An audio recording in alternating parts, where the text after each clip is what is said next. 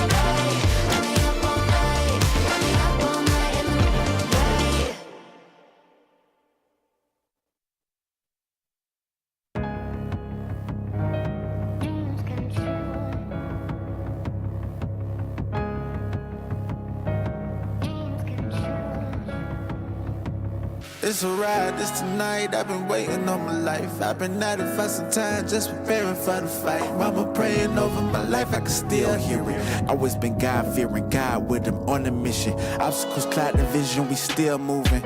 I anticipate hell freezing before I see my team losing. You know that's power when you're unified. It's hard to spell unity without you and I. We ready for it now. 160, I got drive. Feel it in my bones that it's my time to do all that I do, making all my dreams come true. Hungry for the moment I'll arrive. Feel it in my chest, won't rest till I can do all that I do, making all my dreams come, making all my dreams come true. Home team reppin', we gon' put it on maps. It's hard to relax when cities on backs and they rootin' for me. Writing out the vision to attack for the glory.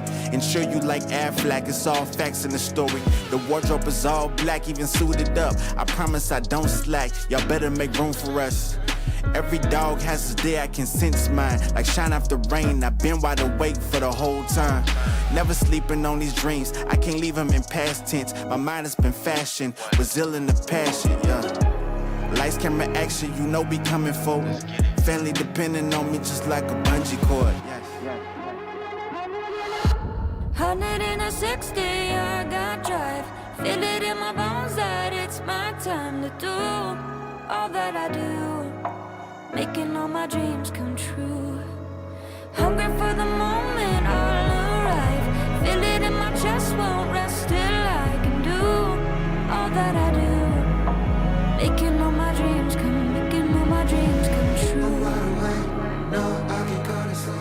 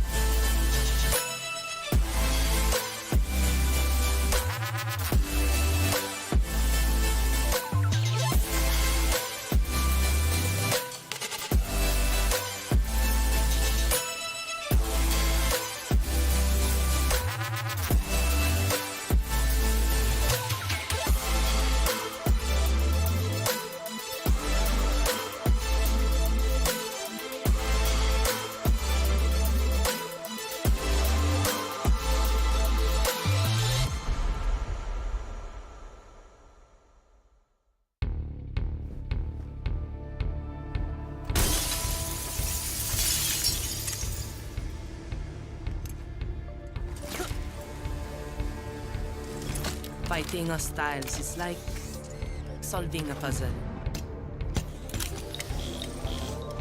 All the pieces are a total mess. Then you solve it as if you always knew the answer.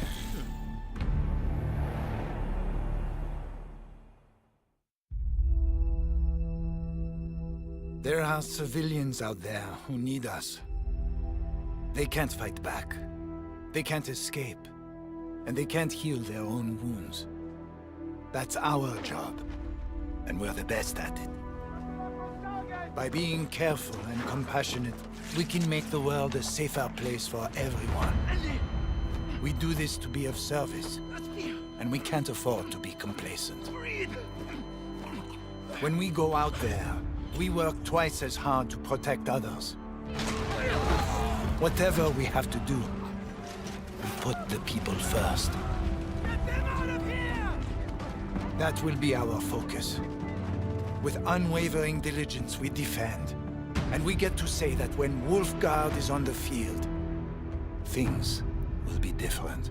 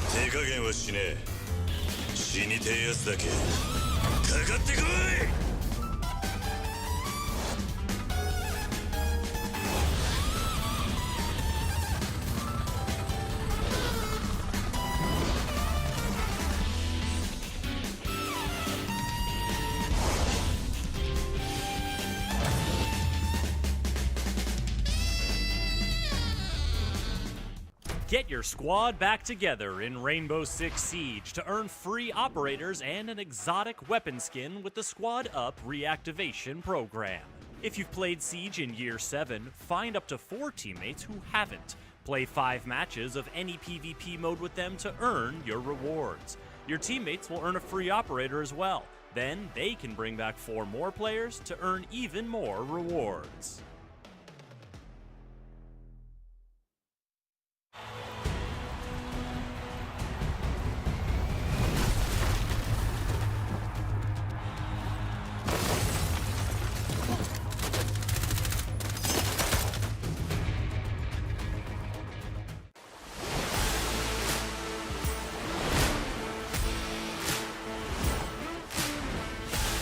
We should say. So it'll be interesting. See how it plays out. Mark, great shots from him and no trade. He's still alive somehow in the pantry. The nitro as well for a second. ED. He was nowhere near it, but it doesn't matter. Sappers. There's angles that need to be covered. Sneaks his way on through. That's a big kill. Looking for more. What can he do? He's going to find the spray down and triple. He's on for the ace. He's on for the ace.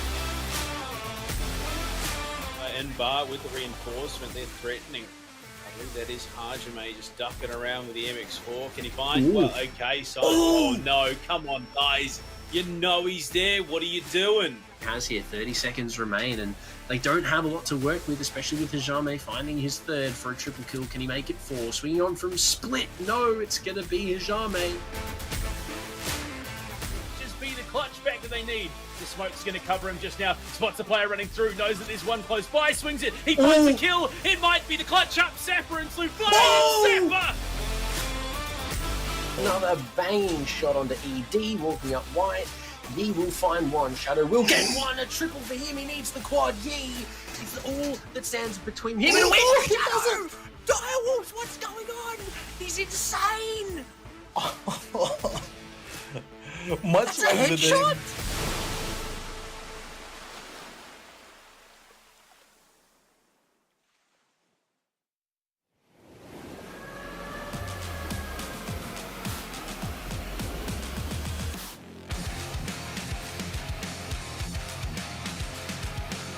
Even if I'm starting to lose face, keep my head out, still going on my way. Call my own shots until I'm breaking. Get a move on until I make it.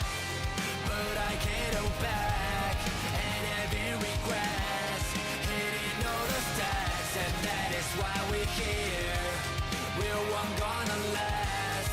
Tell me what are you waiting? Take it over, and this is my year.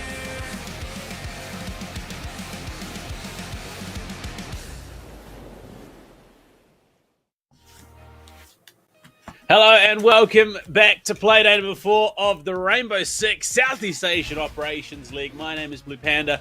Joining me on the mic tonight, once again, Proto, brought here by Kingston Fury as well. Make sure you check them out if you look in the market for some new gaming gear. They're the brand making all of this possible. Proto, coming in, Playday number 4. We've had trials, we've had tribulations, some upsets, and some expected results. But, I mean, what are your thoughts coming into this Playday? Playday number 3 was definitely really interesting, Panda. We saw some upsets in terms of the caster predictions. Obviously, we had a couple of interesting sort of score lines towards the end of the evening. But coming into Playday number 4, these teams are starting to cement themselves into a relatively easy to sort of see pattern. The teams are starting to find their strides. They're starting to perform week in, week out. And it's ultimately making for some really great gameplay. So coming into week number 4, I'm expecting big things. Playday number 4, rather. I'm expecting big things.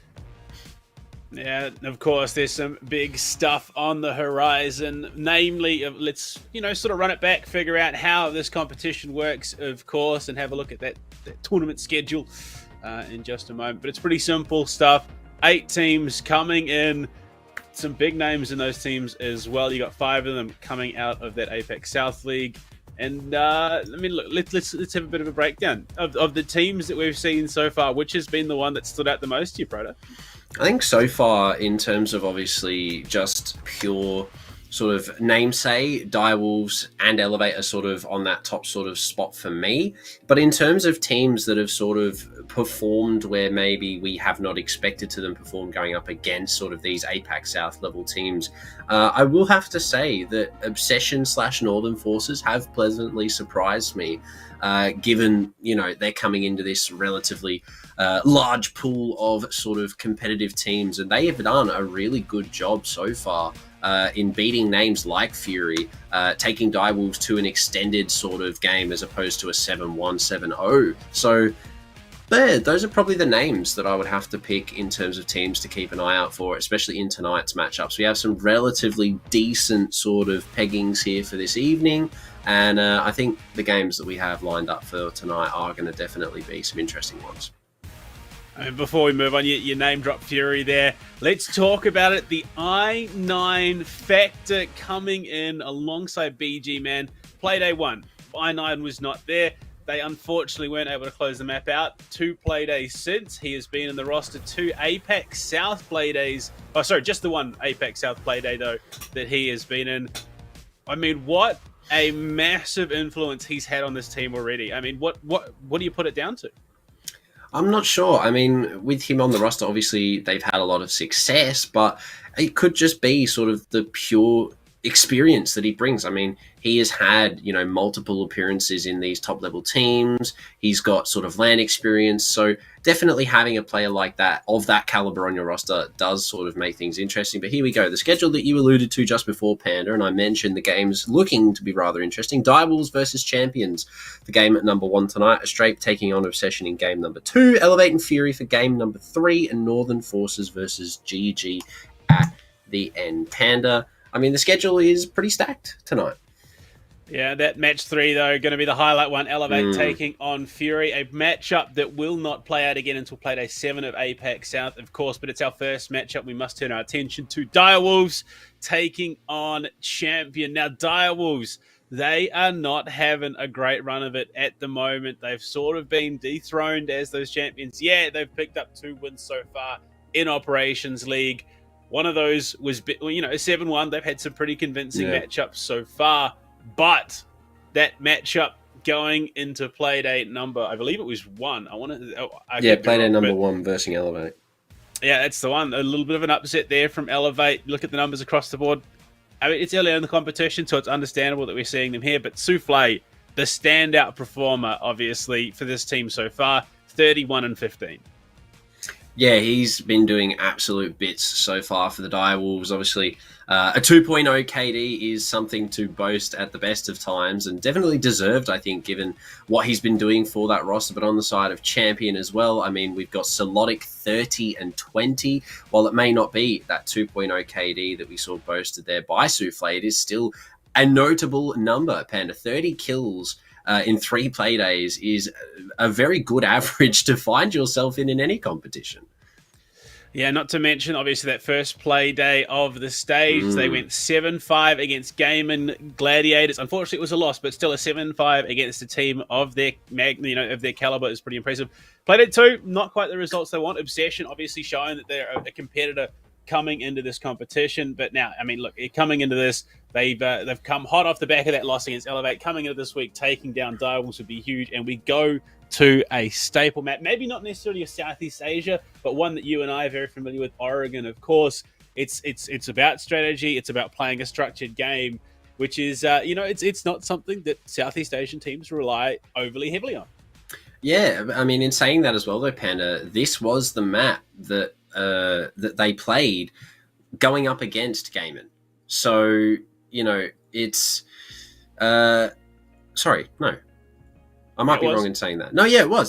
They have played it before. Yeah, they have played it before. So Champion have had a little bit of experience on this so far, on this map in the Operations League. So it may be somewhat helpful for them for tonight against the Direwolves. But given that it's one of those staple sort of normal competitive maps, it is part of the Triptych Cafe Club Oregon.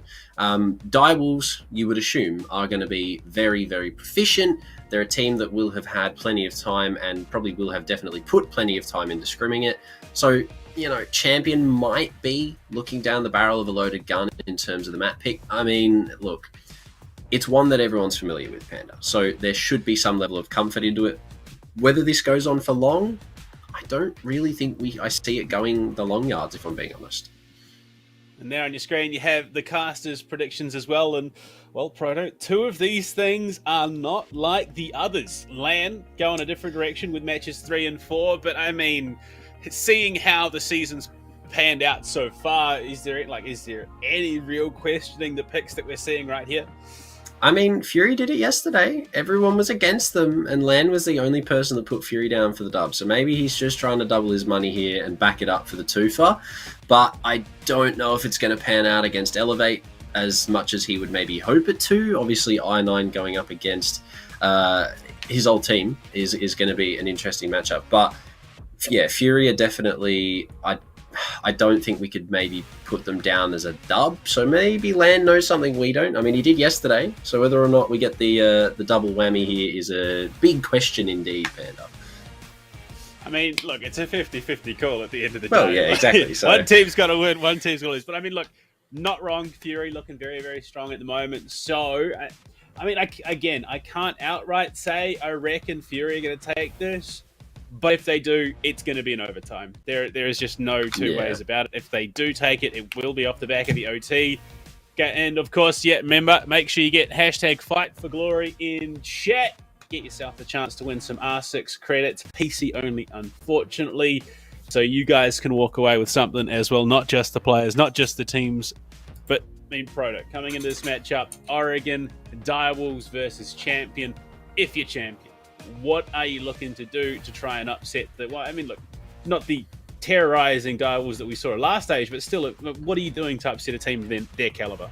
It's definitely managing pace, I think, is going to be a big thing for Champions. I mean, coming off the back of the quals, sort of qualifying through that route, and then making their way in. They're a team that doesn't necessarily have as much sort of experience, maybe, as the other teams, especially going up against a team like Direwolves. So you're going to have to try and work on your pacing. You're going to have to make sure that you are dictating what is going on, because as soon as Direwolves can get into that sort of pattern of clearing things out, getting into the routine of it, and just locking themselves in, they will run away with it. We've seen them do it on multiple occasions. They are a solid roster, and if they're allowed to build up that momentum, it does sort of turn into a stomping ground very quickly. So Champion are going to have to be relatively careful and make sure that they maintain at least some control over what's going on. You can see the Direwolves on your screen. I thought we were frozen there for a moment, but it's just the stock still trying to focus, trying to get into it. On your screen now, you see Champion looking to come into this matchup. I mean, they're looking for a bit of payback after last week, of course. That last night. Where am I wrong? The 7-0 loss that they suffered at the hands of Elevate. If they could take down Direwolves, it would stamp themselves in this competition. Leverett, he's getting a bit hype, he's getting a bit rowdy, wants to get into the action, of course. And, I mean, we're jumping into the map in just a moment, of course. With what we've seen so far this stage, with changes to the quarantine as well, do you reckon we're going to see that Azami targeted out? We could. I mean, definitely a possibility. We've seen it a couple times banned out in the OPL season so far, Panda. So definitely not something I'm completely disregarding in terms of the availability of a ban. But given that Mirror is already taken off the board, Flores to go first means that Thatcher may be left in play. It does mean that Azami could sort of be bought just to sort of have that extra utility. I mean, with Flores gone, clearing out her specific utility then sort of falls on the favour of Frag Grenades, Golden Sixes, and Ashe or Zofia, but obviously teams not bringing Ashe as much means that she could go, but I think with Thatcher going, Valkyrie's going to have to go. I don't actually maybe think we see these army ban, but it's definitely possible. Yeah, I wouldn't be completely surprised. I mean, you got to then obviously weigh up what would be left in the pool. So at the moment, is my understanding, Mira is still in quarantine because of the bug. And there we go, Azami banned out. I mean, there's just too many power positions on this map. I mean, you look at the Dorm's defense, which, I mean, they tried to balance it by allowing you to shoot from pit under the bunk beds to clear out the player at the back of the room. Azami completely changes that, completely nullifies it with those Kiva barricades. And I mean, even the pit hold itself, you talk about how strong it was previously. Now with the Kiva barricades, it's worse. And where am I to follow it up? There is a big operator that I'm seeing let through here, Proto. That's a big concern for any attacking team. I'm assuming that's Cade. And that would be the one. Because Cade, when left up on Oregon, is very, very, very scary to deal with, provided that there are some very cheeky positions that you can have sort of open to throw those electric claws. But another sort of scary operator, Blue Panda, that I think we've also failed to notice, is Valkyrie has made it through the banning phase here.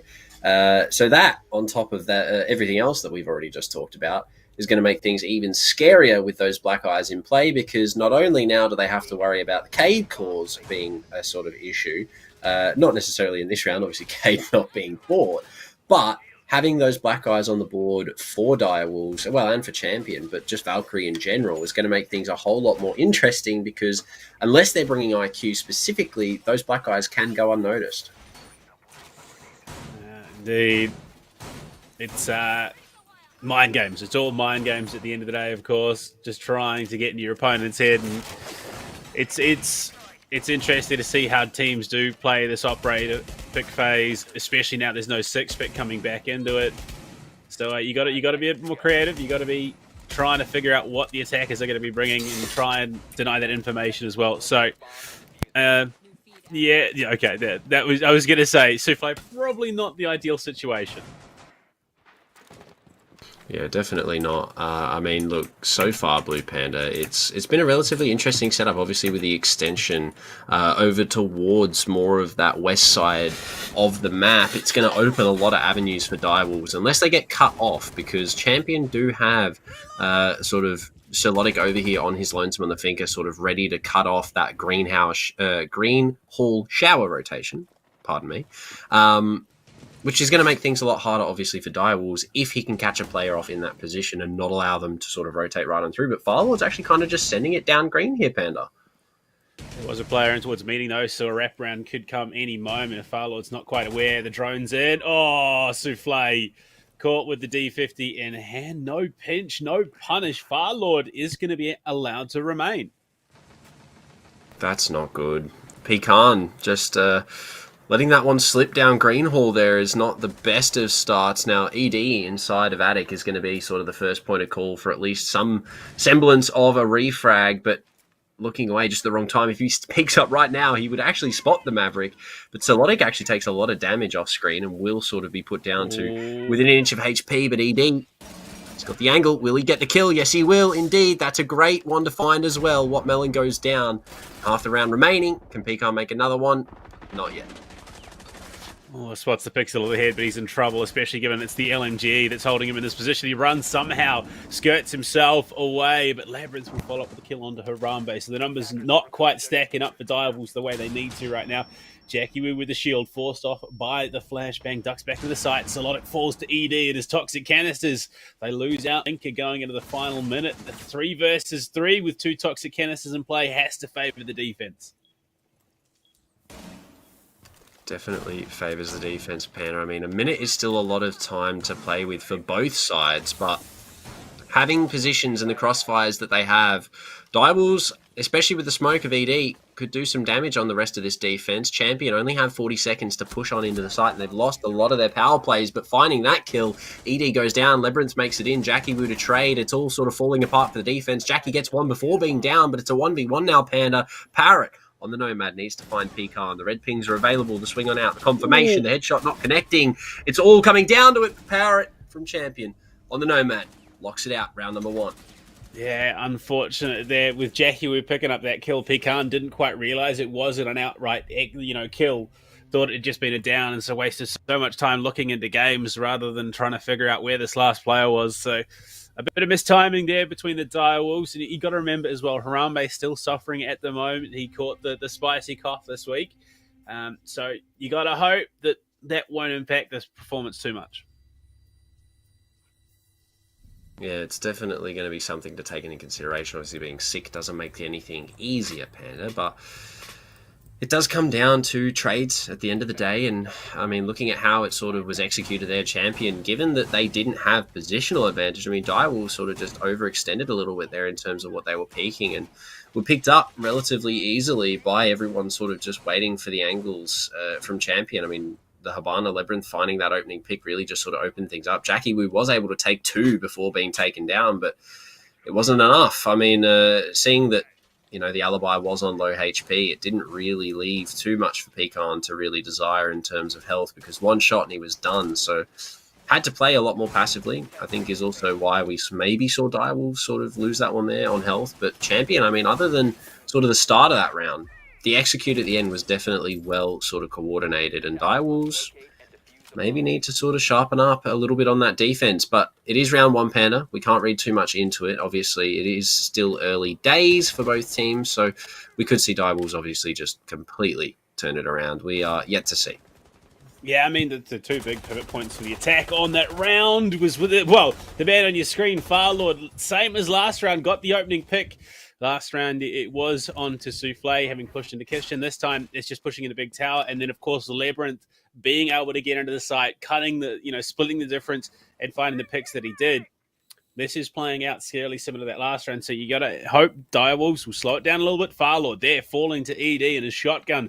That's the pick you want. Slow the momentum, play the game, and force your opponents to play the game your way as well. The fact that Firelord has been able to walk in largely uncontested, well, he didn't walk in that round technically, but find this opening pick on a 1-for-1 basis 2 rounds in a row for Champion is absolutely amazing. Direwolves haven't necessarily lost anything utility-wise, taking down that Malusi. In the previous round, I believe it was a Valkyrie. So all they really lost was, maybe a couple of impacts, a Nitro, something along the lines of, but finding that pick, a 1-for-1 trade, is still beneficial for Champion in every which way, Pen. And it's not something that Direwolves should be letting happen in, especially if they have these extensive setups that they have sort of rigorously prepared on the site in terms of having things open, rotates, head holes. So it's good to see Champion sort of picking on these mistakes a little bit. Jackie Wu getting rather aggressive in towards Freezer. Pulls off for now as the Freezer hatch as well. Compromised by those ex-Kairos. Wants to play tucked in behind the stack. Sees the drone to come through. Knows that there are players encroaching on his position. Will duck out and avoid the flash. More drone play denied here. But the info game so far has been good. ED absolutely slam. Follow it up with 2 more. Champion are into the site and they clean it up quite quickly. My God, Labyrinth is playing a stunning game so far.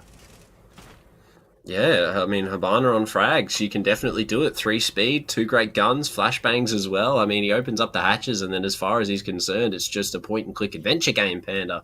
Some big kills coming out from the main side of things there for Champion, and ultimately a second round in the bag. I mean, so far, Direwolves not really having great success in anything that they're attempting. I mean, their roams early on, their roamers being taken out. They're just sort of traded mid-game.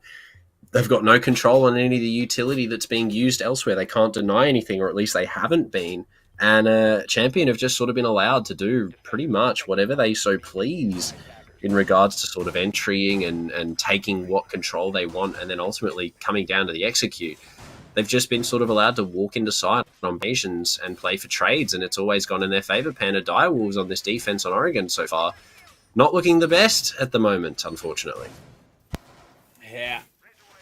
Just look, I mean, look, again, it's Oregon. 50-50, it's a coin toss at the end of the day. So just because we find ourselves down 2 rounds on the side of Direwolves does not mean that that is the trajectory we'll keep following. The big indicator, though, Labyrinth having a stunning game so far, playing that support role, has been finding the openings. I mean, you saw the contest. ED tried to throw the toxic canister towards Laundry, says absolutely slammed. Then the follow-up, Labyrinth finds himself 2 more. It's not every day that I find myself saying, don't contest the hard support. Or if you do it before he gets the job done. Exactly, here we are. We're saying it, though. You got to commit to the bit sometimes and play for those frags. But, I mean, even in an entry fragging role, Firelord's been doing great things in terms of shutting down these roamers. So having someone like Labyrinth, I guess, on that sort of supporting role. Oh, come on, Solodic, pull the trigger. He was so close to a freebie. But speaking of opening kills, Pecan, finally for Direwolves, is going to find one as an opener for them. Champion this time, not going to be finding the opening kill, but Souffle actually downed in the process up in tier 3. Means that his supporting player now, unfortunately, isn't going to be able to revive him as he drops on down. What melon? He's going to remove that prospect from the board. Oh, that's disgusting. Look at that angle. Can he kill someone on that if they repel in? Oh, what? They could have tried. Unfortunately, not to be. Zolotic as well. For Zolotic, he's going to find Harambe, leaving it down to ED and Jackie Wu. Jackie in the first round did find a couple of very impressive kills, but ED, he's going to have to play that shotgun, I would imagine. How do they try and juggle this? A dual combo hold onto that trophy door. Wants to go for it, wants to make the play, and wow, Jackie playing this incredibly aggressively. No, the nade through, or Jackie somehow avoids disaster there. They are playing this hyper-aggressive, and they lose. Labyrinth is hitting the most insane shots I have seen. This is insane from a hard support, but I mean, it doesn't have to be all that at the end of the day. ED, hard support himself with the Nitro to come out to white. It's going to get one. SMG not good for the second. Needs to find something, but what melon there. Champion, a 3rd in a row. Direwolves have just got nothing to say right now on this defense at all, and it's slowly starting to seem like it's slipping away from them, Panda. Yeah, it's going to be hard for Harambe to dance with that, with the vid. It's I would imagine he's probably got all the aches and pains going on. But look, 3 rounds, unfortunate, but never the end of the world, especially on a map like Oregon, especially for a team like Direwolves. But you could definitely feel there's a bit of looseness in the way Direwolves are playing. This is not, what we've come to expect from them. They're obviously not delving too deep into, the A game prep. But I'm expecting that we will start to see them, ease into this map, feel themselves, even if it is sort of that 4.5 versus 5. I'm still expecting them to make the deep run here.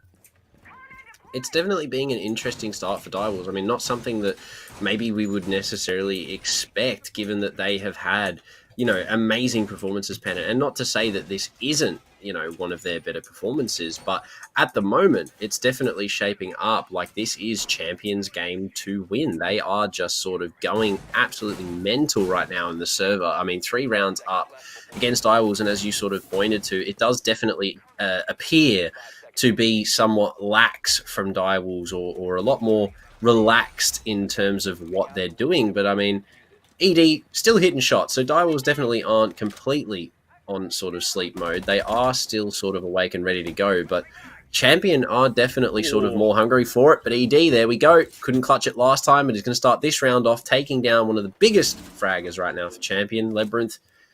Actually, Habana too, now gone. Lovely little kill there to kick the round off, and he's on the hunt for more. I suppose he wants to play a little bit more free-flowing, wants to be a little more aggressive in his play, and that's paid off for them already. Jackie there in support in this 4th round. But the big problem is momentum is there for Champion. You need to shut it down here. Yeah, they're going to have to, get this round under control and at least find a couple of frags. But, I mean, Panda, Direwolves fighting that big kill at the start of that round is going to cement them at least some sort of relief for the remainder, they'd hope. But, I mean, even with that man disadvantaged Champion still looking really good. They have a lot available to them. They have good entry. Firelord and Solotic both sort of have those LMGs. Wattmelon can open the hatches sort of as a replacement for the Hibana being down. So they have all the tools that they need. But now the question will be is can they put all of that together to convert it into the round? Direwolves have had a great start, but Champion, they're still looking for their 4th Panda. I mean, they are playing some great Siege. Mostly Labyrinth hitting those. I mean, you talk about laser accurate shots. Yeah, it's genuinely terrifying. So, I mean, with him off the board, it's on the rest of the team to step up. They've made good time so far. a little bit of paranoia for Wattmelon. Thinks that maybe he's about to be flanked. There is set up there in terms of that flank watch power. It did get at least one of the air jabs down onto that connector door. So, some support coming in. They want to start the push in towards Tarps.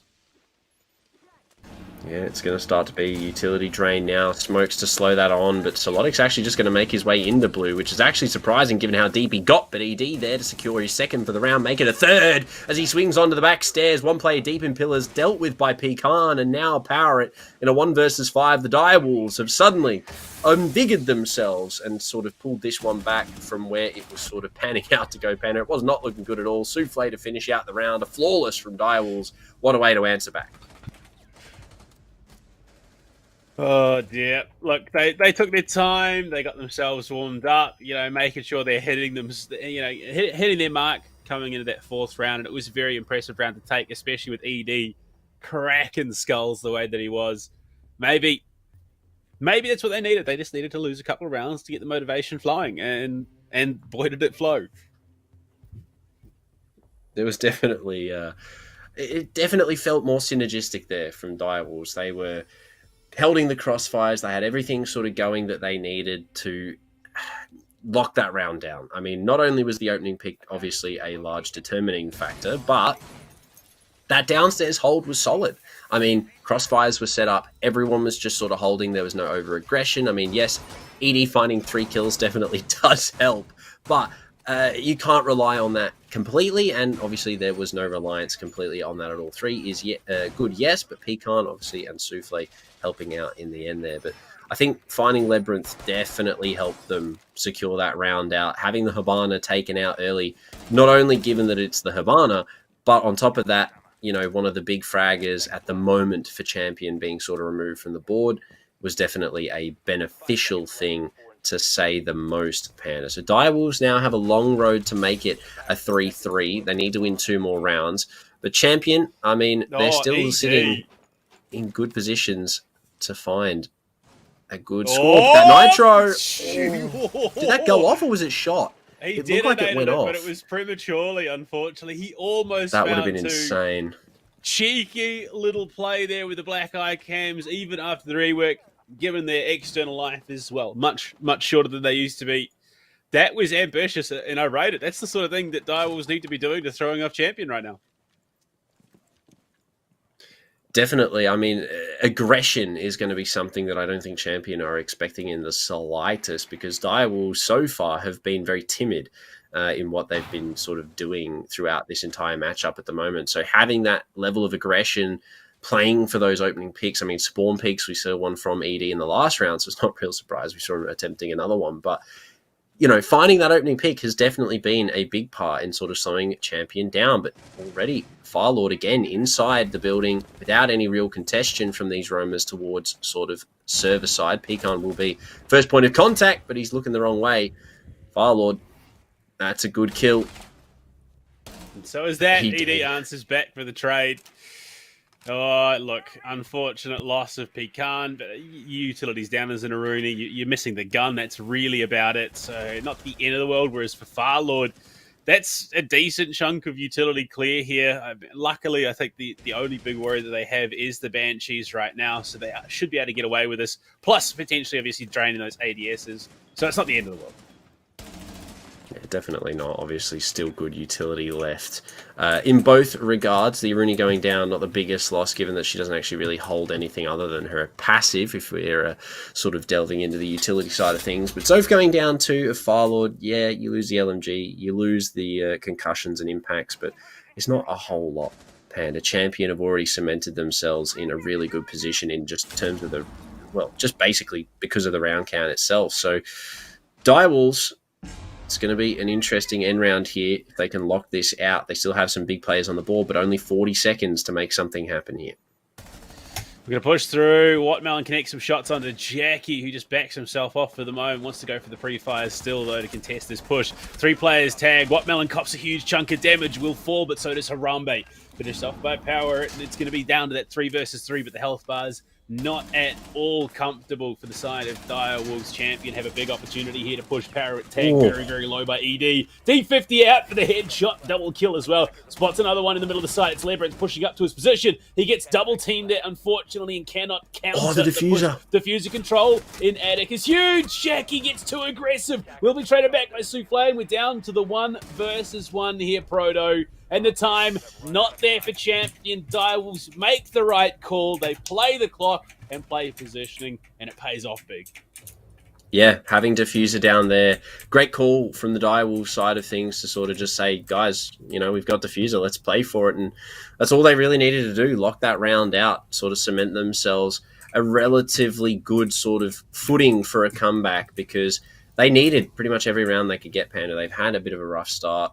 They're not necessarily having the cleanest of games. So, locking anything down you can is obviously a bonus. A 2-3 for them here at the moment, going into the final round of their defensive half, obviously, is going to be interesting. But, if they can find the 3-3 going on to the attack, Panda, Direwolves definitely have the ability to sort of make it a quick one. Champion have had a great start, yes, but the momentum is something that Direwolves are really good at sort of running with when they find it. So provided they can find it, Champion definitely going to have to worry about something. Yeah, look, there's always something to worry about, and we are 1 round away from finding ourselves statistically accurate across the board at a 3-3. We will finally see the Kaid coming in to play for this meeting. And kitchen defense and Proto, something of concern. I've just spotted. Wattmelon goes for the 6th pick out. So, no Maverick to deal with the Cade. If Direwolves position these Artilla Claws, which are still in pocket, sneakily, this could be a non-starter. It could definitely be. Not having Maverick is an interesting choice, but, given that he sort of just has so much of his own sort of special utility, given that this is also sort of that upstairs hold, it's an interesting choice, Panda. They're going to have the extension. Not having the Maverick's going to make it hard, but they obviously have their plan. Solotic and Parrot have just been allowed to walk into Shower Hall here. And we've seen Firelord do it on multiple occasions as well. So if Direwolves don't pay close attention to what is being taken, exactly like what we're seeing here, Solotic will find one, but Souffle at least trades back. So it's a 1-for-1, but the pre-fire, oh my, Wattmelon. It doesn't matter what he picked because he's gone, Panda. That is soul crushing. That is truly devastating. You're like, oh, my teammate's just gone down an armory. I'm going to go for the shots, try and avenge him, and I'm dead. Unfortunately, and speaking of dead, Harambe gets himself on the board with a cheeky little duck and weave and the M590 in hand. Parrot steps up, wants to try his luck at the game. Can't do it either, unfortunately. Harambe might just get his opportunity to dance by the end of this anyway. Oh, he had the ping as well. Where was the pre-fire to connect with that? Just, unfortunately, not lining things up, and the MK14 is actually going to be what closes the round out there for Direwolves. So they are successfully going to find their 3-3 half, which is good. And it's great footing going forward into their attacking side, Panda. But I mean, it's going to be interesting to see now what happens for Champion. They've found a really good start with those 3 rounds going into the defense side. Obviously, Oregon being more of a defender-sided map, so they're going to have, I would imagine, the upper hand to some degree here. But Direwolves are a very successful attacking side team. They know what they want to do, they have great plans, and they execute them to great avail. So Champion are going to have to be very careful in terms of how far they extend and not to overextend here, because Direwolves, well, given what we've seen from them before, will definitely punish that fact. We saw them start to do it. They just won 3 rounds in a row, don't forget, Panda, without anything sort of stopping them at all, with a flawless in that sort of in the mix there as well. So they definitely have momentum coming onto their attacking side. Champion, you're going to have to be careful. I mean, Harambe holding the top white stairs on his own after, I mean, look, let's be honest, struggling through the vid is never an ideal situation. You and I have both dealt with it, so you can only imagine how he's feeling right now. But he still hits his shots when he needs to. That's the mark of a great player, and Direwolves is a team of great players. They really are. I mean, that's obviously proven in the amount of titles that they've been sort of a part of, games that they've won, etc., and even just the names, purely what they bring in terms of player-known sort of identity, which is a big thing in itself. But, I mean, Parrot on the Echo, interestingly, getting aggressive at the top of the main stairs. And Direwolves, I mean, so far, great control. They've got good information. Drones are in. They're starting to sort of dedicate what is clear and what isn't very quickly and take that ground. So Champion, not much aggression here on defense, which I think is a little bit upsetting to see given how aggressive they were on attack. But, I mean, Direwolves, they're not necessarily sort of chomping at the bit to get in the building here. Not just yet. They are going to play it slow, play their game. Jackie was okay. All right. Has an idea that there's someone around the tower stairs, but it's actually on the other side of that wall there. Farlord just tucked in. Does he know? No, he doesn't. Jackie, unfortunately, his gut feeling cost him his life. He knew that there was likely someone playing around that position. Unfortunately, just couldn't line up the angles. That is a super shame, especially for Direwolves. I mean, the ability to get in was good, but the trade's just not there, unfortunately, and that is going to cost them in sort of the later part of this round, Panda. I mean, losing Zofia, not the biggest sort of issue that they are going to have to deal with, given that there are still some pretty big names on the board. Labyrinth still running around on the Aruni as well, but they have all they need, same as what we saw from Champion, to sort of get the job done. They have the Habana, they have the hard breach, they have some good fraggers as well. So Direwolves, I mean, they're not out of it just yet. Champion, though, finding that kill, are going to be in a great position to sort of just look to lock this one out in their positions. Oh, no. Oh, no. Farlord, he's going to be gifted another one. Pushes up, finds Souffle. Can he find a third for his troubles? Almost loses his life there. Being aggressed on from meeting, and Harambe wants to try his hand at it. He's going to rotate himself around. Labyrinth finds ED. What a headshot! My God! Farlord with a flick drops Harambe like a sack of potatoes. It's Pecan left alone in the freezer. My God, what a shot that was. Oh, Champion on defense. Direwolves, you cannot be letting that happen. Yeah, you go running up the back stairs. Good for 2. I mean, what a way to go. Direwolves, they had so much set up and so much there available to help them on that execute, but it was just not their day. Farlord just not having a bar of it. Sending it, as some would say. But that is the aggression I was talking about, Panda. That is what Champion need. They need to be dictating this pace because, I mean, we just saw it work to great effect, as I said. As soon as they turn around and take it into their own hands and dictate what's going on, I mean, we saw it. Direwolves were just, they could not keep up with it. My God, I just can't get over how much damage Farlord did that round. And like 2, yeah, it's cool. It's fine. But Harambe just, I mean, I don't even think he knew what hit him there. No clue. I don't even know what happened. I mean, it was one bullet, Panda. It's all he needed. The flick, bang, thanks for coming. And the trade was there in terms of the down. Obviously, it wasn't the one-tap trade, but the down and ultimately the confirmation. But that was an insane round. That was an insane round there from Firelord. Massive damage done on those backstairs, but what a flick. I mean, oh my, you see it there in the replay. What a shot to take down that backstairs presence completely. Because keep in mind, there was no one else there, Panda. There was no one else to sort of retake that backstairs control as quick as they would have liked. So Direwolves are going to have to work on their clears here because Champion, they're starting to get sort of aggressive with it. And ED actually employing the knock could spice things up a bit here. Indeed he could. Wants to push on deep with that Hell Cloak engage. He's almost top. Freezer misses the opportunity. Does get the kill onto Wattmelon on the reaggress. Knows that there's someone in security now. Goes for the nade pull. Does he have any idea? Banks it the wrong way. Unfortunately, still player tucked into the left-hand side. Looks like they've rotated through in towards Kitchen as well. They spot the rotate. The pre-fires. Then Zerlotic, he just turns around and tries to reaggress. Two very, very impressive kills from ED there. Very impressive indeed, Panda.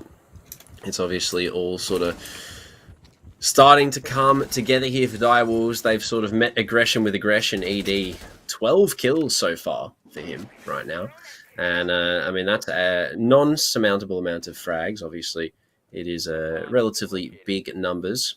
But, yeah, I mean, 2 kills like that to take down a lot of the roam presence is a great way for Direwolves to sort of make an entry here. These yellow pings, though, unfortunately, not as accurate as maybe we would be hoping to see. But I think that's something that we've talked about previously, me and Cthulhu, Panda, is that the vertical nades in the league so far have not been great. But that one from Souffle, proving us completely wrong, is awesome. And maybe we see it turn around for Direwolves. But very quickly, Lebrunth finds himself in a 1v5, Panda, as I waffle on here.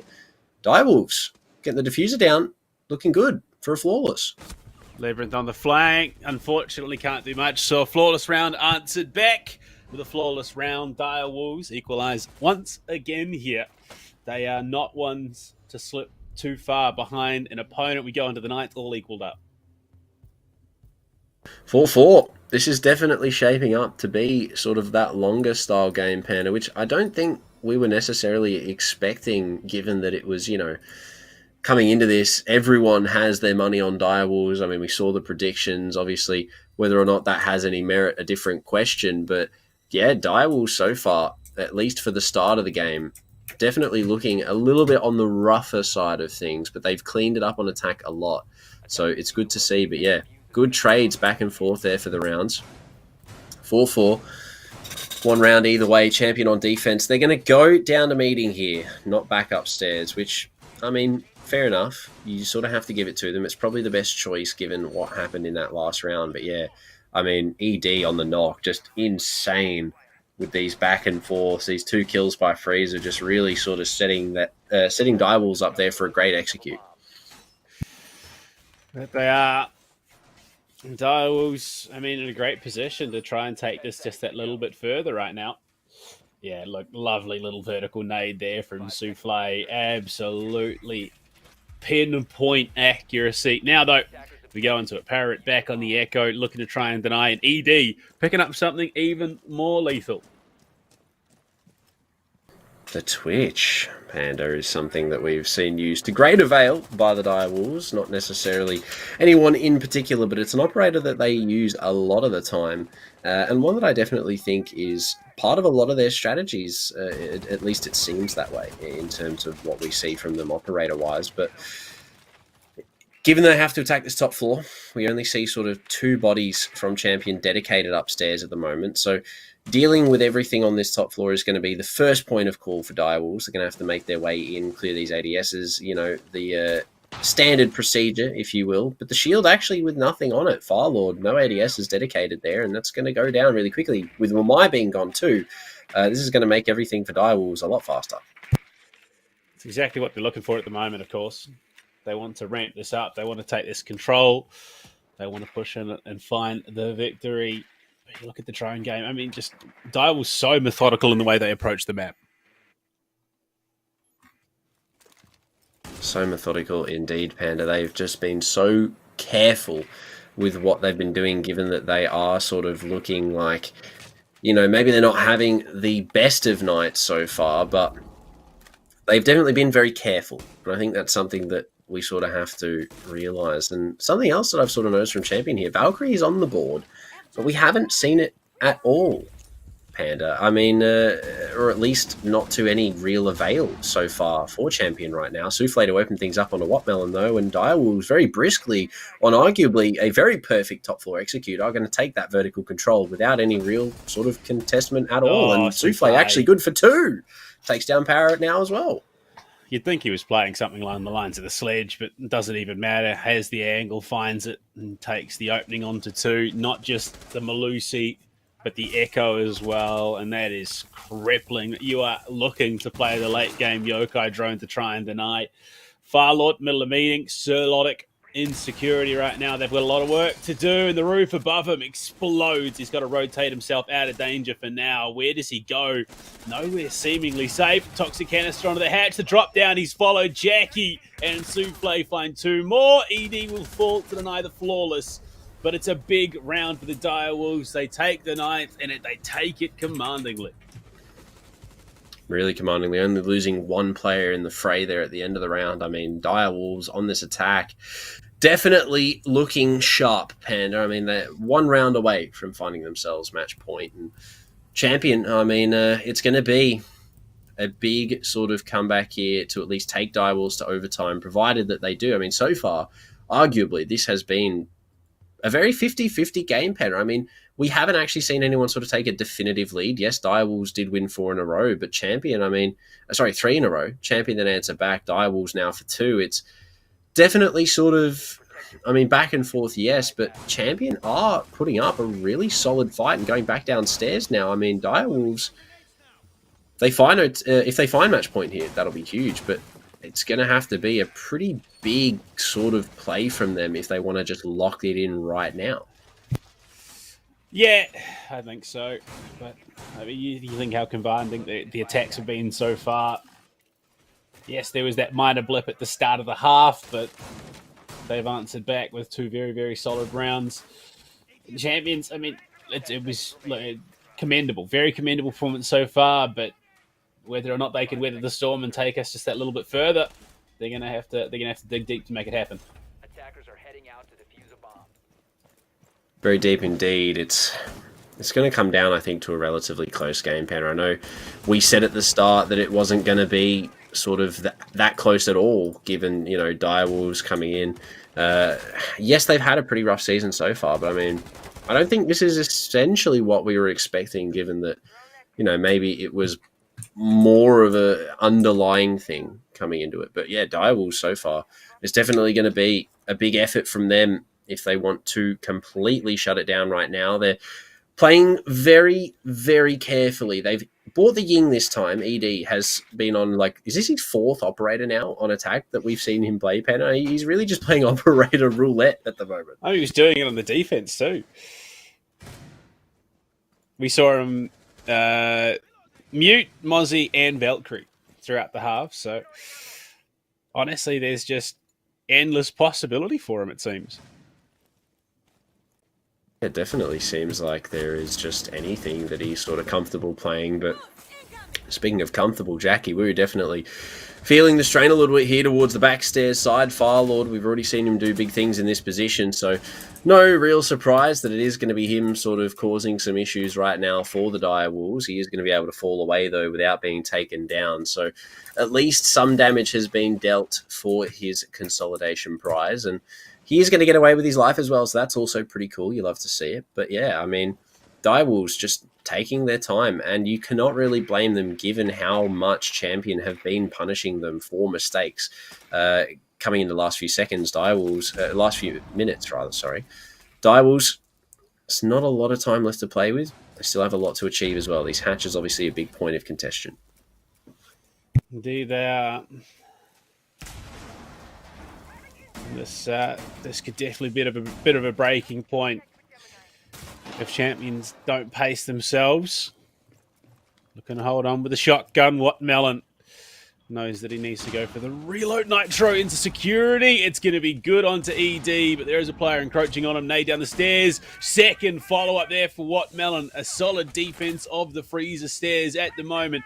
Pecan did find one back onto Farlord, but that is exactly how you want to kick off a round if you're champion. Yeah, great way to kick that round off. Finding those kills is going to be huge. Having a Ying down as well, you're not going to have to worry about the Candelas, but only 25 seconds left. Direwolves, a team that is notorious for collapsing on the bomb site with great haste as well as accuracy. So they've got 4 to find here. 1 close, right? Whether or not he has been droned out in his position, known a big question. Obviously, 1 in the hallway behind the shield's going to be a bit of an issue. Harambe walking in, not checking left at all, will be taken down. Souffle for 1. Labyrinth will trade back. Pecan will find one of the back stairs. Labyrinth 2 confirm a triple for him. Swinging out in the hallway as well. Champion going to find that round and equalise once again to the Direwolves 5-5. My God, Labyrinth. That was very impressive. Honestly, it's one of those situations like I would very much anticipate seeing him in APAC South come the end of the year if he keeps playing like this. I can only imagine there are a number of teams that would look to pick up a player as skilled as he is. But 5-5, we're going the full distance of regulation at least. Yeah, that's going to have to be the full regulation time here, Panda, due to the fact that it was not one out as quick as maybe we expected originally. But I mean, so far, it has been an absolute pleasure to watch this game unfold. Not something maybe we would have been expecting, if we should say that as so. But, I mean, right now, Direwolves, other than losing those 2 picks, the rest of that round, I mean, gathering the control, playing for the vertical, getting everything opened up that they were sort of requiring, everything was sort of looking really good for them up until that point of players start falling inside of the freezer. Everything sort of started going wrong.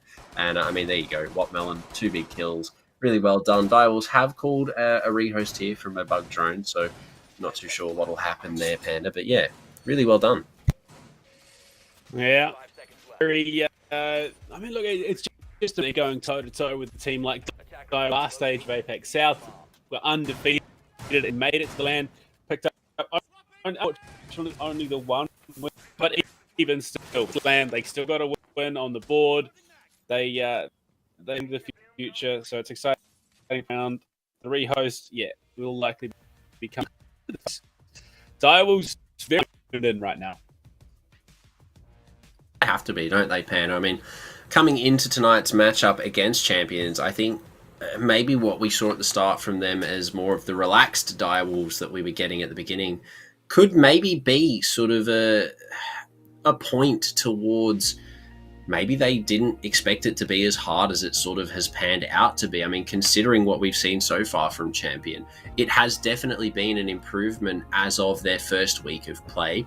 And coming into tonight, I mean, Direwolves are definitely looking like they have been caught off guard here completely, as well as the fact that Champion did go 7-5 against GG on this map in Playday number 1, or Playday number 2, sorry. It may be one or the other. Either way, they've played this map before and gone to the lengths of the 7-5 against a team like GG of that APAC South sort of standard. So, I mean, coming into this, maybe Direwolves weren't expecting it to be as tough as it has panned out to be so far. But in saying that, Panda, both teams have been looking relatively good tonight in this game regardless. Yeah, look, the Champion squad coming into tonight, they've got a lot to feel very good about, of course. Being like the Direwolves to the point that they have. I don't know what's going on with my camera or feed or whatever, but we'll carry on. We'll still got to wait for the teams. I mean, at this stage, do you think likelihood Direwolves? Look, I want to say no. I really do want to say no, Panda, but we go back. We change our gaze real quick here to Playday number 1.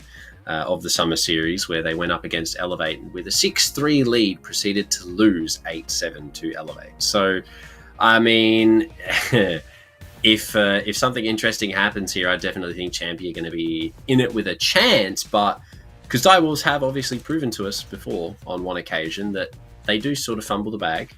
Like everyone else, we are all humans. Mistakes are made, but tonight I don't see that happening, or at least I don't, based on what we've seen so far, rather, should I say, I don't really think we see that happening. Direwolves take it, I think, regardless. Whether or not it goes to OT, obviously, is the next question, because Champion are looking really good, but I still think Direwolves will come out on top in the end, if I did have to sort of guess how we were going to see it sort of pan out. Look, I'm leaning towards that way. Of course, predictions went that way, but Champion, look, I'm excited to see what they can bring in the remainder of the season. If possible, given how this all works, obviously, or make it through the autumn as well. But I mean, look, there is a possibility, mate. Sorry, not Obsession. Could and Obsession actually enough could teams that might sneak top 4 position. Yeah, I mean, given that we haven't seen relentless performances from, Elevate, Direwolves, Fury. Yes, they've had their moments in sort of the 4 play days that we've seen, or at least the 3 we've seen, tonight being the 4th. So there is, I think, an opening for some of these teams to sort of have, as you said, in sort of the earlier stages, that sort of dark horse mentality to just come out of nowhere, take one of the top 4 spots, go into playoffs with sort of big intentions. And as you said, Champion, Obsession, I mean, even maybe Northern Forces, if they can find a couple more wins, it could definitely be that team, I think, Panda, going forward to the next few days of play.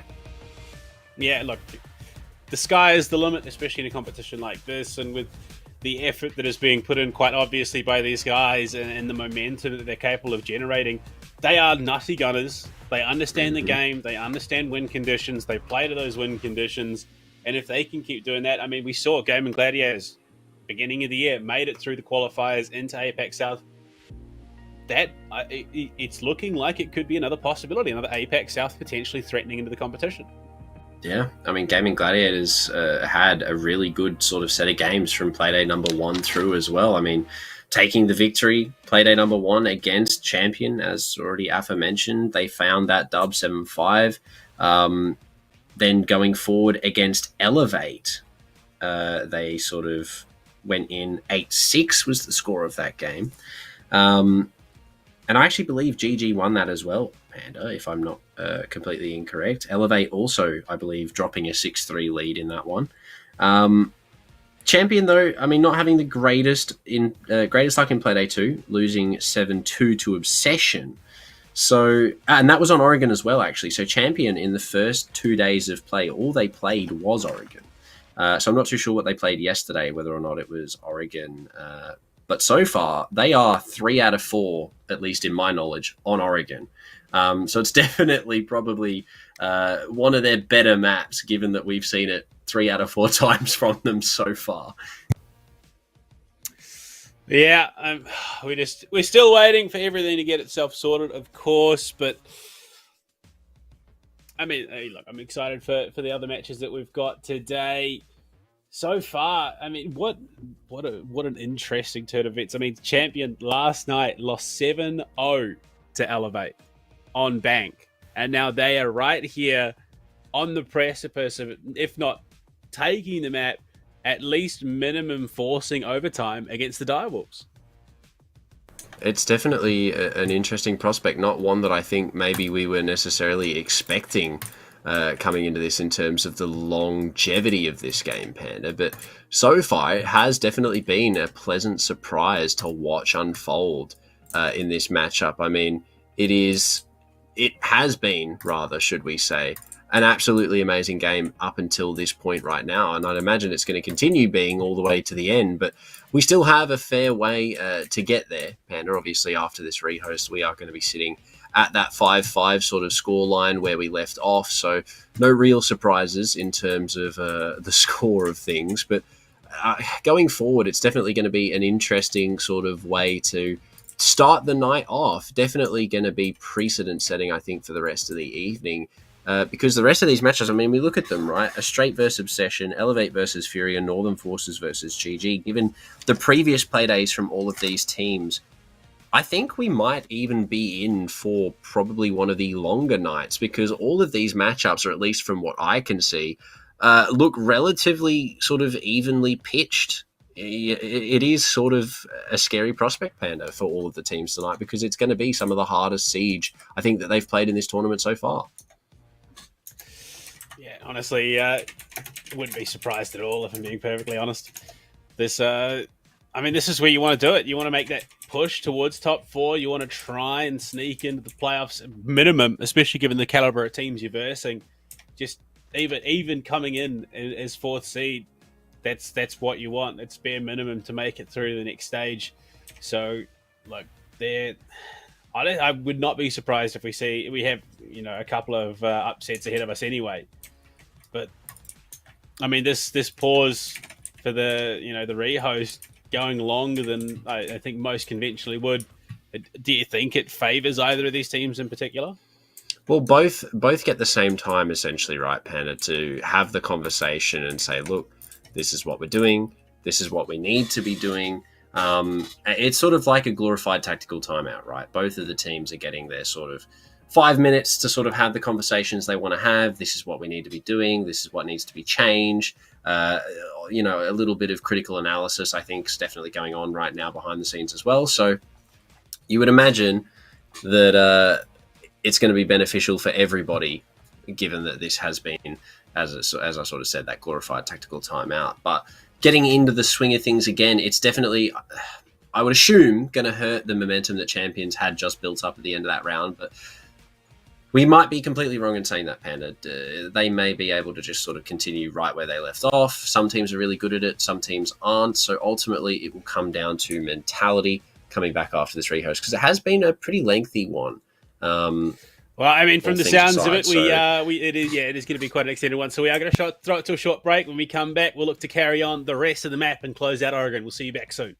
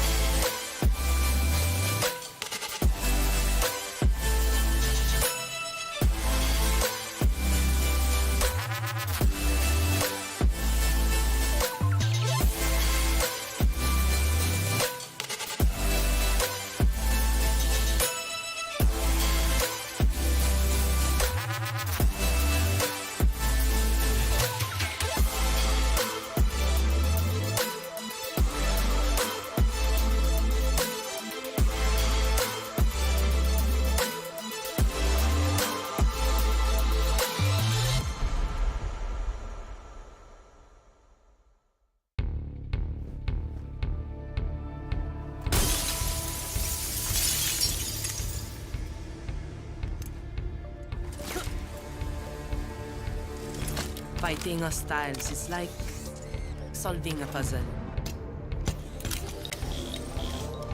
All the pieces are a total mess. Then you solve it as if you always knew the answer.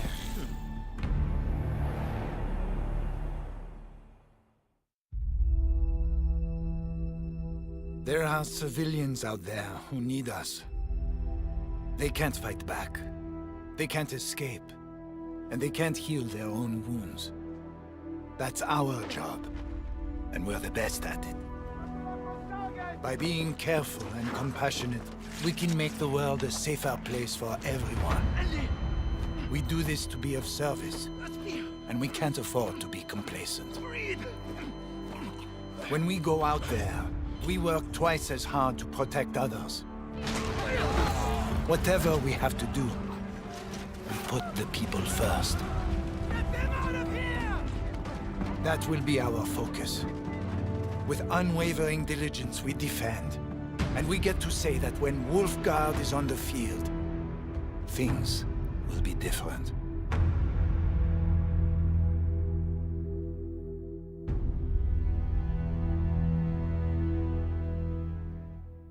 One life, one life.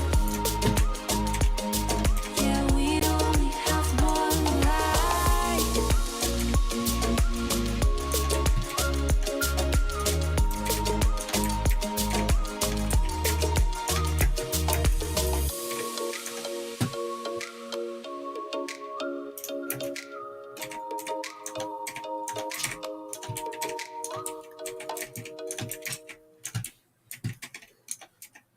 Ooh, moonlight. Ooh, moonlight. Can't believe I found you, baby. Come alive. Loving you like we're dancing in moonlight. Wanna waste our time, wanna waste our time in the moonlight. Wrap me up all night, wrap me up all night in the moonlight. Wanna waste our time, wanna waste our time in the moonlight. Wrap me up all night, wrap me up all night in the moonlight. You look so good, it hurts my soul.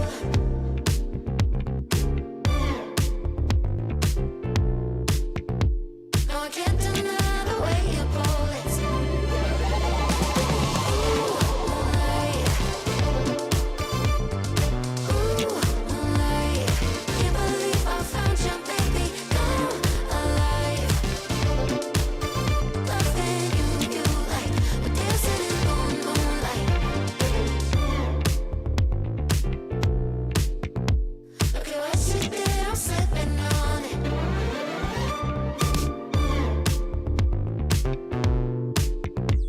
Yeah, I'm all in, I must admit it.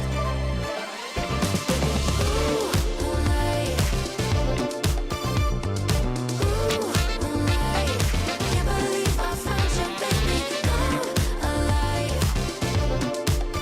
Loving you like we're dancing in moonlight. Oh, wanna waste our time, wanna waste our time in the moonlight. Wrap me up all night, wrap me up all night in the moonlight. Wanna waste our time, wanna waste our time in the moonlight. Wrap me up all night, wrap me up all night in the moonlight.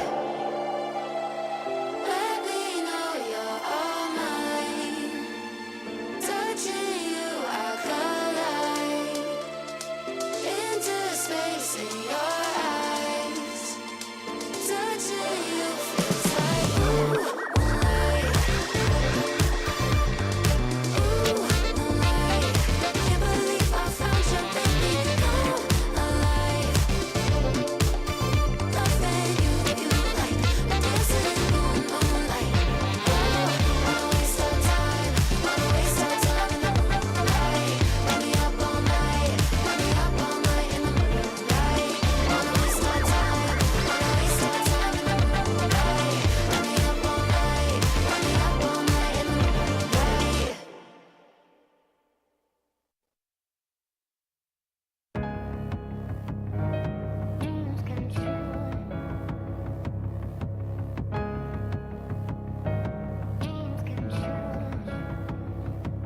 It's a ride, this tonight. I've been waiting all my life. I've been at it for some time, just preparing for the fight. Mama praying over my life, I can still hear it. Always been God-fearing, God with him on a mission. Obstacles cloud the vision, we still moving. I anticipate hell freezing before I see my team losing. You know that's power when you're unified. It's hard to spell unity without you and I. We ready for it now. 160, I got drive. Feel it in my bones that it's my time to do all that I do. Making all my dreams come true. Hungry for the moment I'll arrive. Feel it in my chest, won't rest till I can do all that I do. Making all my dreams come, making all my dreams come Yeah, true. Home team reppin', we gon' put it on maps. It's hard to relax when cities on backs and they rootin' for me. Writing that division to attack for the glory. Ensure you like Aflac, it's all facts in the story. The wardrobe is all black, even suited up. I promise I don't slack. Y'all better make room for us.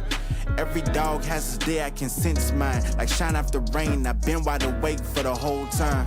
Never sleeping on these dreams, I can't leave them in past tense. My mind has been fashioned, resilient and passion, yeah.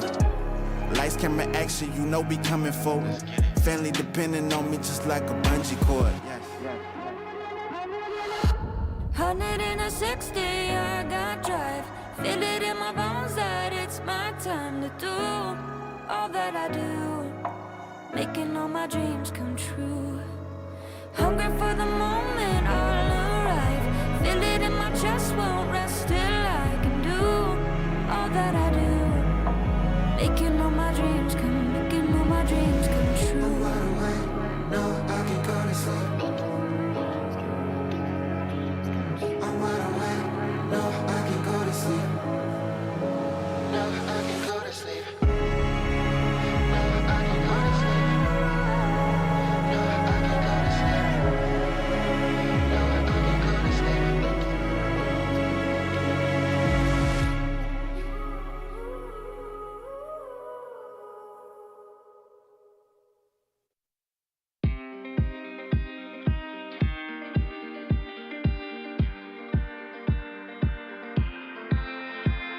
7 hours driving on the highway. Far away, far away, far away. Every moment I was spending on regrets was such a waste, such a waste, such a waste. Looking on the city lights, flashing bright in my eyes. Look up to the sky and I got this relief inside. Then there's no need to hide. I'm going all the way up. Ah, I'm going all the way up. Ah, I'm letting go in my heart. Ah, of everything that holds me down. No, no. And it's feeling like I'm in love. I can feel the love. Oh yeah, it's all around me. Oh, I need to know how I can make it. Not afraid to fall and perish it behind me. Feeling like a stranger on a foreign land. Far away, far away, far away. I could get along, could be a different man.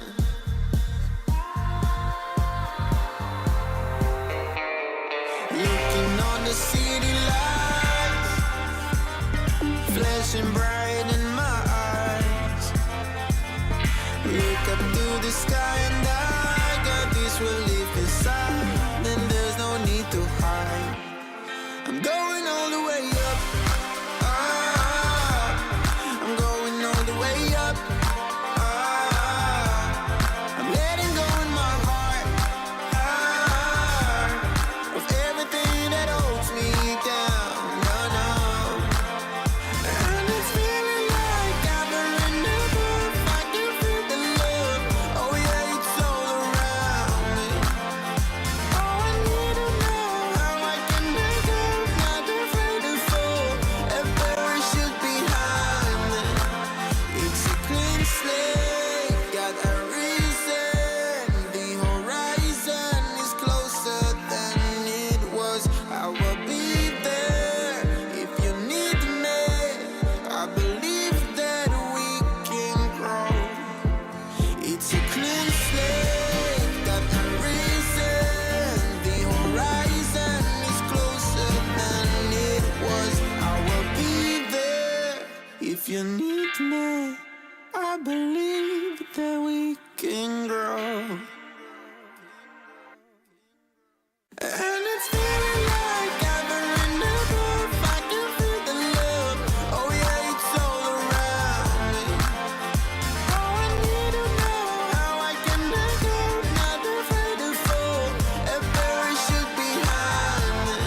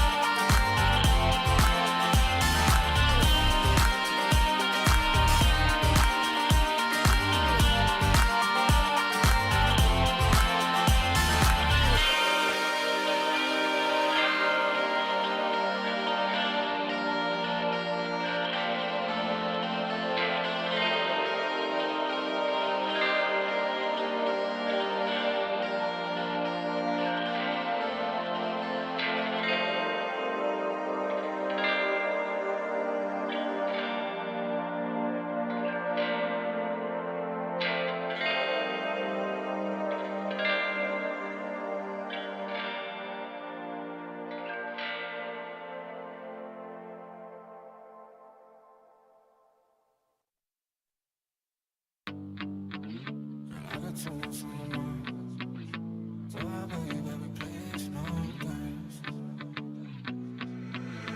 I got too much on my mind. I got too much on my mind these days. To be dealing with your mood swings. So I beg you, baby, please, no games. I got too much on my mind. I got too much on my plate. You just wanna know try. I just need some time and space. I just need another day. Need to find another way. Girl, I used to play some sports, but I'm sick of all the guys. Now I don't care about your plans. Girl, I'm sorry, I just can't. I'm just doing what I can. It's big about it, like your chance on your mind. I got too much on my mind these days. To be dealing with your mood swings. So I beg you, baby, please, no games. I got too much on my mind.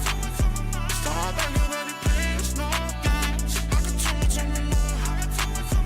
So I beg you, baby, please, no games.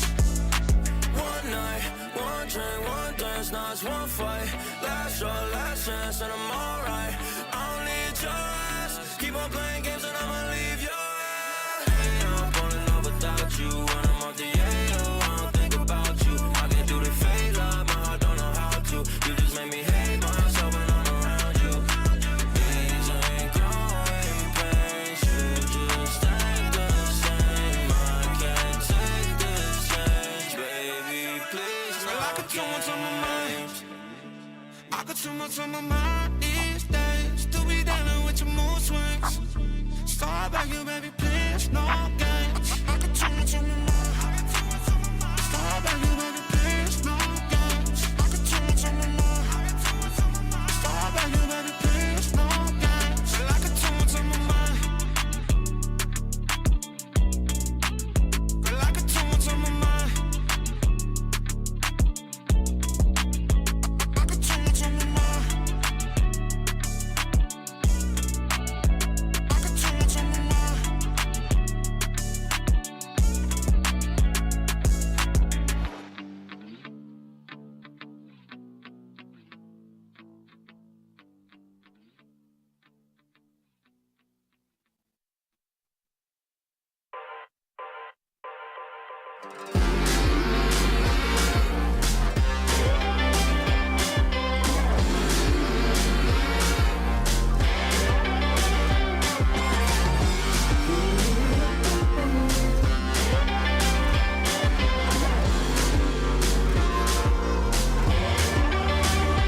There you go again, looking so handsome.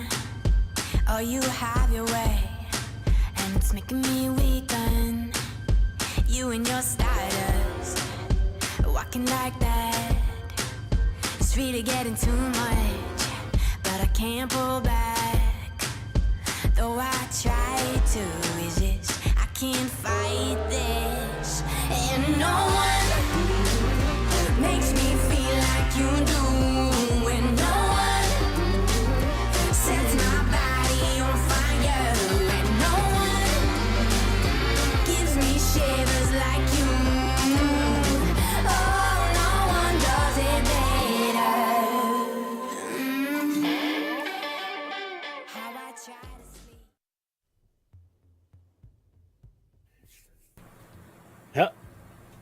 Hello and welcome back. We're jumping on into round number 11, of course.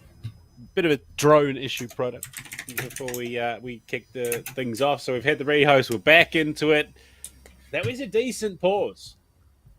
Yeah, it's definitely an extended one, Panda, to say the least. Maybe not one we should have maybe, well, I say that. It's something unaccounted for. You know, drone bugs. You love to see all the bugs in Rainbow Six. We had the mute bug. Now we got the drone bug. I mean, we got a lot, really, sort of in terms of bugs, Blue Panda. But we're back finally. Whether or not this is going to have an effect on gameplay from both of these teams, obviously, does come into question, Panda. It's been a lengthy rehost, almost sort of 10-ish minutes, or at least very close to that. So could we see one of these teams sort of drop the ball a little bit here? I definitely think that is something we have to take into consideration, given it's been so long. But Champion, I mean, top floor, coming back after the rehost. They're setting up for the double pit shield. It's definitely a small change in the strategy for them, but Direwolves, again, similar lineup. They've got the Amaru this time from Souffle. They have the Ying, they have the Lion, they have the Dokkaebi. So I'd imagine, Panda, if I'm not completely mistaken, this is shaping up to be a bit of a rush entry here for Direwolves right after the rehost. Bit of a Leroy moment. We'll have to see whether it pans out for them, of course. I mean, that's a lot of tools. If they can layer it, obviously. If they can layer it well, oh, never mind. Who cares about layering? I'm sure Souffle's about to full send it into kids' dorms right now. Looking for the info. They've got the boost. I mean, not only have you got the call, you've got the E1D, and then ED if he wants to... Oh, my Lord, Firelord. He's outside, Jackie!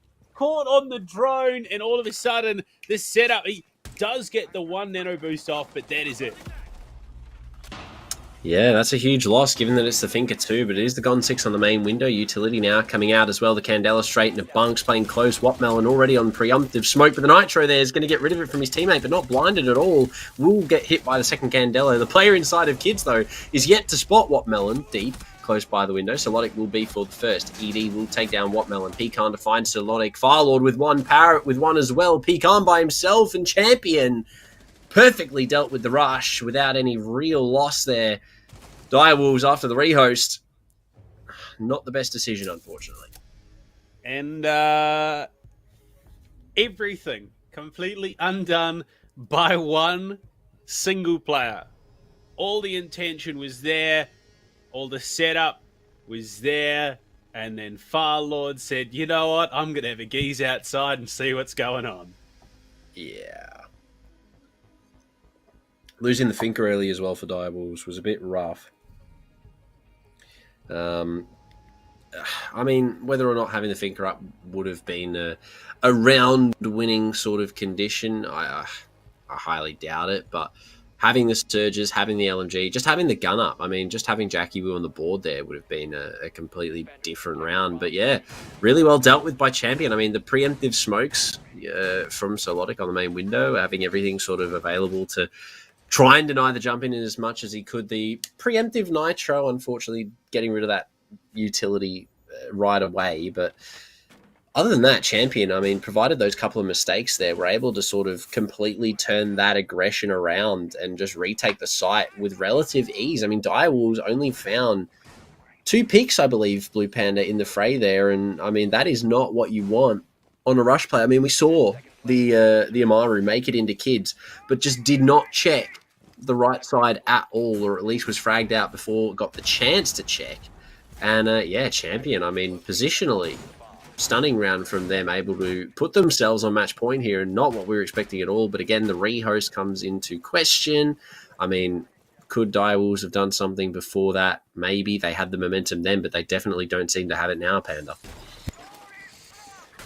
Yeah, I mean, it's one of those situations. It's you can't slack off at this level of play, and that goes to prove as why. And Firelord, that pick, that solo pick out of the front double, was enough to completely derail everything that Direwolves are trying to do. So Direwolves, they unfortunately find themselves in a position where they cannot afford to make a mistake here in the round. They need to, well, quickly shape up and get themselves into overtime.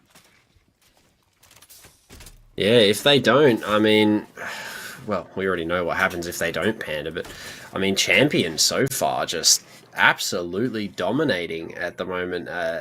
However, Direwolves have definitely had a more tame round this time over. They are sort of taking their time, and with Attic being soft, it's going to sort of open a lot of avenues to sort of just open this wall really easily and allow them to go for this plant here, I'd imagine, in good time. It's a great wall open as well. They've got 2 players inside of the site, one being dealt with by Jackie Wu. And very quickly, the Direwolves, a solid start round so far. The wall open, a pick on the board as well. Now looking to go for that post plant. Jackie with a pre-fire into Solodic, though. It's all there. The crossfires from Direwolves. Champion, only 2 remain, and the bomb almost about to go down, but Wattmelon could go huge. He's got 3 players in front of him, 1 planting, 1 downed. He will find the confirmation, but Direwolves, Souffle, he's going to rectify that issue, but finding those kills there, that was too much even, almost. Could have been a huge mistake, but Direwolves send it to OT. I wonder, how much of that kill that what Melon got just there was team damage, because Considerable amount, yeah. Because the return fire came straight through what ended up being a Direwolves corpse. As long as the kill was there, you can't say too much. I mean, he found 2 Panda and the planter. I mean, imagine a couple of sort of remained for champion. A couple bodies were still up there. That would have been could have been rather a round-ending play there for them. But Direwolves, I mean, they hold on. They do really well, at least so far, in getting it into overtime. But I don't think at all that this was the expected outcome, or at least for what we were expecting so far in this game. I mean, to find ourselves at a 6-6 champion have just really upped the pace, Panda. I mean, they are doing amazingly so far against Direwolves right now, and this was definitely not expected, I don't think, in the pregame. Yeah. It's big stuff. You love to see it. Right now, Direwolves, 3-3 halves across the board. So it's hard to say which side is going to be the better side for either of these teams. But I think Direwolves, now that they've got here, should be able to play the concise game and close it out. Yeah, definitely. I mean, they've had that rude awakening. I don't think the rush was the play at all. I mean, we'll go back to that round very quickly. That was definitely not what should have been sort of happening there after that rehost. But I can understand the reasoning behind the choice. However, obviously not too much really going in their favour there in that respect. So they learnt their lesson early after the rehost. Jackie Wu, though, sort of furthering that lesson, will find the opening pick Firelord to go down, and Direwolves have definitely changed it up a bit here, Panda, in this first round of overtime, or at least since we saw the rehost, because Champion are just sort of feeding these picks now. Bit of revenge there from Jackie Wu after that approach onto the dorm site. Firelord last time jiggled out from that main double, killed him. Jackie says, not again. We're not dealing with that nonsense. Gets the nice early frag, and it's a key gun off the board in the approach towards this site, so they're going to be happy about that. Definitely happy indeed. Champion have unfortunately not had too much luck this round at all. It's not looking great at the moment, but I mean, look, they still do have 4 players alive. Echo as well on the board, paired with the smoke from Solodic. So denial is definitely no question, as well as obviously the fact that we've seen from them multiple occasions. They just, they just absolutely clean up if given the sort of right point. And speaking of points, I mean, Wattmelon allowed to just sort of be standing at the bottom of Freezer here is definitely going to be something to be scared of. I mean, with the M590 swinging on round, the down is there, but the trade at least comes out as well for Direwolves. So great interplay there and great refragging. We're going to push on through. The toxic canisters could slow this push just a little bit. And that might be the opening that Champion need going in this final 50, though. You can see the setup. What a headshot from Solodic onto Jackie Wu. No more Zofia. It's going to be down to the 2 LMGs remaining for that push to be successful for the attack. Yeah, it's going to come down to the remaining Direwolves players. Obviously, still all of that denial on the board for Champion. And given that they are starting to use it now, ED, to open things up with 2 kills for himself, leaving Solodic in the 1v4. The smoke to dissipate, and Harambe there to find the head. Solodic to fall. Direwolves find themselves on match point, Panda. But, I mean, so far, it has taken pretty much, all of these 14 rounds for Direwolves to really look as dominant as they have been so far. It's OT match point now. So whether or not they close it out here, a different question altogether, because Champion so far, I mean, it's been a 50-50 matchup from the go, Panda.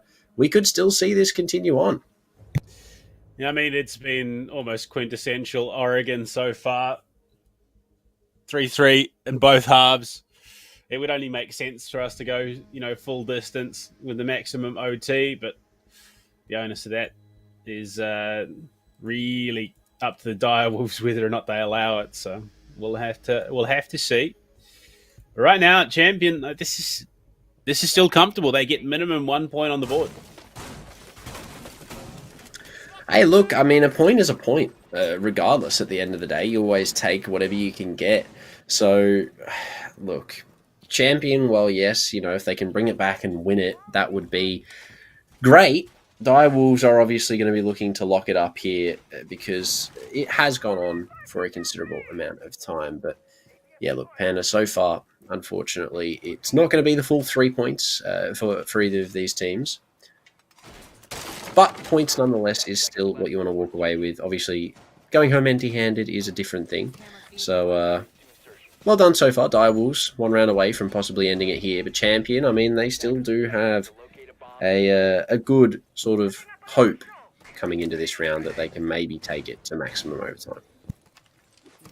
Exactly, an ED. Last minute cams being set up. Last minute positioning coming into play, and Souffle with that MX4 Storm is going to look to do as much damage as possible, obviously. And you can see Champion a little bit more hesitant this round on that approach to the building. Definitely a slower approach from Champion here, but I mean, Pecan. He's got the headset on. He's definitely looking to try and find some of those cheeky kills early on, but unfortunately the floor bang there not connecting. And that means that while the position may be known, obviously the information for Champion was not there. No refrag available. So Direwolves now sort of push back to the site for secondary positions. The bottom floor obviously allowing them to bunker a little bit more as opposed to having to sort of commit to a full roam. So for Champion right now, it is now just sort of all about gathering as much control as they can. The drones coming out, sort of taking their positions, making their way into the building, getting everything open, ready for this execute, because Direwolves, while they've got the site locked down, it is going to be a relatively big ask here for Champion to get a good execute, because Direwolves on defense so far in this matchup and have looked pretty good in terms of sort of holding onto the site in that last few seconds. See, they have, you can see already the hatches starting to be dealt with by Champion, looking to get themselves in a position to start this push. Play a big tower stairs, Souffle falls to Far Lord. Impact Grenade's going to chunk his health. Luckily though, Nano Boost, the last one, strangely enough, coming into play. A lot of preemptive utility burnt here, and that could cost Champion as this execute is about to get underway. Definitely could, but I mean, they still have the pick on the board in terms of the man advantage. So, provided Direwolves don't make any mistakes here, they could still walk away with it, but the Yings will start to come out. Candela charges will go. Freezer completely blinded. Harambe is going to take some damage. ED and Jackie Wu, though, both finding their kills. Huge damage through the wall for Jackie Wu. Firelord actually going down now. A bit of a flick there onto the alibi. Pecan will find one inside of Freezer spotted, but walking in main. Wattmelon good for 1. Make it 2. Not a third, though. Celodic to find that kill onto ED, and very quickly, Panda, it all flicks around. Pecan a 1v2, make it a 1v1. Celodic with the headshot. Wattmelon takes some good damage. The impact here could be all he needs, but no, the damage dealt's not enough. In the hallway, Wattmelon with a lovely shot onto Pecan. What a 1v1 for Champion, and a huge round to win to put them on max OT. What a read from Wattmelon. And you can see Champion, they're absolutely stoked with that one. They are playing some of the best Siege I would imagine these guys have played in their careers, and they are 1 round away from dealing a significant defeat to the Direwolves.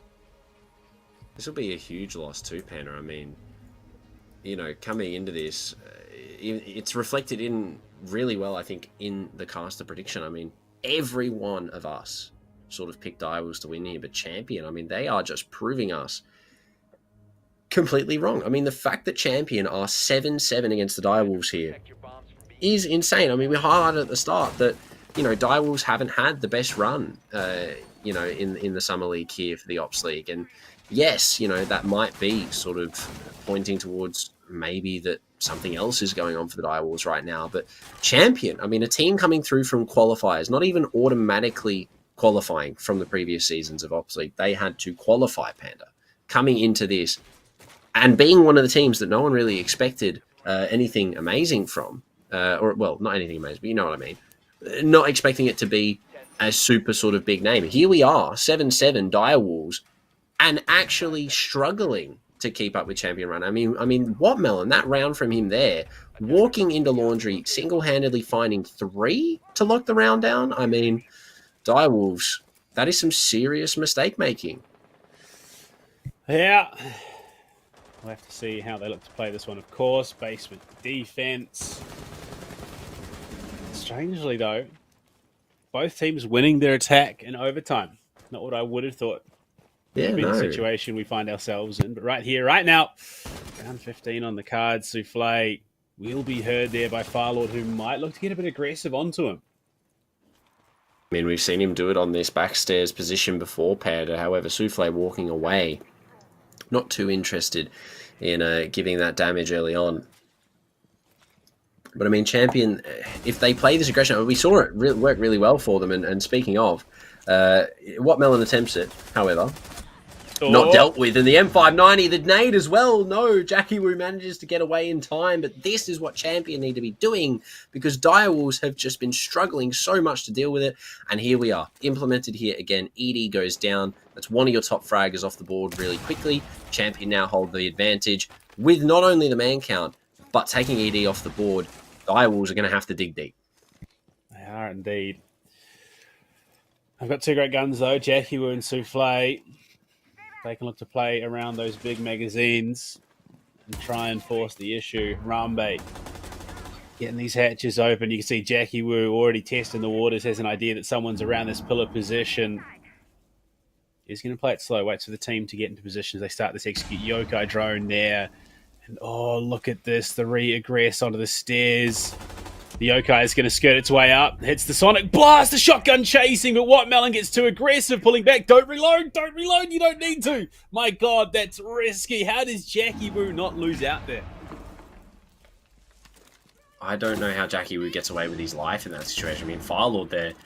I mean, 58 bullets, Panda, in the LMG. Going for the reload, an interesting choice. Souffle, though, to take down Labyrinth, but a lovely shot from Parrot will at least equalise. Dropping into E-Box, though, not checking his angles, too, for Parrot. Souffle finds another, but Pecan with blue control. Souffle as well inside of Tarps. Pecan just not looking, walking into the site, gets down. Solodic to confirm. What? A great nade, though, from Souffle. Just connects somehow onto Parrot, and in a 1 versus 1. Positions not known. Souffle makes his way into the site. 30 seconds left to play with. Diffuser needs to be retrieved. Indeed, it will. The bomb now to go down, possibly from Souffle, but the Adrenal Surge is here. Going to be a huge part in helping him clutch this out. 3 smokes for Solodic in 15 seconds. It's not a lot of time, Panda. Oh, that's a dangerous position. Soloki's about to walk up. Souffle, no! Souffle's about to lose it! No! And, Champion have come out and upset the Direwolves. What a map from them. What? Direwolves to lose 8-7. Panda. I don't think that is something that we were expecting in the slightest. Every single one of us wrong to the nth degree there. I mean, what a game from Champion. The kills obviously not reflected there, unfortunately, after the rehost, but what a way to do it. I mean, look at them go. They're so ecstatic. Faces all happy. I mean, Parrot there at the end, Firelord as well, but you cannot say anything less. I mean, to take down the Direwolves in such a fashion, I mean, that is the second time, Panda, that they have dropped a considerable lead against a team in overtime and conceded a loss. I mean, Champion, well done. Really well done. Look, I'm expecting... justifiably, I think a lot of people are now, you know, after something like that, after the showing they've had so far, big things in their future. That truly impressive, just back themselves against a team. I mean, teams would crumble under the pressure, not be able to take it, but you look at just how frag heavy this map was, full 15 rounds, Champion take it over the Direwolves. I mean, Seas just truly is a region of upsets. It is, but I mean...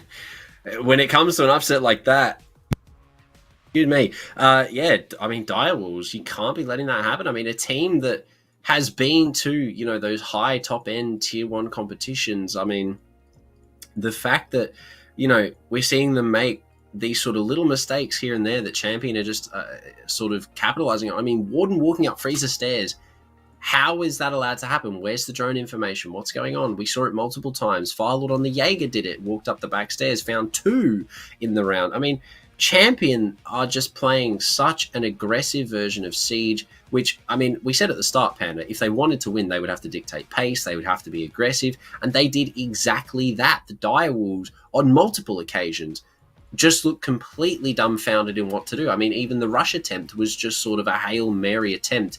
Guys, let's try and get around on the board. But even that didn't work for them in consolidation. And Direwolves, they had a really good stretch. We see there in the middle, 3 rounds in a row, conceding 1 win 2. And then after that, it was just Champions game.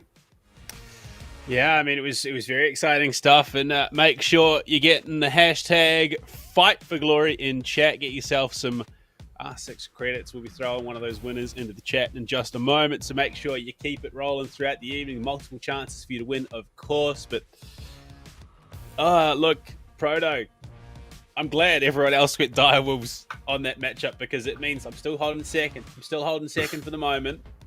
But if Direwolves can fall to one of the qualifier teams, what else could happen tonight? Fury win. I mean, I said it. They did it yesterday. Going up against Elevate will be a tall order, but I reckon they win. And I reckon they do it in just below regulation. I reckon it's a 7-5, something along the lines of that. But other than that, I mean, a straight versus Obsession, Obsession should be looking pretty good to win that one. And Northern Forces GG. GG should walk away with that. But I mean, look, Panda so far, game number 1 has definitely been an interesting insight to what tonight holds for us, especially given that, that is the second time we've seen Direwolves lose in that fashion. And to a team like Champions coming in from the qualifiers, I mean, really well done from them. I mean, hats off, seriously, round of applause. That was an absolutely monumentous performance and some great siege, ultimately. I mean, bar the rehost, I really enjoyed that map. Yeah, and well, it seems that, Play-Day 4 is for the qualifying teams. Speaking of qualifying teams, when we come back after the break, we'll be jumping into 2 of the other qualified teams that came into this competition. Super excited to see what they bring. We'll see you guys back soon. Yeah, you can do it too. Just make the change. I like that.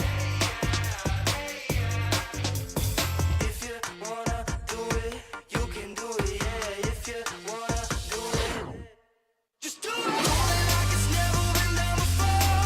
Just do it. Do it like the moment is finally yours. Do it. Do it like it's all you've been waiting for. Do what you do. Do what you do.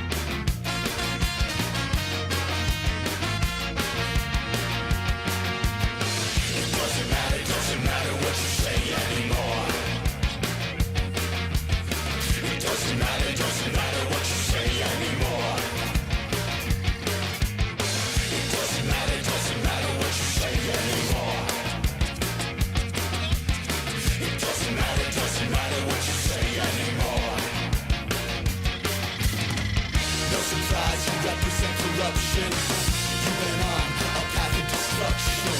So you side with America, yet you sympathize with the problem every chance that you get. Pack your bags, here's a bill for the rent. And don't forget to pay us back for every cent you spent. It's better late than never, now it's over. You're done. It doesn't matter what you say anymore. It doesn't matter what you say anymore. It doesn't matter what you say anymore. It doesn't matter what you say anymore. Brace yourself, cause you're in for a treat. Everybody wants to see you out on the street. You beat. This is a stain on our history. How could one person cause so much misery? You heard the people have spoken. It's gone on too long, like a striker is broken. And if you've got no plans on leaving, we'll take you out.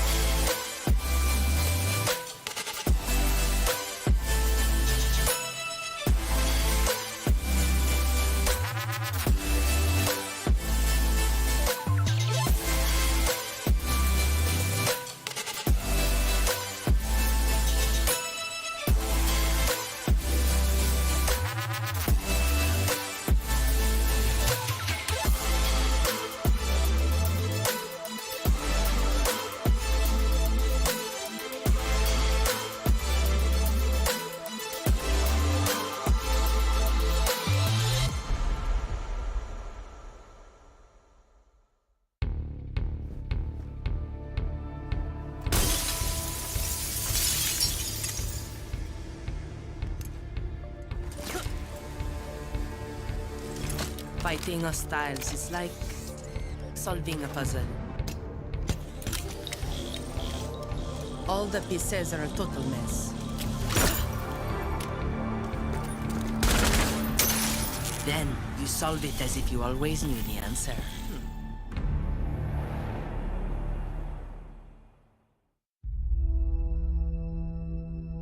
There are civilians out there who need us. They can't fight back. They can't escape. And they can't heal their own wounds. That's our job. And we're the best at it. By being careful and compassionate, we can make the world a safer place for everyone. We do this to be of service. And we can't afford to be complacent. When we go out there, we work twice as hard to protect others. Whatever we have to do, we put the people first. Get them out of here! That will be our focus. With unwavering diligence, we defend. And we get to say that when Wolfguard is on the field, things will be different.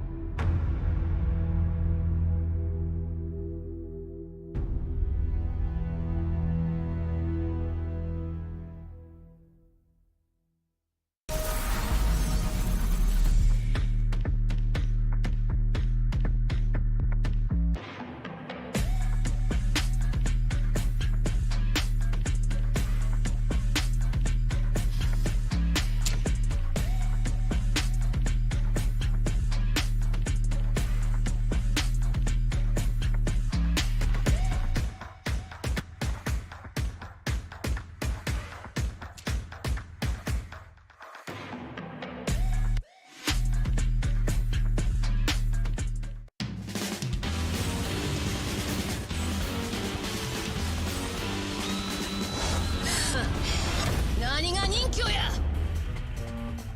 手加減はしねえ。死にてえやつだけかかってこい。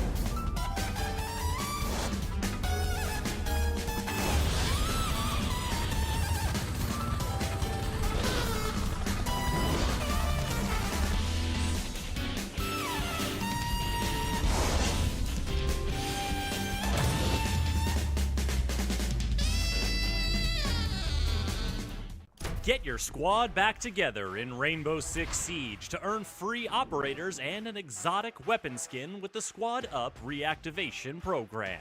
If you've played Siege in Year 7, find up to 4 teammates who haven't. Play 5 matches of any PvP mode with them to earn your rewards. Your teammates will earn a free operator as well. Then they can bring back 4 more players to earn even more rewards.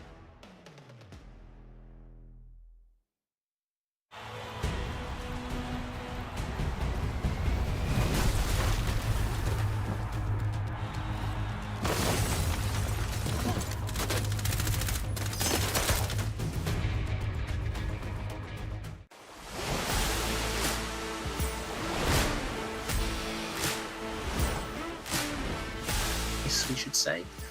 So it'll be interesting. See, out plays out Mark. Great shots from him and no trade. He's still alive somehow in the pantry. The Nitro as well for a second. ED. He was nowhere near it, but it doesn't matter. Sapper's. There's angles that need to be covered. Sneaks his way on through. That's a big kill. Looking for more. What can he do? He's going to find the spray down and triple. He's on for the ace. He's on for the ace. And Bar with the reinforcement, they're threatening. I believe that is Hajime just ducking around with the MX4. Can he find? Well, okay, so. Oh no, come on, guys. You know he's there. What are you doing? Has here 30 seconds remain, and they don't have a lot to work with, especially with Hajime finding his third for a triple kill. Can he make it 4? Swinging on from Split. No, it's going to be Hajime. Just be the clutch back that they need. The smoke's going to cover him just now. Spots the player running through, knows that there's one close by, swings it. He finds the kill. It might be the clutch up. Sapper and Slew flying. Sapper! Another banging shot onto ED, walking up wide. Yi will find one. Shadow will get one. A triple for him. He needs the quad. Yi. It's all that stands between him and a win. He doesn't. Direwolves, what's going on? He's insane. Much That's a headshot.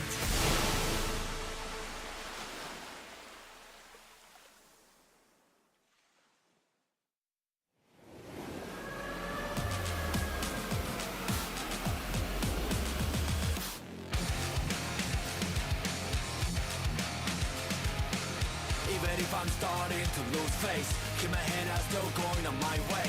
Call my own shots until I'm breaking. Get a move on until I make it. But I can't go back and having regrets. Hitting all the stats, and that is why we're here. We're one gonna last. Tell me, what are you waiting? Take it over, and this is my year.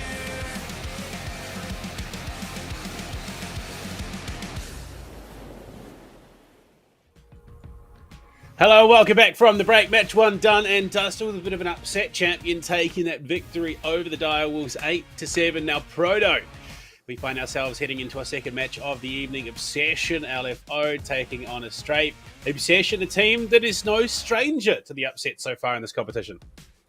Yeah, definitely a team so far that has had a pretty decent run. I mean, Obsession played a number 1, actually beating Fury out in a 7-5 fashion. But again, this is when I9 was not on, or available rather, should I say, to play on the day.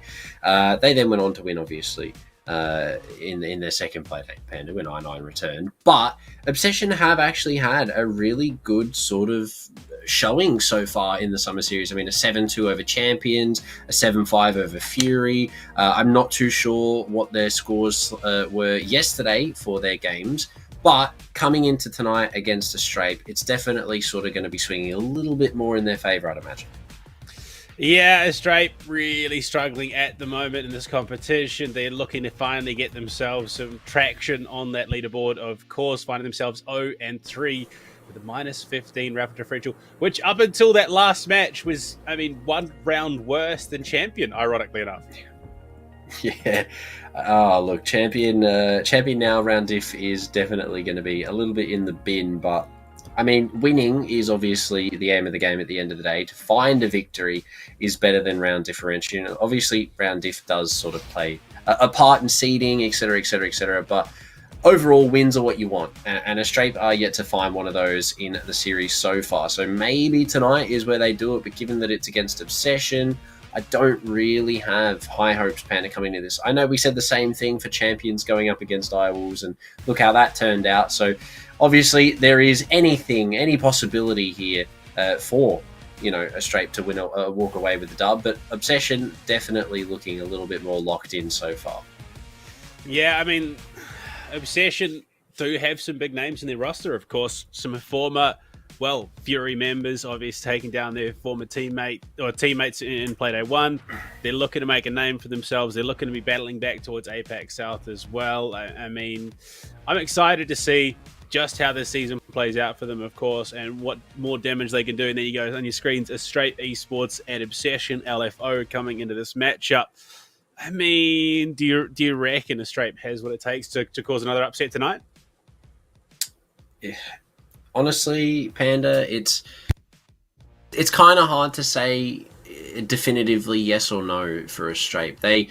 They've had moments where they have really shone through all of, the fact that they have not found a win yet, etc., etc. In these games that they have played, they have had moments where, they show that they are a very capable roster. They have some really good players. They've got some really solid strategy, and ultimately, it's not sort of reflected, I'd imagine, as much as maybe we'd like in their sort of winning percentage. But Obsession have definitely been a highlight team so far for this tournament at the moment. I mean, we've got almost 30 kills for Silence, as well as Jay Lucky. So coming into tonight, Astrape, arguably, I don't really think they're going to walk away with the dub. But it's on Clubhouse here in the map pick, and ultimately, Villa and Theme actually one of the last couple of maps to sort of make it through there. It would have been interesting if we'd saw Theme, Panda, but unfortunately it's back to the old 3. Yeah, we're going back to basics with the Clubhouse, one of the staples in the comp pool, so it should be something that is well entrenched in there in both of these teams' map pools. But I mean, look, it's a good showing ground. It's a good even turf, I suppose, would be the best way to describe it for these teams to try and battle it out. Definitely keen to see which way the op bands lead once again. We saw Azami banned out in Oregon.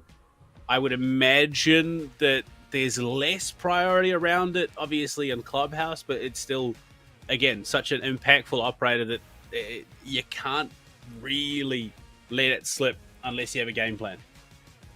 Yeah, exactly. I mean, Club is a very strategy-heavy map. You have to know what you're doing before you do it. You have to have practiced it. You have to have it all sort of in your brain, ready to go. And that is where, teams like Obsession do well, because they have the strategy. They've entrenched it in their brains. They have played it that much in competitive Rainbow Six that they know exactly what they want to be achieving, how to achieve it, and ultimately they do. I mean, it is reflected in their sort of win delta throughout this season so far. So Astrape coming into this, based on what we've seen from Obsession, are going to have to put up one hell of a show, especially starting on the attacking side, Panda, because as we all know, Clubhouse, defender-sided. So Astrape, big things are expected if they want to walk away with any sort of semblance of even a close game, Panda, let alone the victory. So yeah, it's definitely going to be an interesting one, I think. Oh, Thatcher off the board, understandable so far. I'm expecting Maverick, Jackal, Nomad, something along those lines. Flores, even potentially, if teams aren't wanting to gamble too heavily. And there we go, Flores banned out. Now onto the defense. I am anticipating probably the Cade, probably the Azami, if I had to hazard a guess. Yeah, Azami could definitely go. I mean, it's an operator we've started to see sort of show up more and more in ban pools across multiple maps when teams sort of figure out how busted she is. But Cade to go here, and Obsession to round out the banning phase. Valkyrie obviously was up in our last matchup over the Azami ban, so whether we see Valkyrie here again over Azami, I mean, Clubhouse, I highly doubt Azami goes. And yeah, there we go. It's not the Valk, so Valk will make it through into game number 2 tonight, but Wamai again being taken off the board. This means Garage obviously now becomes more of an open point of contention here. You're going to have to dedicate more utility to keeping that player alive. So interesting to see here, Obsession. I mean, banning that Wamai.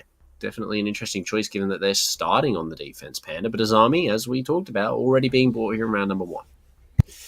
And it just makes so much sense. She's such a potent pick at the moment on the defense. Being able to control lines of sight throughout the map is a pretty big deal, and giving yourself bulletproof cover in so many of those positions which, beforehand were hard enough to contest. Having that available now, I mean, you could get very, very creative with your defensive positioning.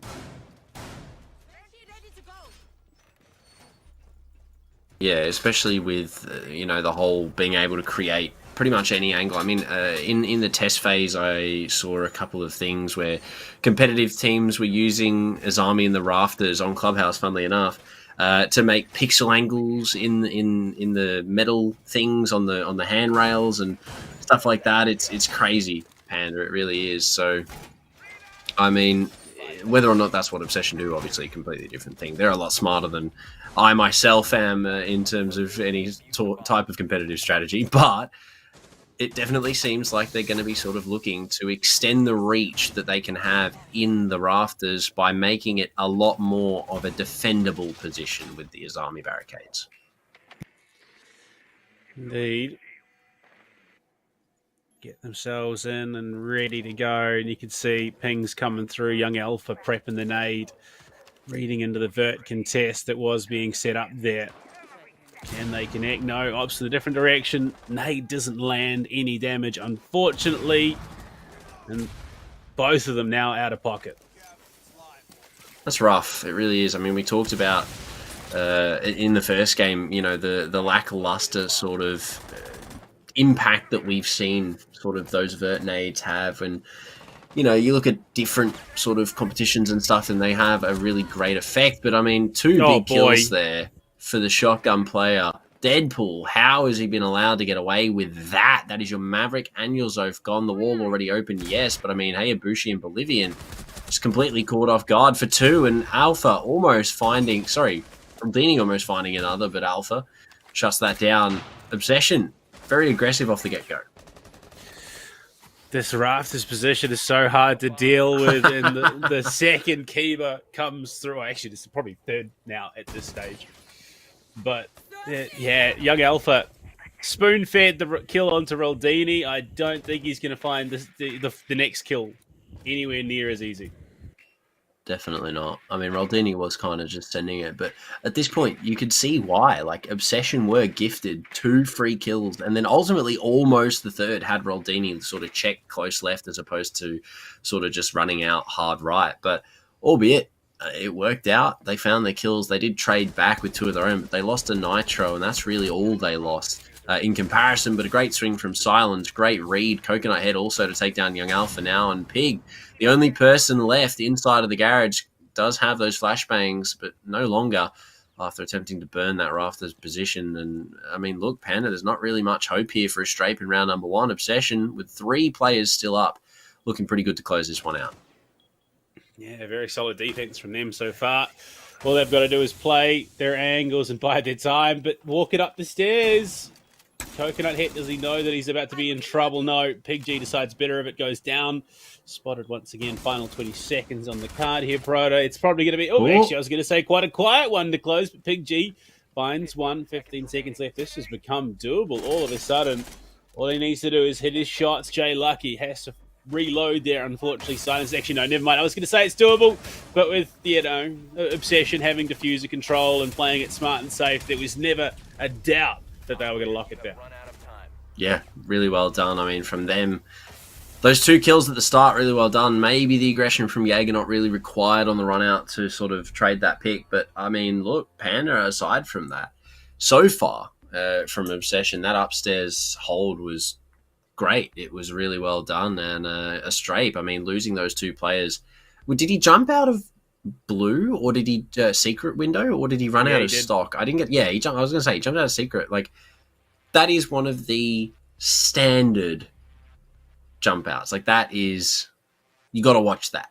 You got to have a Claymore, you know, a Nomad, something like that. I know we didn't see a Nomad there from a Strape in that round, but a Claymore or someone at least paying attention in the early stages of a round, especially on a CC jump out. It's not one you see but that often, but it is one that you see still. So I'd imagine a Strape for the rest of this game are going to be relatively scared of those jump outs, and at least we'll be tentatively watching them in the coming rounds, Panda. But Obsession, I mean, that's a one sort of trick pony. You don't do that every round, and I mean, it worked in round number 1 really well for them. But other than that, yeah, really solid round, really solid hold as well, because I don't actually think a Strape, other than Habana at the end there, was really, they didn't even get in the building. Like, well, I mean, the insane thing is, in the current meta, operators now have the, 2 Claymores. There should never been a situation when there wasn't a Claymore in that window. So a bit of an oversight cost them quite dearly that round.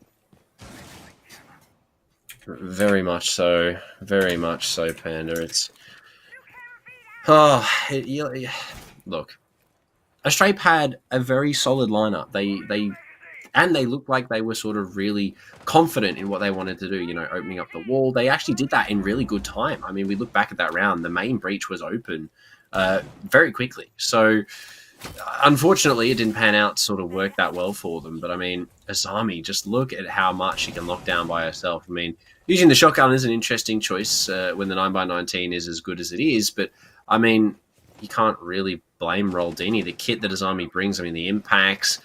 you've got the Kiba barricades. And not only is the ACS-12 a really good gun also. So, good kit all round. But, I mean, this hold here, a Strape only having the Ace close by, probably not the best choice if they want to take master control here. I think it's more the fact that it's just an insanely capable site editing tool, and you're talking smack about it, and Roldini's found the first kill of the round with the ACS-12. Hits like a truck, full auto slug shotgun, is lethal at range as well. So it's something that we're starting to see more of. Yeah, it definitely is, but young Alpha at least finding one back is a good thing to find, especially with Hayabushi now taking down Roldini. But keep in mind, Panda, this is a downstairs defense. Top floor now only just being taken control of by a Strape. 1 minute and 10 seconds by the time I finish this.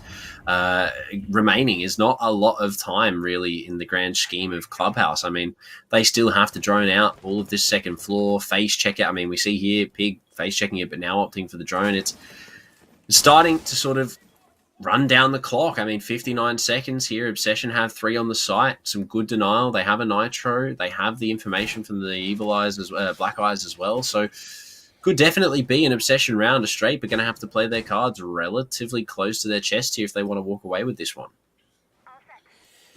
Yeah, but it's the angles that are being covered, and Hayabushi heads all the way up to Logi trying to sort himself out this vert angle to be able to contest. Nothing presented just yet.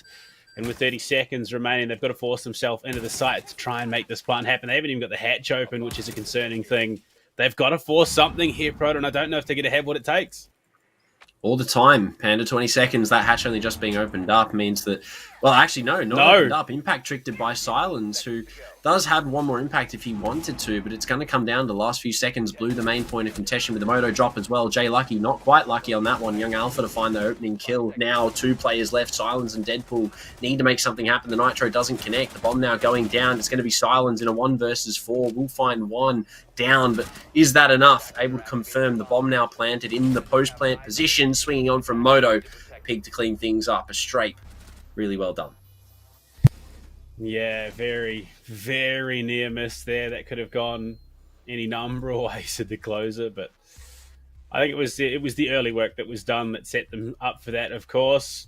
A Strape answer back, equalise. And this is, I mean, they're looking for their first win in this competition, Proto, so they are hungry. Yeah, they are. I mean, you cannot blame them, really, Panda. I mean, that was a very solid round from them. The opening side, maybe not the cleanest of executions on the top floor. However, other than that, I mean, that was really well done. I mean, that execute, given the time that they had left, I'm actually surprised that they managed to pull it off as flawlessly as they did. When you look at the angles that were being held by Obsession, everything they had available to them, they did really, really well, actually getting in there and getting that job done, given the time that they had. So, definitely deserving of that round, but the question is, can they keep that up, Panda? Well, we'll have to see. Of course, the double down from Obsession. They are going to be heading straight back to the basement. No significant changes that I can see going into this attempt, but I think maybe, yeah, just a little rejiggering of this positioning. They're going to try and shuffle some things around to make this a little bit more comfortable. Yeah, a couple of swaps here and there in terms of what they want to bring, so you can't really blame them, especially when especially when that round was as good as it was for them. Panda, I mean, one apiece is definitely a good way to start off a Rainbow Six game, and for a Strape anyway, that is a great way to start off a Rainbow Six game. But so far, Obsession on the defense have looked really, really good. I mean, that round could have definitely been closer, provided that those crossfires worked out a little bit better in their favor. But yeah, look, Strape, they've been relentless on their utility clear and sort of dealing with everything that is sort of being utilized by Obsession here. So it's good to see them making sort of money moves, if you could say that, so far in Clubhouse. Roldini being a real nuisance right now, trying to deny every little bit of presence from Strape getting into the building. So far, I mean, look, he's still here. He's blocked off the breach as well. He's an absolute nuisance. But that's his army as well, isn't it, Panda? I mean, the kit just allows for so much bullying, like, if you could even really call it that. I mean, you got that breach open? Here, let me close that back up for you. It just makes things so much more difficult to relentlessly clear. However, having Hayabushi on this window is definitely going to attempt, or at least hopefully make things slightly easier, but no. It's going to be Roldini to back off as quickly as he came. And look, really well done so far, but you can see Obsession, they've wasted the time and they're all just disappearing. Everyone dropping the hatches back to the site. Yeah, I mean, a phenomenal time sync so far. Just hitting that minute 10 mark, although you see hatches largely open. I think that was more to facilitate the defenders roaming back than anything. So, avenues in. Oh, the castle barricade from Jay Lucky. Absolute disrespect there. Really well done. Oh, great nitro as well there. Pig going down, unfortunate. But look, Obsession, 45 seconds left. They've got the man advantage on the site here in a Strape. They're going to have to do something pretty big in terms of this entry. They did well in the last round, but Panda, 30 seconds. Can they do it again? They're going to have to try Bolivian. He's got the ping, so they do have some info. Pre-fires, unfortunately, not there. Is the tuck-in is quite significant from Coconut Head. Well and truly out of the reach of that LMGE. Bolivian can't quite push on, doesn't have the ability or the opening to do so. Hayabushi and Modo knows that there is something that has to give. They're going to have to force the issue here if they want to get in, but it's not going to happen. 7 seconds remaining. Coconut Head swings, finds 2 massive kills for himself before Phenomenal ends the reign of terror. Deadpool on. Will find some big damage too and closes it out with 2 of his own. Solid from Obsession. Locking down that defense round.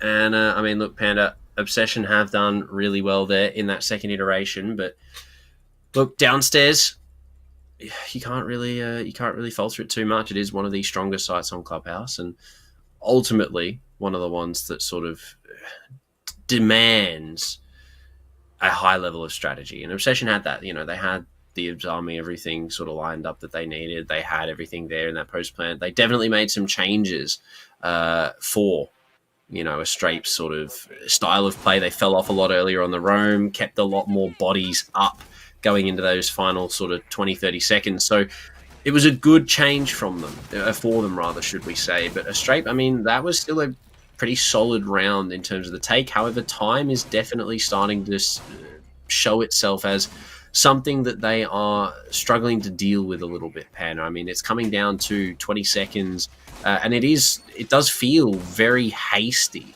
at most times here for them. Well, we head back to where it all kicked off. Actually, no, sorry, not where it all kicked off. They set themselves up the extension for where it all kicked off, but it is a gym bedroom defense. So they are going to play this one much as you would expect. No Azami here in this round, which, look, I can't say it's going to be a significant loss, given that they're running the Aruni still. They've got the tools to set this one up. But, you know, I'm intrigued. They've got Jay Lucky on the Frost. They're looking to try and implement the traps as well and make it that much harder for a Strafe to get a comfortable entry into the building. It's going to make things difficult. It definitely is. So, great bandit trick, though, from Coconut Head. I don't think they were necessarily expecting that at all. And he's going to get away. He's done his job.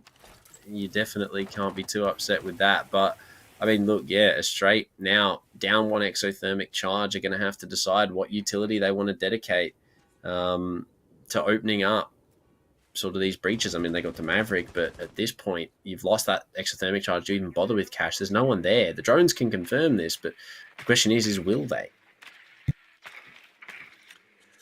Well, they're going to have to.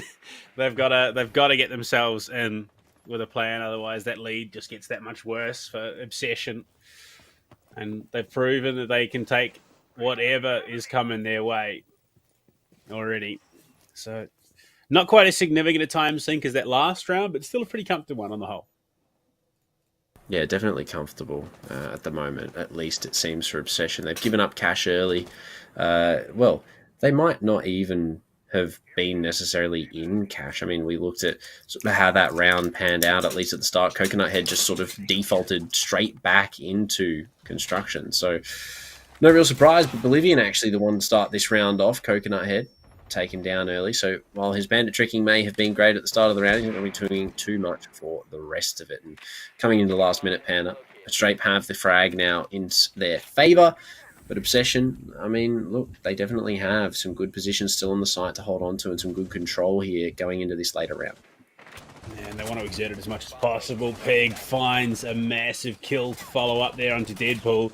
Jay Lucky as well, quickly to fall. Phenomenal. The Fragmite pushing into the building. Silence and Roldini have to hold, but Silence just not a clue what was going on. Gets himself in trouble and fragged out. One back onto Hayabushi for Roldini. He's going to have to clutch up big here. Ping's coming through, but that reinforcement is not going to allow him to find the kill. He's tucked in. The stun comes through. No! Him being in the gate allowed it to transcend through the door. Hits him with the white screen. Shots are coming through. What an absolute fall apart.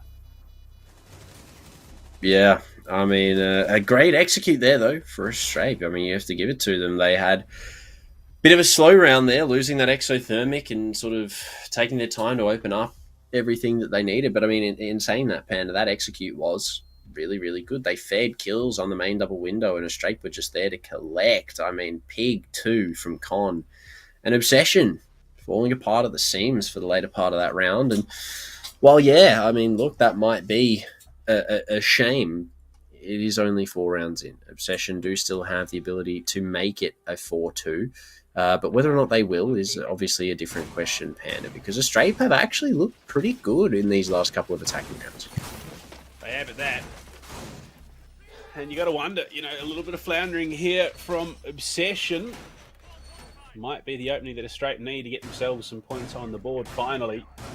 If they can keep it going like this, I wouldn't be surprised if they do finally break the drought. You'd love to see it. You really would.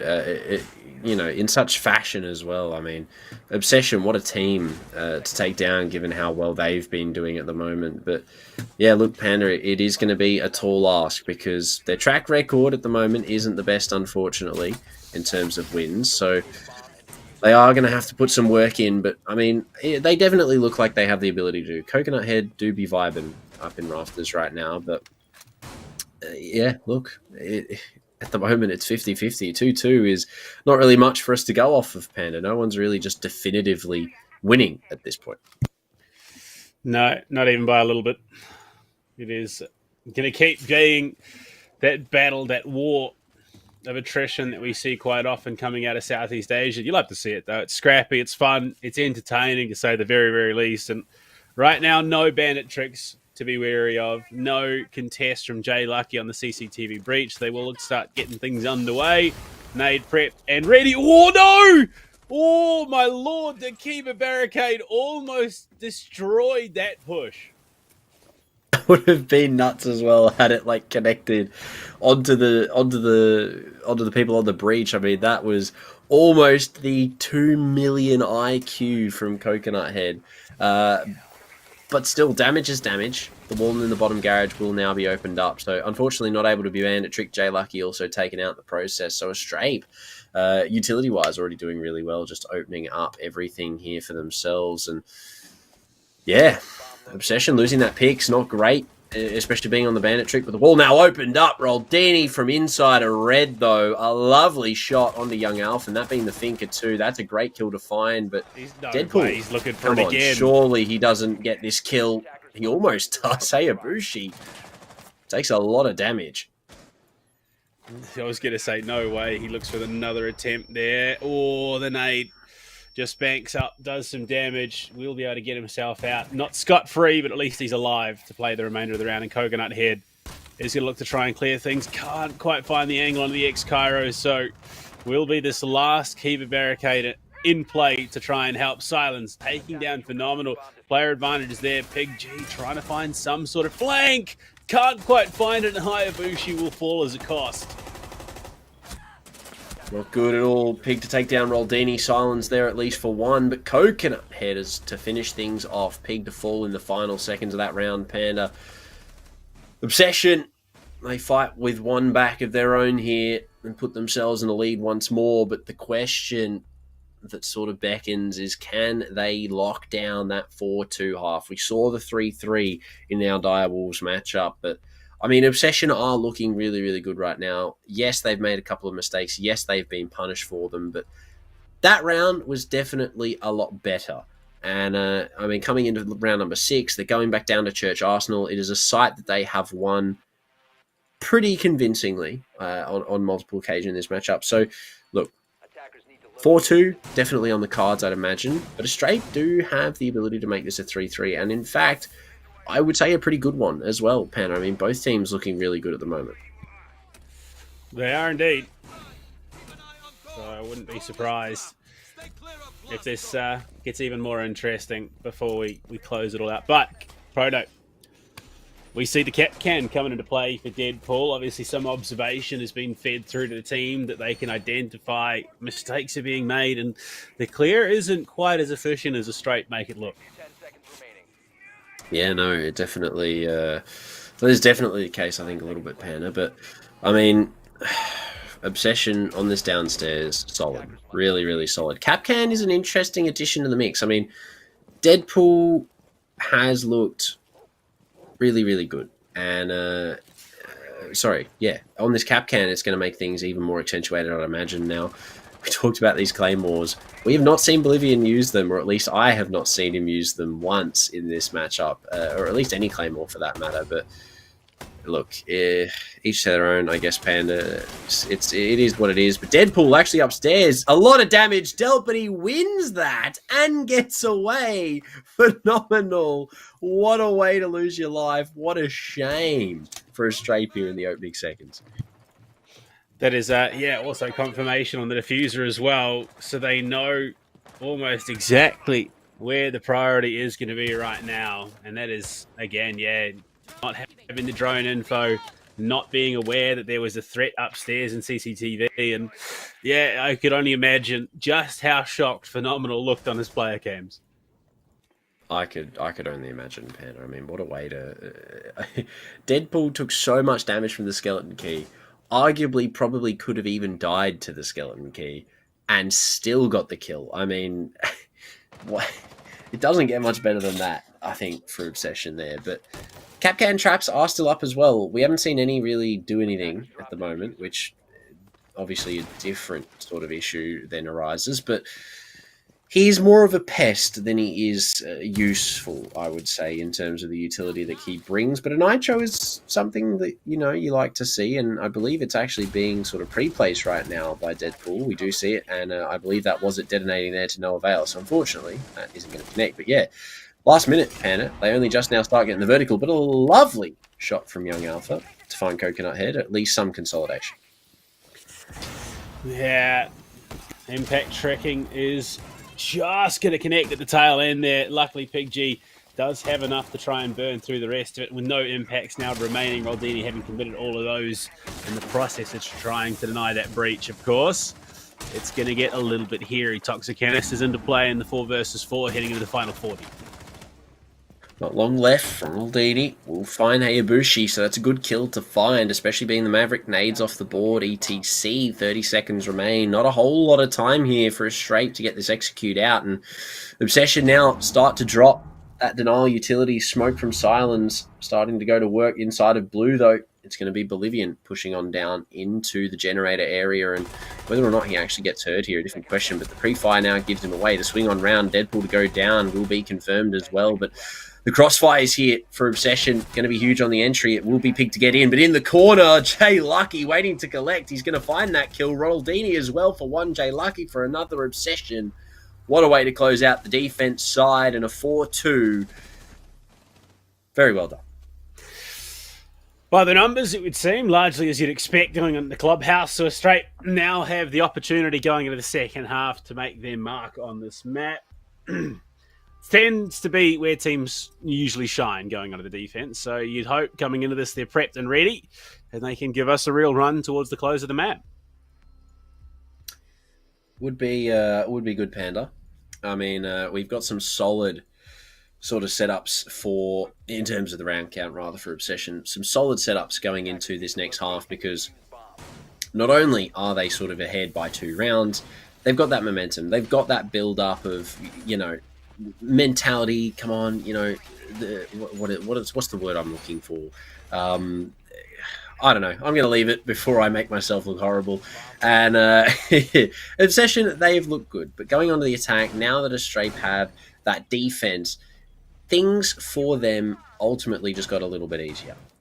Defender side of map, you know, you've got obviously very similar strategies, it seems, with the Azami. I'm assuming that is going to be in Rafters. We've got Phenomenal with the ADSs to back that up. So Astrape are going to have sort of more of that, not laid back, but definitely easier style now that they're on that defense, because Clubhouse is where teams on defense can shine. That's why it's the favoured side. But Obsession, I mean, the Osa is an interesting pick here for Club Panda, and not one that I think we've seen yet tonight. Not tonight. We've seen it played on Oregon. Of course, ED picked it up towards the tail end of that map. But, I mean, I'm really liking what teams are doing with it, of course. Being able to set yourself up, going for those cheeky plants just inside of a breach, cutting down lines of sight as well, giving yourself just so much breathing room on a push. So with Silence on that positioning is going to be quite pivotal. Jay Lucky as well, in for a cheeky flank. Yeah, definitely an interesting flank. Hopefully one that sort of comes to be dangerous. I mean, right now he has spotted the player inside a bathroom, so whether or not he's able to find that kill, a different question. Pig takes a lot of damage on the vertical nades, though. Again, not a frag. Damage dealt is damage dealt. But, I mean, this is a very interesting setup here from Astrape. I mean, we've got the shield inside of Lounge. We've got the Azami barricades as well. The double shield breach setup here from Silence on the Osa. So, yeah, Obsession definitely setting up for something interesting along the lines of a main breach sort of post-plant position, but Deadpool now to confirm onto Pig, looking to go for this a kill onto the Azami as well, running deep into pits, try and get away, but will he be pinched out? Different question. The verticals, everything is opened up. He doesn't know where to look. Young will find that kill, but Coconut takes down Phenomenal in the fray, make it Jay Lucky to find another as well, and Garage now in the hands of Obsession. A big push to kick off round 7. Looking for more Bolivian. What a headshot! Hayabushi for the follow-up as well. Back down to the 2 versus 2 all of a sudden. And that's the power of the weapons in hand. Roldini and Silence have a tall task on their hands now. Hayabushi and Bolivian so far done good things, but Silence and Roldini have made it into the site. Osa has gone deep towards Cash. The call has been given. The MK14 comes out victorious. Roldini as well for one, swinging onto the bottom of the stairs. Could have been the bad call, but Bolivian has actually chosen to go the long route to try and get back to the site. No nitro for denial from down, so the bomb will go off here, and it is going to be the post-plan. Information not necessarily available, but walking into the top of red, Roldini wins the fight. The MP5, not enough DPS there. Really well done from the Thermite. Obsession on the attack. Came down to a 1 versus 1, but the round is theirs nonetheless, Ben. I mean, a win is a win at the end of the day, of course, so you can't get too upset about it. Obsession playing a comfortable game right now. Straight had the opportunity there. Unfortunately, weren't able to capitalise, so it's that point where during a match, things might start to slip away from them. Definitely could be the case. I mean, obviously, a straight, you've got to try and win a couple of these rounds to put yourself back into a position of having some control of what's going on, because, you know, provided they let Obsession start finding round after round after round. I mean, very quickly, Panda, we are 1 round away from Obsession being on match point. Nonetheless, you know, winning the game as well. So a straight 3 rounds is what it's going to take to at least equalize, but then overtaking, I mean, it's a completely different game at that point. But looking forward from what we have, Obsession, it's going to be relatively, you know, day-to-day activities, it seems, so far for them. Their attack looked really, really solid, albeit a lot of picks bled in that latter part of that round when they went for the lounge control, and, well, it almost cost them. Luckily, Roldini was on the case with the Fragmite. But yeah, Panda so far, Obsession have looked pretty solid on their attack after that first round, and a straight bar definitely going to have to watch out because, as you said, if they let them run away with it, it's going to be a relatively short game. Yeah, I mean, to let it slip at this point would be truly heartbreaking, especially given, you know, how well a straight have done to get themselves to this position, but already they are, Obsession are looking to threaten as much as possible. They don't want a straight to have that room to breathe. Definitely not. You can't really blame them either, given that they are in the lead right now.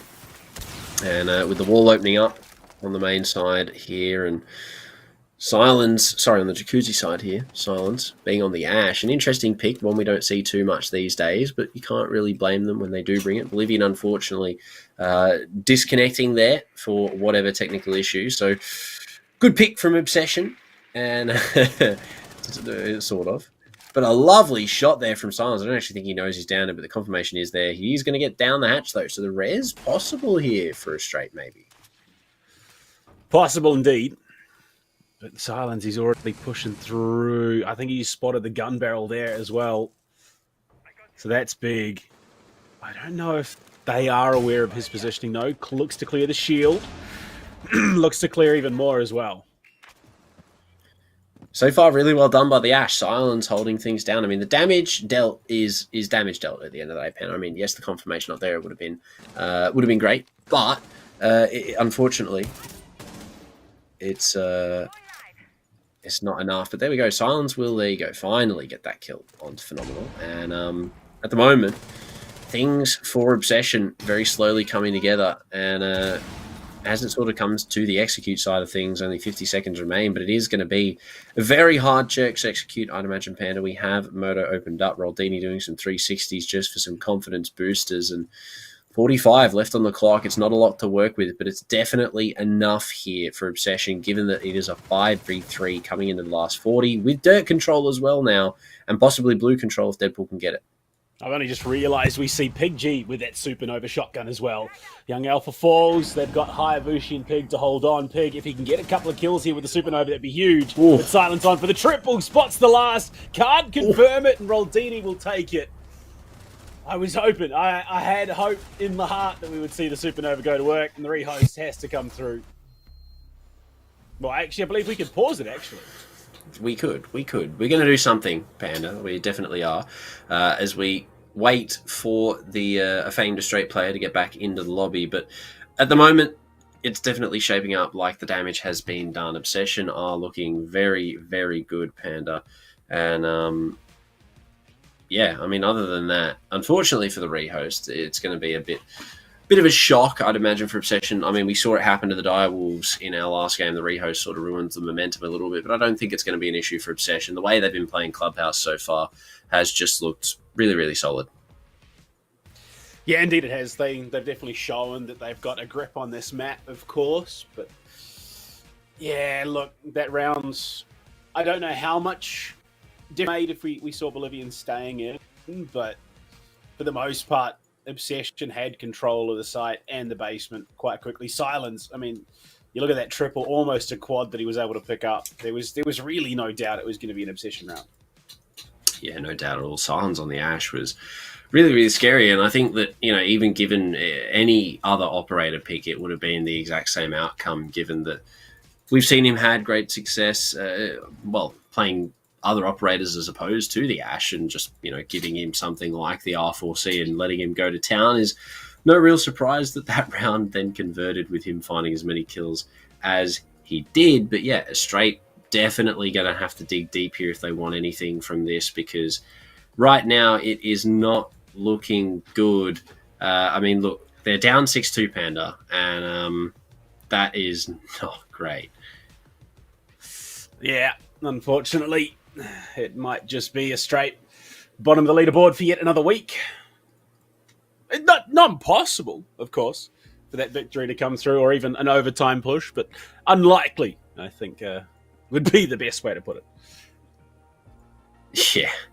Yeah, definitely. But look, so far, Panda, it is a good game. I mean, albeit the rounds are definitely not reflecting how well a Straight are playing this. I mean, we've had it come down to 1v1s. We've had it come down to 2v2s.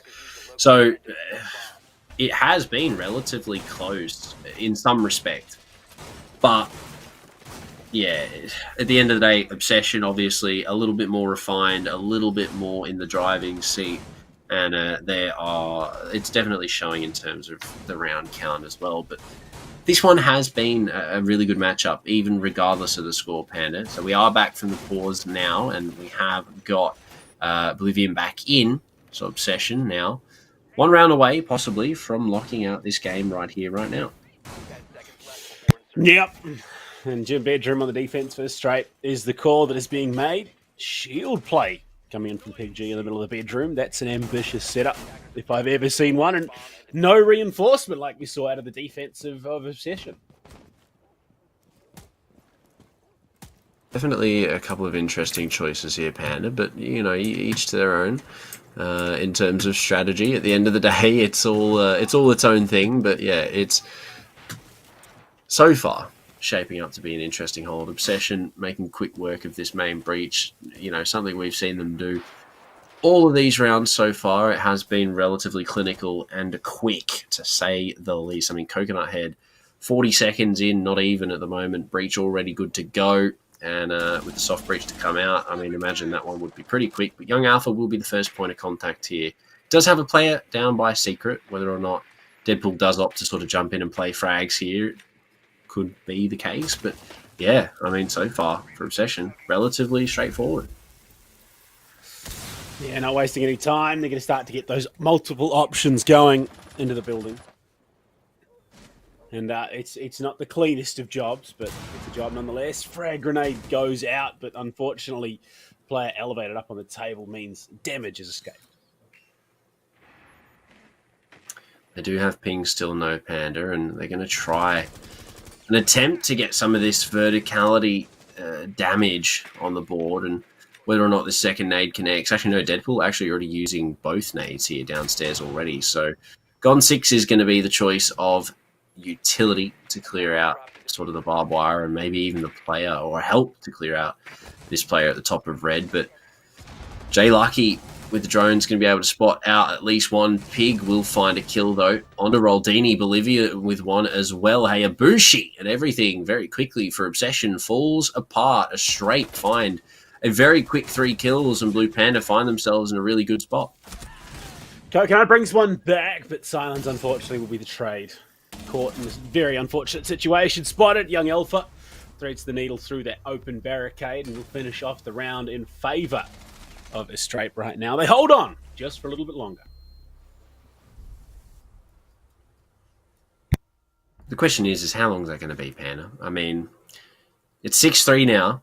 So given history repeats itself, we've seen two teams, I won't name them, lose those 6-3 leads. So obviously it will be interesting as to whether or not that happens here again. I highly doubt it, but you never know. At the end of the day, it could happen. It's always a possibility, Panda. But yeah, Obsession still lead 3 rounds.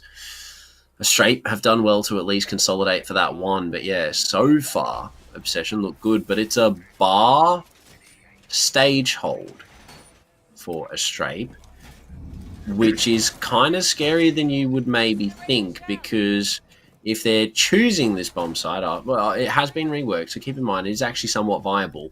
But if they're choosing this bomb site, not many teams do, it must mean that they've got some form of strategy. And Obsession, I mean, they may not have scrimmed or seen this site as much as maybe they would have hoped, but you'd be scared going into this as Obsession. Yeah. Interesting. Always interesting, but we will see a couple more, picks coming in. The Italian duo, both the Alibi and the Maestro, not to mention the Irish operator, Thorn. This is one of the least meta defensive lineups I've seen. Especially for this site. The Echo, I can get behind. The Mute, I can get behind. Alibi even, I rate. But, Thorn, Maestro, it is a weird mix. It really is. But, I mean, yeah, Strape definitely seem to have their desired setup, at least one that they think that they've locked in. So Silence going to be leading the charge inside of Garage here, has made his way up relatively quickly, will be spotted out drone-wise, but ultimately no damage just yet. No kills either on the board as a minute elapses here. As I say that, though, Deadpool on that vertical nade this time is going to be able to connect onto the lid. Mute off the board. That's your one Nitro cell gone. Deadpool will be getting some big information as well, sending through the Gemini. Coconut Head not far behind, clearing out that defensive utility. Razor Bloom goes off. I don't know if it was responsible for Deadpool going down, but either way, we'll pretend it didn't happen. Unfortunate. That's funny. That is funny. Silence.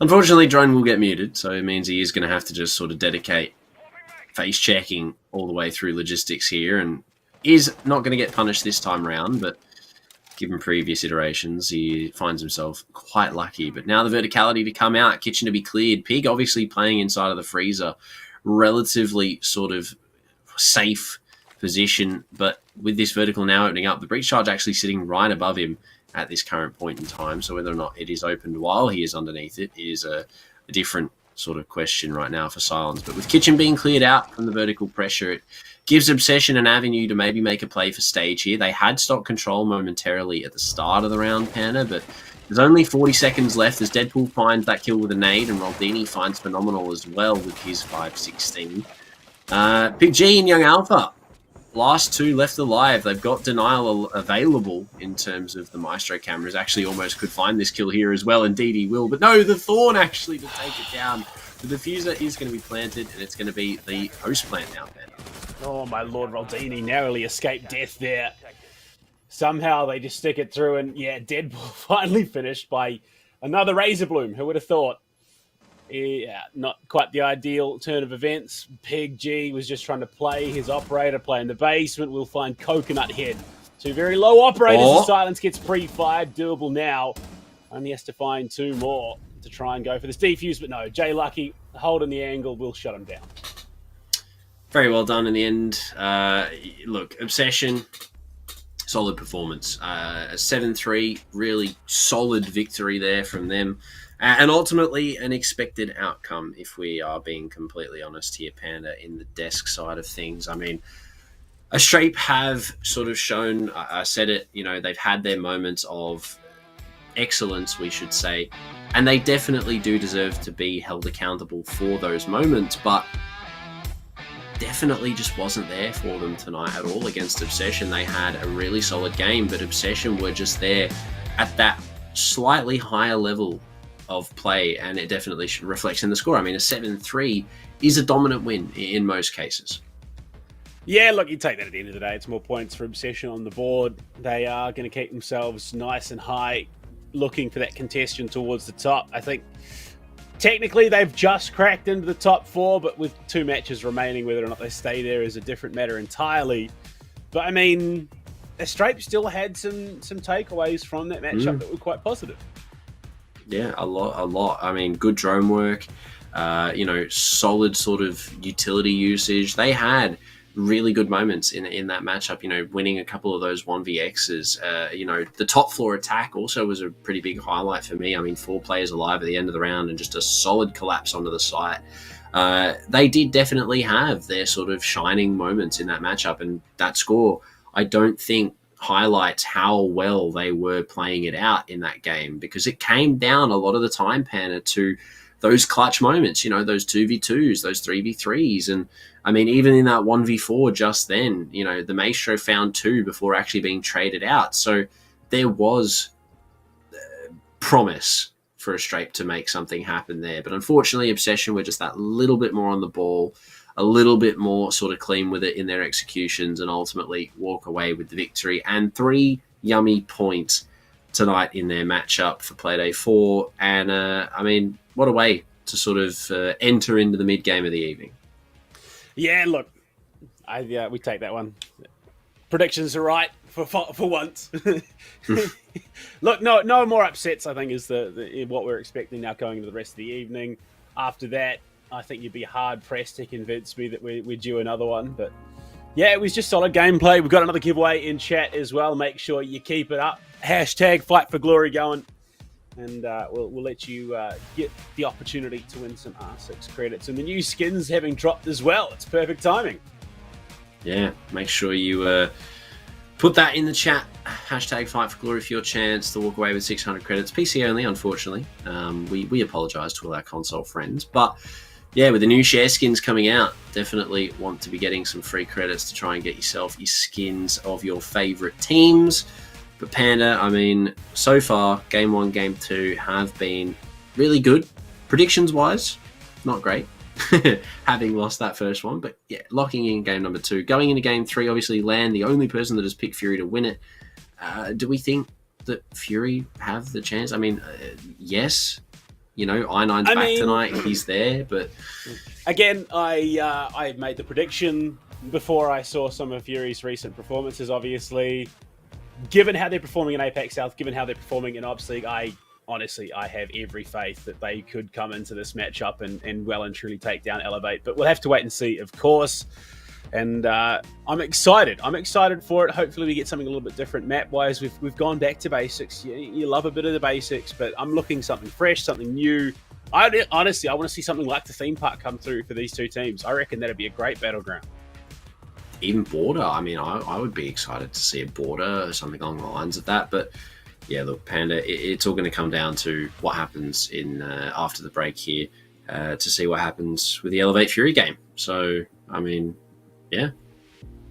Well, we'll throw it to a break. When we come back, we jump into match 3 of the evening. We'll see you guys back very soon.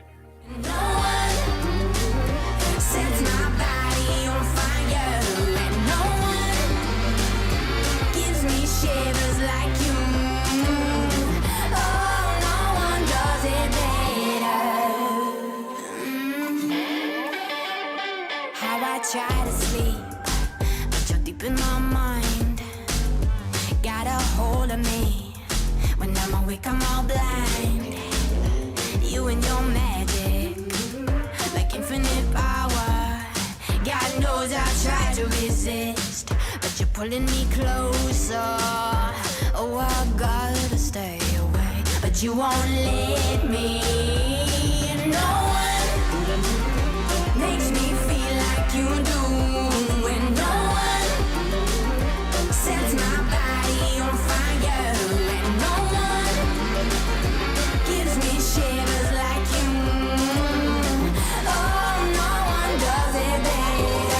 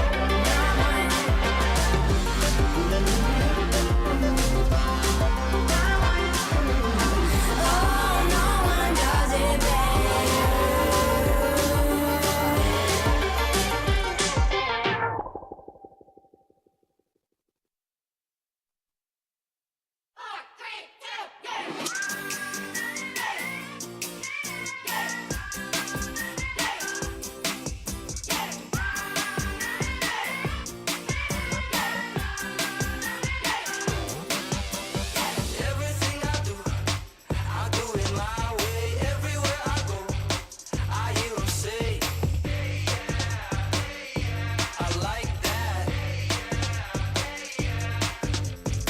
Nothing to prove, I'm doing my thing. Yeah, you can do it too, just make the change. I like that. If you wanna do it, you can do it. Yeah, if you wanna do it, just do it. Do it like it's never been done before. Just do it. Do it like the moment is finally yours. Just do it. Do it like it's all you've been waiting for. Do what you do. Do what you do. Do it for you.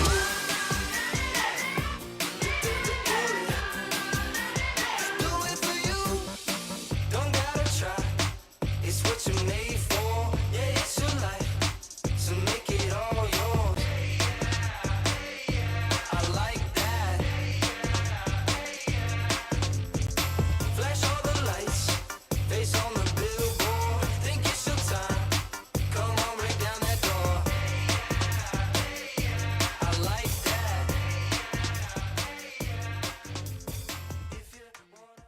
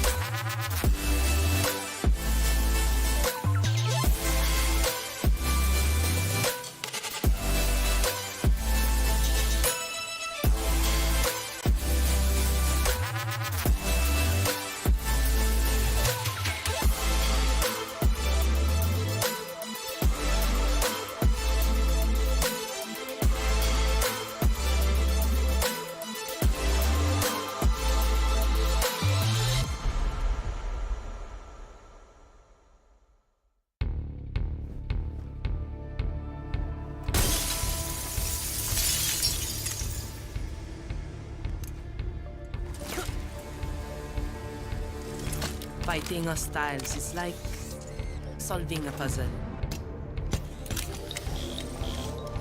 All the pieces are a total mess.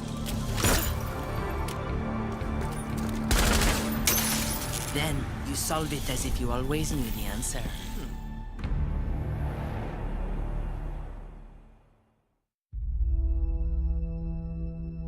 There are civilians out there who need us. They can't fight back. They can't escape. And they can't heal their own wounds. That's our job. And we're the best at it. By being careful and compassionate, we can make the world a safer place for everyone. We do this to be of service. And we can't afford to be complacent. When we go out there, we work twice as hard to protect others. Whatever we have to do, we put the people first. That will be our focus. With unwavering diligence, we defend. And we get to say that when Wolfguard is on the field, things will be different.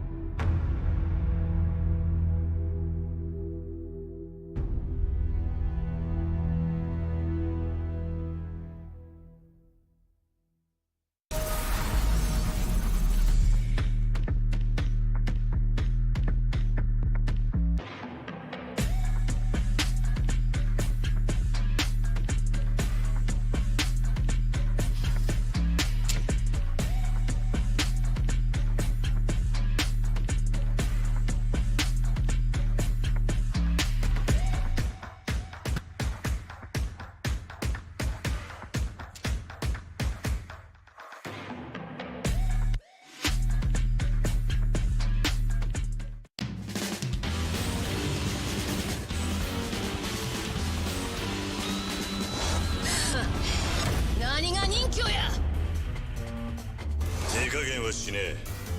死にてえやつだけかかってこい。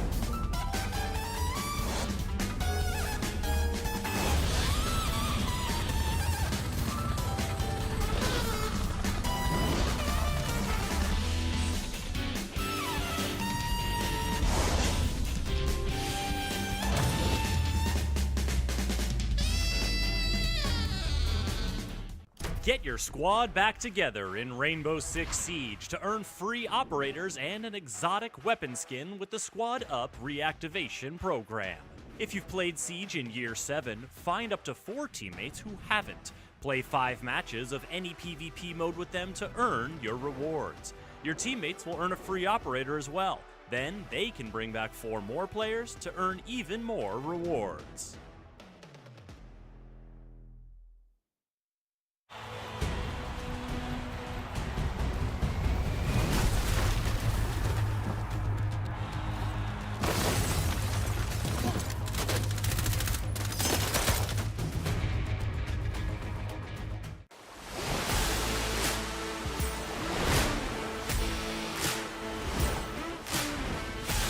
We should say. So it'll be interesting. See how it plays out. Mark, great shots from him and no trade. He's still alive somehow in the pantry. The Nitro as well. What? For a second, ED. He was nowhere near it, but it doesn't matter. Sappers. There's angles that need to be covered. Sneaks his way on through. That's a big kill. Looking for more. What can he do? He's going to find the spray down a triple. He's on for the ace. He's on for the ace. And Bar with the reinforcement, they're threatening. I believe that is Hajime just ducking around with the MX4. Can he find? Well, okay, so. Oh no, come on, guys. You know he's there. What are you doing? Has here 30 seconds remain, and they don't have a lot to work with, especially with Hajime finding his third for a triple kill. Can he make it 4? Swinging on from Split. No, it's going to be Hajime. Just be the clutch factor they need. The smoke's going to cover him just now. Spots a player running through, knows that there's one close by, swings it. He finds the kill. It might be the clutch up. Sapper and Slew flying. Sapper! Another banging shot onto ED, walking up wide. Yi will find one. Shadow will get one. A triple for him. He needs the quad. Yi. It's all that stands between him and a win. He doesn't. Direwolves, what's going on? He's insane. Much That's a headshot.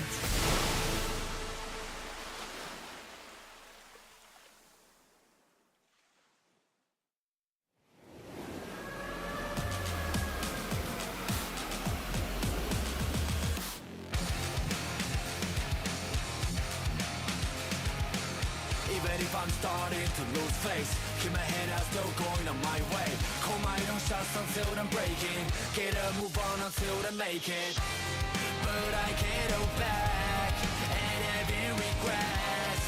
Hitting all the stacks, and that is why we're here. We're one gonna last. Tell me what are you waiting? Take it over and this is my year.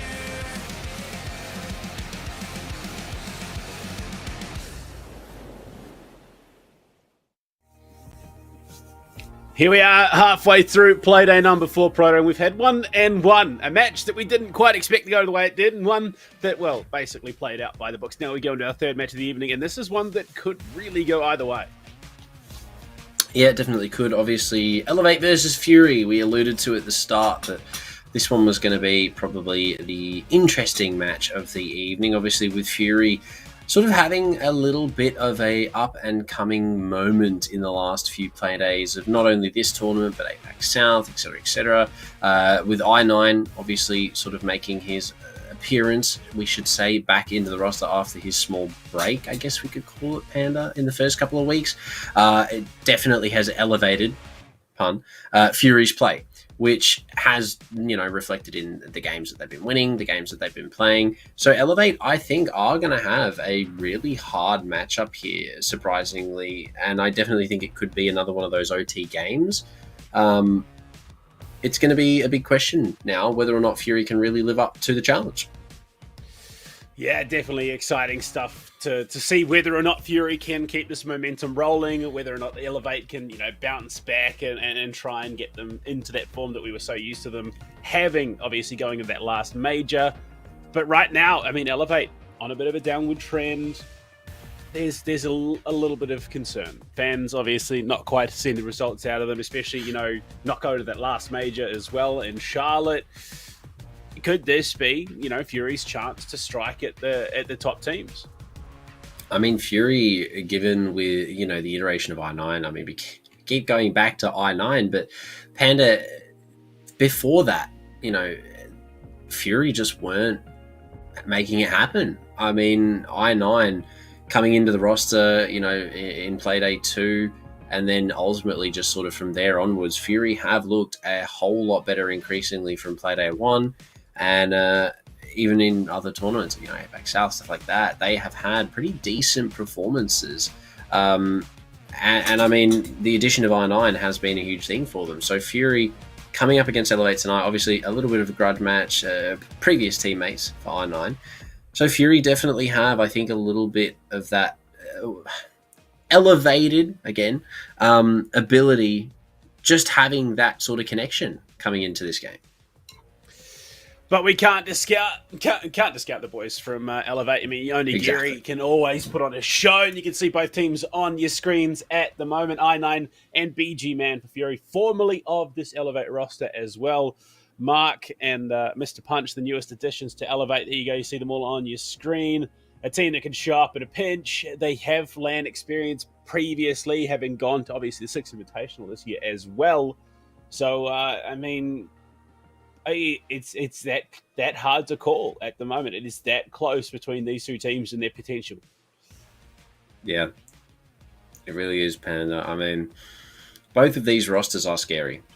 And, I mean, given, you know, we'd seen a couple more play days, picks may have been different from all the casters, but yeah, so far right now, both of these teams coming into tonight, big names, big rosters, and things are definitely looking scary for both sides of the card. It could be a long one, it could be a short one, we don't know, but I think a lot of what's going to happen is going to come down to where we play tonight, because the map will obviously be a pretty telling factor. Panda, are we going to go back to basics again for the third game this evening, or are we going to switch things up maybe? Well, I mean, the wild thing is we've talked about the I9 factor, and there you go. That's your pick on your screen. Skyscraper, I did so. I wanted something new, and we are going to be getting it here as well. But I mean, it's not like I9 is the jigsaw or the onigiri of the team. He's not the one carrying with 27 frags in a map. But whatever it is that he is bringing to this roster, it has taken them to new heights given their stage one. And they're a team that, I mean, not only are they hungry, but are looking for their first LAN opportunity through Apex South. And they are a team that looks capable of taking that opportunity. 100%, Panda, 100%. They are a really good team. And coming into this, it's, you know, it's going to be an interesting map, given that Skyscraper is where we are going to be playing right now, because it's not a back to basics map. It's not an Oregon. It's not a cafe, you know, it's not a clubhouse. We are going to Skyscraper, one of the newest additions to the competitive map pool after its rework. This is going to be interesting, Panda. It's not a map that I have seen a lot of in competitive Siege, if I'm being completely honest, at this level anyway. So it's going to be good to see what both of these teams are going to bring, not only strategy-wise, but obviously just sheer performance. I mean, is it something that both teams are competent on? You'd imagine so. These are both really good teams. So Skyscraper is going to be an interesting one. It also allows a certain amount of aggression, which is something that both teams have proven capable of. So I'm expecting someone to send it out the window, someone to get aggressive, someone to look for the plays outside off of the defense on the attack. It's those lurkers that I'm most intrigued to see. Where are they going to be hitting? What damage can they do? And how much damage can they do before they're flushed out? I'm honestly anticipating potentially even a Nook ban, given how much she could impact this matchup.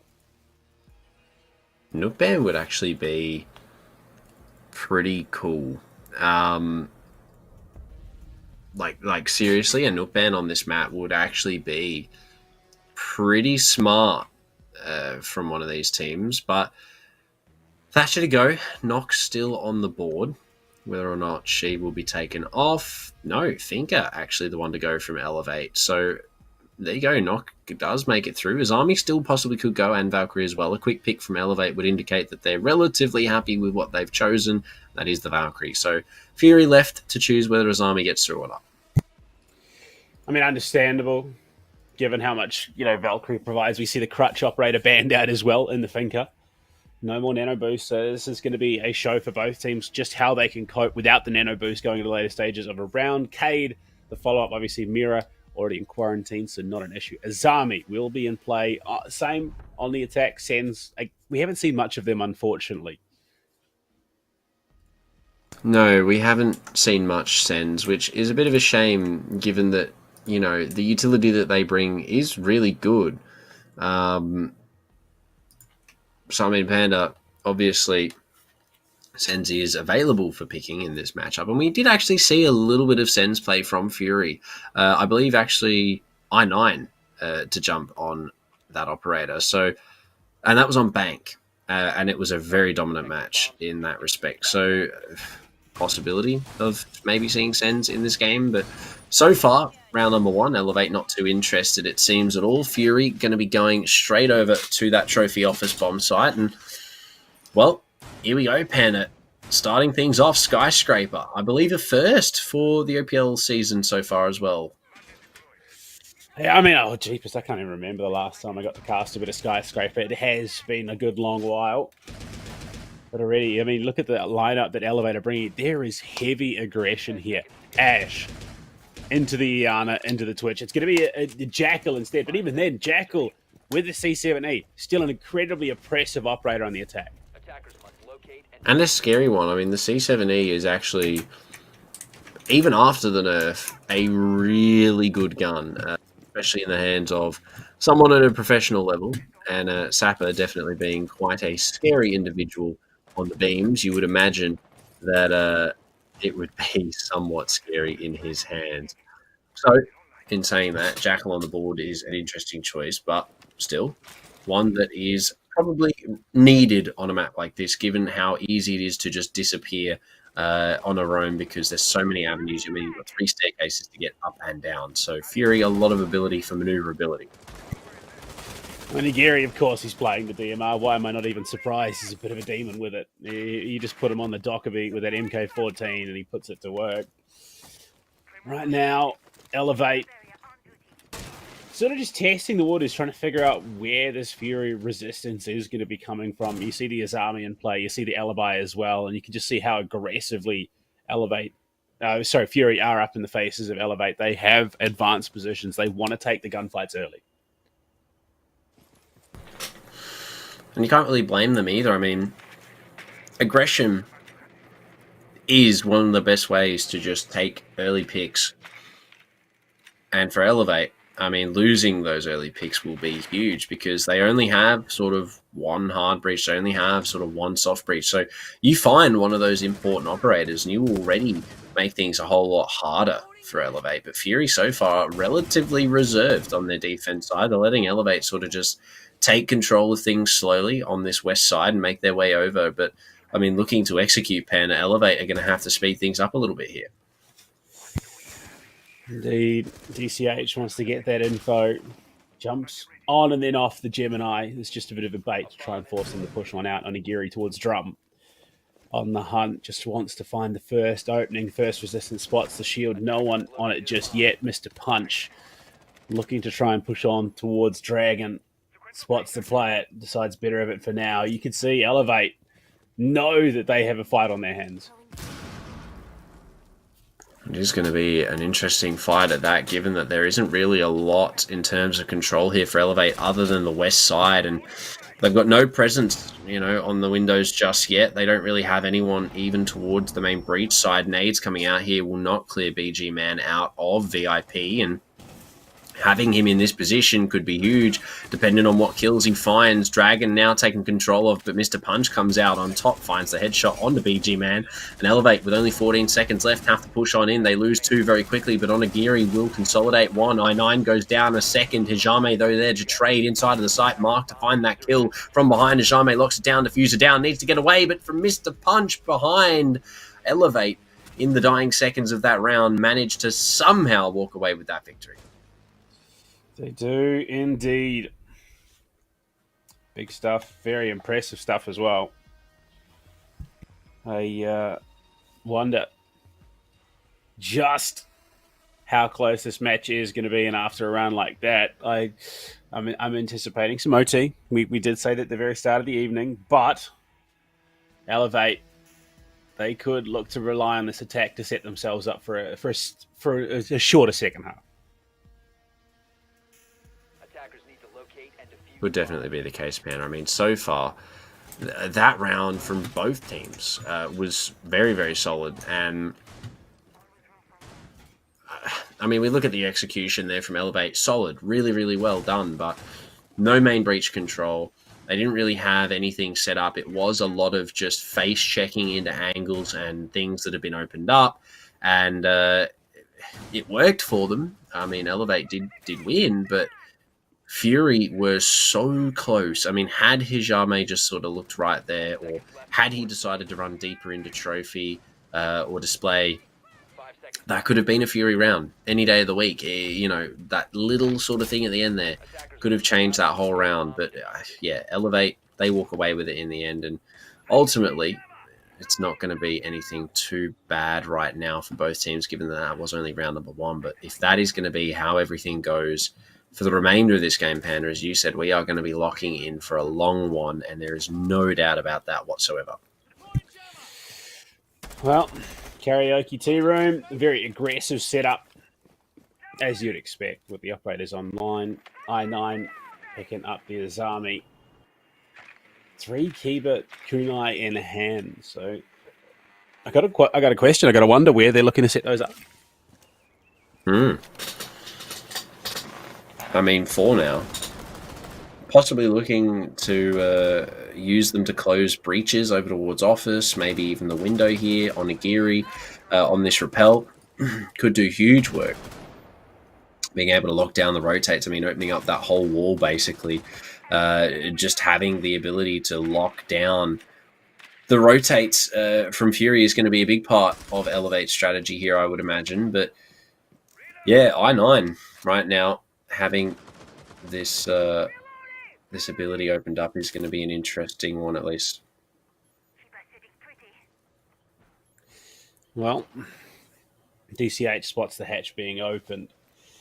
Quite a, I mean, iconic hold position for the site, I suppose would be the best way to describe it. So you're anticipating someone to be there frequented, maybe even better. Nade. Oh, how many times have we seen these Kiba barricades almost deny Nade? What a shot! I9 take it down. No more Kiba barricades to follow it up. And Mr. Punch is going to be quite happy with that. Definitely very happy with Sapper now finding another one into Hijame. The smokes to come out as well, I'd imagine. We will start seeing the execute here for Elevate as they make their way in to the bomb sites with these smokes. There you go, the cross on over of the diffuser making its way towards the bomb site. Onigiri to take down Lycolis as well, and very quickly BG Man, the only player left for Fury with any hope of locking down this round. It's a 1v5 though between him and Victory. So as the bomb now goes down, he's actually going to be able to somehow walk by this player at the top of the black stairs and survive for a little bit longer, but a lovely headshot as well. Sapper is going to lose his head there in that altercation. And swinging on round, M590 in hand, he's good for a second, but the nade from below from DCH is actually what closes things out. Really well done. Not even a gunfight. I mean, how often do you see a round ended by a vert nade? Yeah, not very often.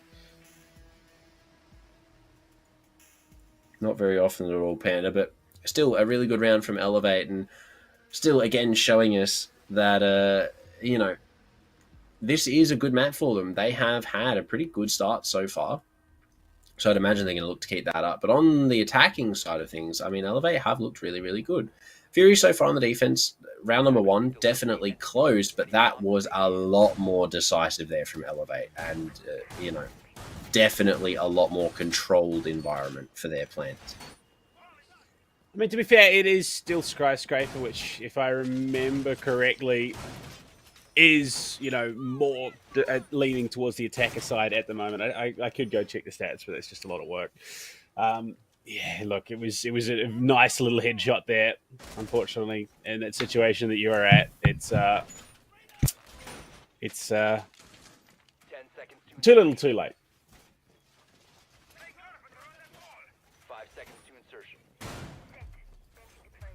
Yeah, it's unfortunate, but too little, too late is definitely one of the main points. But look, Panda so far, Elevate have had a good start.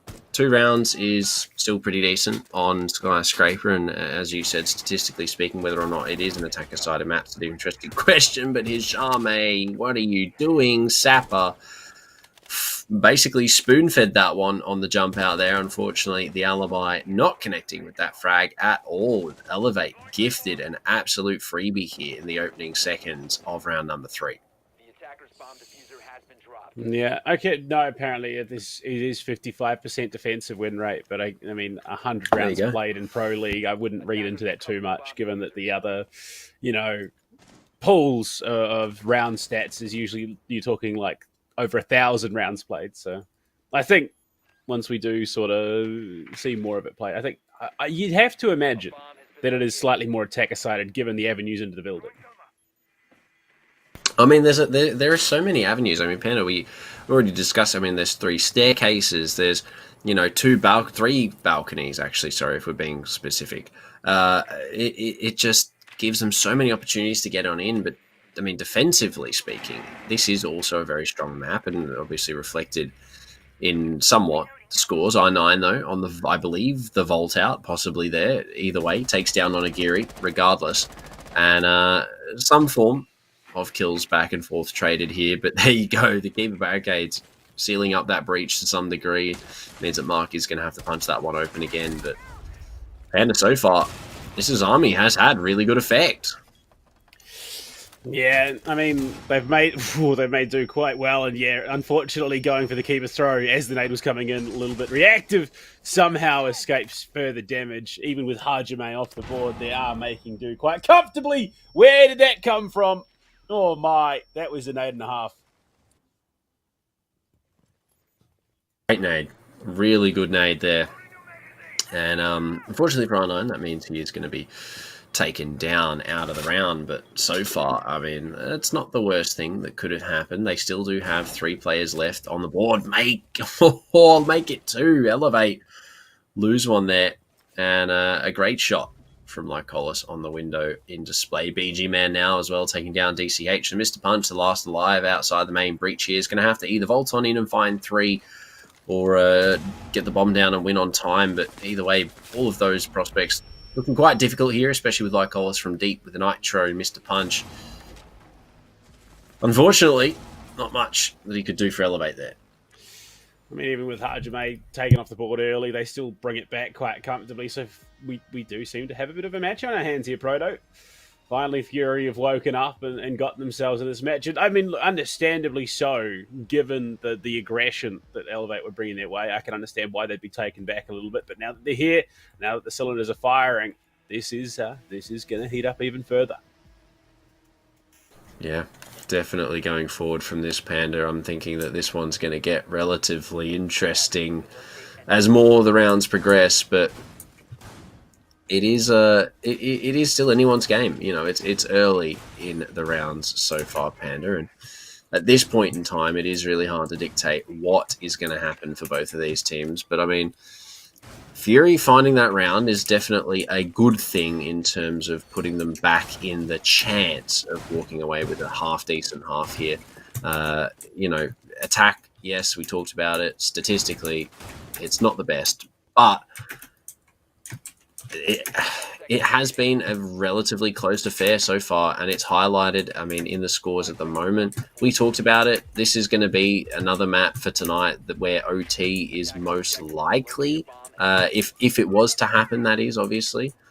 But definitely the most likely of the matches that we would expect OT from, if we're being completely honest. Yeah.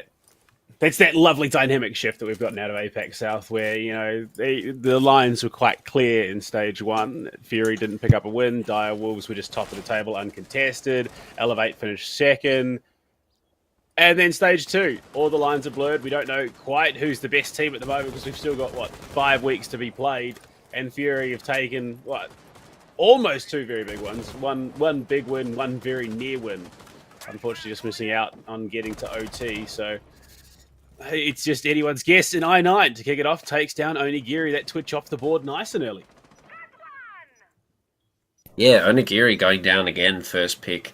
With I9 finding another one, and Fury just sort of poised on the trigger here, yeah, wanting to jump out.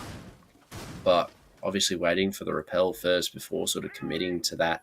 We'll hear the player jump up right next to him, and the window is sort of prepped, ready to go. Claymore is going to be heard. He's going to get bolts out and take that kill as well. Claymore not finding the kill. Diffuser now in the hands of Fury. He's too fast. They just can't catch him. He's just... he sprinted past it, got the kill, and avoided death. Honestly, if he'd whiffed the kill there, I think that it still would have been a death for Mark at the hands of his own Claymore. Big stuff so far for Fury here in the fourth. They're absolutely dominating. DCH knows as a player bottom black stairs, but unfortunately cannot connect the shots, nor can he connect the nade through that floor. Mr. Punch on this Nook. I mean, this is what needs to be the breaking point if they want to bring this round back. I mean, yeah, Mr. Punch is going to have to find some level of effect here on the knock. We'll spot out the Jaeger, and that's a great shot on the Dark, but a 2v4 is a tall order for any competitive team, and while, yes, DCH and Mr. Punch are both two players that could definitely get the job done, it is going to be a hard and steep mountain to climb for them, because there are still 4 absolute gunners left on the board for Fury. And while Elevate have had an all-right start to this matchup, they only have 30 seconds now to make their way towards the bomb site and play all this plant, or at least all the kills. But inside of Dragon, DCH not going to find I9 on that drone and get taken down relatively quickly. Mr. Punch will find another, but it's not too much left as Hajime finds the last kill. And Fury, they're going to equalize here. Elevate haven't won a round in a while. Honestly, we're at the point we need to start positioning Fury. It should be I-9000 at this point. He is just something else for this team. It's genuinely impressive that the level of coordination.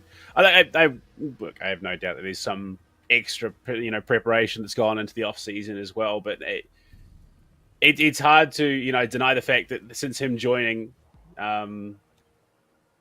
things have really ramped up. Yeah, they really have. And I mean, at the start, we saw statistically like kills and stats and stuff for all the players, and I9 doesn't even have the most kills. He's not necessarily required to drop 50 kills each game. He's not being crutched on, we could say, by Fury. But having him there for some reason, whether it is helping on IGL side of things, or whether it is making calls, or even just the play style that he brings as a solo player, allowing for everyone else to get kills, making sort of opportunities, if we will.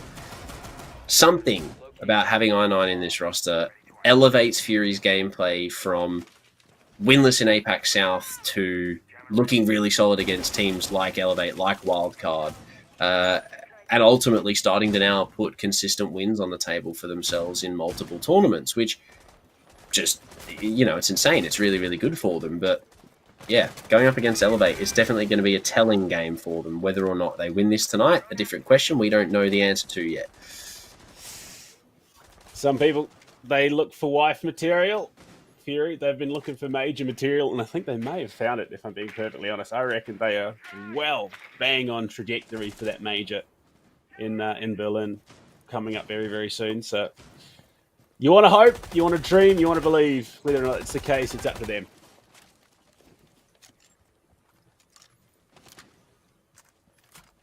Yeah, and a slower start here for Elevate. Given they lost 2 players early on in that last round to jump outs and over-aggression and whatnot, they are sort of just being very careful with what they're pushing and playing very heavily to their droning, which you have to respect. It is good to see them making sort of these changes on the fly and realizing that these are the issues that need to be fixed.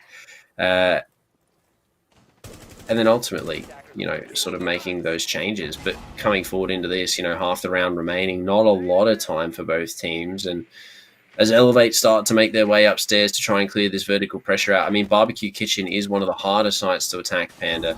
And it is sort of difficult to whittle down the defense that Fury have set up here, it seems, for Elevate. Yeah. We're ready to contest coming through. DCH finds the first Hajime, the Oryx off the board now, but that's a big chunk of health. And with Elevate being the ones to ban Finker out, it's not ideal. No, definitely not ideal at all. Mr. Punch through the smoke, can't quite see the player inside of T, but 2 quick kills for Fury, equalised to some degree, but Mr. Punch furthers the lead. Onigiri as well onto Lycolis, and BG Man now the only player left for Fury here. Elevate have 3, ultimately going for site control now, and the plant. Red pings are there though, so the Bulletproofs relaying some information, but Onigiri through the floor. What a shot to clean things upstairs up. Wow, that was a needle thread and a half. Spotted just the pixels he needed and shut it down. Elevate take their third, going into the final round of the half. I mean, it's not like it's, again, complete shutouts from Elevate. Yes, they are winning the majority of the gunfights, but some of those gunfights, again, a coin toss, 50-50 in terms of how they play out. It is 50-50, Panda, so far. I mean, even in saying that, though, Elevate, even after winning that round, looked super good on that attack. Yes, it was relatively close, but Fury, that upstairs hold had some good merit to it. I mean, the positions held, everything sort of that they had set up was a really, really good defense. So maybe they give that another go. Maybe it is something they look to sort of re-hold again in the near future, but at the moment, it's not going to be that case. It is going to be back to the office, and Elevate right now, obviously going to be looking for that 4-2 half banner. Whether or not it's allowed is on Fury, and given that we are heading back to this bomb site in particular, that being exhibition and office, I have every confidence, despite how close and chaotic things got for I9. It clears up 2 drones, and that's big information to know. Huge for them. Huge, in fact, Panda. And given that, they've had a pretty solid start to this round, I mean, 30 seconds in, they're already making a lot of good moves in terms of opening things up and getting those drones in to secure everything. I mean, Elevate they've had a really good attacking half. I mean, if we're being completely honest, Panda, their attacking half has been really, really good. And while Fury have attempted to have a lot of that more aggressive play style, Fury are there to greet them at the door. I mean, having, the Azami here just to impact trick this wall and then subsequently close it back up. It just makes things for Elevate. Exactly, just ready to go. It makes things for Elevate costly. I mean, they have to then rededicate more utility. You know what I mean, Panda? It makes things more difficult. I mean, look at I9. He is so versatile. You open up the wall there too. Yeah. Like, I'm there to close it back up. Like, it doesn't matter if you drone me out. Thanks for coming. Wall's closed up again. Like, yeah, great for Fury. Just massive stuff. And I9 trades out, finds Onigiri, loses out. Nakali, unfortunately, not the biggest impact player, but I mean, it's still Onigiri, a lethal weapon in his own right. The 1-for-1 goes as it does right now. Heading to the final minute 15, though, there is still a lot of tools in play to be able to deny. Plenty available, but Mr. Punch, the person to kick it off, will take down Dark. And for Elevate, I mean, they've lost Onigiri, but they have traded at least 2 big kills back. I9 and Dark both down, and Mr. Punch actually looking for another, but no, goes for the camera instead. Doesn't spot the head of BG Man, so they equalize at least Fury in terms of the man count. So Elevate Going to have to find a couple of kills here. Drone spotted out in the drone hole. 40 seconds left for this Execute Panda and 3 players on the board. Elevate going to have to hit some pretty insane shots here if they want to get this out. The Execute to come. Little pot nade, but a double nitro from Lycola's. Entry denied. No ticket bought. No entry allowed, of course. What a round to close the half Fury. Keep it close. Keep it tight. Solid from them. That is solid. That nitro there just perfectly placed to close that round out. And what a way to do it.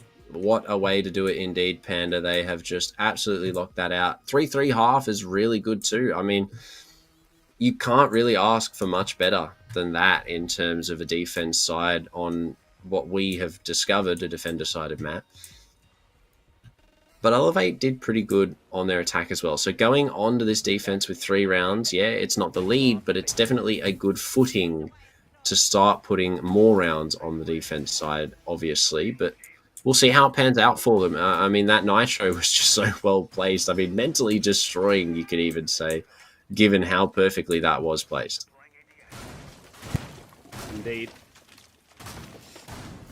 Whether or not that does play into the second half, of course, for Elevate's defense, we'll have to wait and see. But definitely seems to be that this map is going to be a story of attacking halves, and we'll see what Fury can do. Sap is setting up some some punch holes, rather. No longer bullet holes.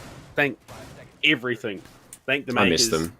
I'm being honest. No, we don't. We don't at all. Shame me. Publicly shame me, but I miss bullet holes. Well, it's been nice having Proto as a caster in APAC, but he's no blacklisted now, unfortunately. It's all right. I'll get in touch with Super's dad, who owns Ubisoft, and we'll make it happen. Don't you worry. You're out of here. Thanks, man. Appreciated. Hopefully it's a quick departure, but yeah, look, punch holes, bullet holes, each their own. The bullet holes were fun while they lasted, but yeah. Right now, I9 on the Ana. It's an operator that we've seen him play, I wouldn't say religiously, but he's definitely had a good crack on Yana as of recent for Fury, and not really surprising at all, to say the least. But Panda, I mean, it's new beginnings. And when I say that, I mean, it's attack for Fury. So obviously it is going to be a little bit slow off the bat. It is going to be sort of dedicating all of that control, seeing how things pan out. They have to open up office and push these players out. But Elevate have already taken the better choice and left themselves. They've backed off to that secondary position, and Fury now obviously figuring that out for themselves with their information gathering. And yeah, look, it relatively slowish start for Fury at the moment, but Elevate still holding on to a lot of good control here for this sort of second half. I mean, what you call slow could also be interpreted as thorough, wanting to make sure that they have as much info as possible when they go for that execute. The last thing you want to do is start that push into the building, not have all the information. All of a sudden, someone on a flank completely shuts down your play. So respectable that they are playing it this way, because they understand the stakes. Yeah, this is a huge matchup. So I definitely think thorough is probably more of an accurate description as opposed to the words that I chose, Panda. But that impact perfectly placed there. Onigiri to find that opening kill mark as well, to add one to the fray, and Onigiri will actually retake into Shrine here in an attempt to sort of throw off Fury, who have already droned out that information and dedicated that that's what's going on. But it is looking a bit dire now as the flashbangs come out, and it will be Hajime to find Onigiri inside of Shrine. Now, that's exactly what you're looking for. One of the two frag leaders for this team heading to the final 30, though. Hajime steps up towards Shrine. BG Man wants to drone things out before he commits to any sort of push into Drum. I believe he spotted the shoulder there, so should know Lycola's falling to Sapper, but Hajime might be the difference maker. No, punch swings out, mark to follow. And well, it is another Elevate round in the books, Proto. But that was brutal for Fury. Brutal regardless, Panner. I mean, it was so well cleared out, and it was definitely thorough. I think that was also pretty decent to see from them. But yeah, I mean, on that defensive side, Elevate just locked it out. And Fury just, unfortunately for that first round, not finding their stride. But yeah, Elevate, really well done from them in the opening of that. And it's only 1 round difference, keep that in mind. But on the defense side, that is all the difference, Panda, especially on a map like Skyscraper. Indeed. Oh boy. This is definitely going to be an interesting close to the map at the very least. I mean, I'm anticipating rounds just traded back and forth right up until that 15th. But it's definitely a more uphill battle for Fury now on the attacking half. Yeah, especially losing that first round. It's obviously not a whole lot of a definitive sort of, we can't do it from here on out. But it's definitely going to be sort of putting a little bit more depth into this game. Obviously, Elevate now hold a lead. Fury are going to look to rectify said lead by taking it themselves.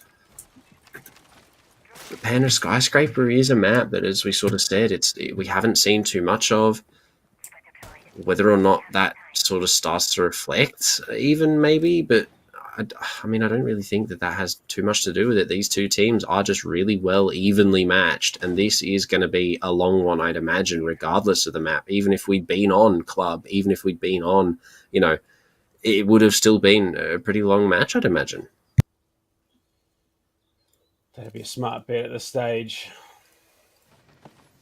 But right now, Fury, again, just testing the waters where they can, trying to find the first opening they need.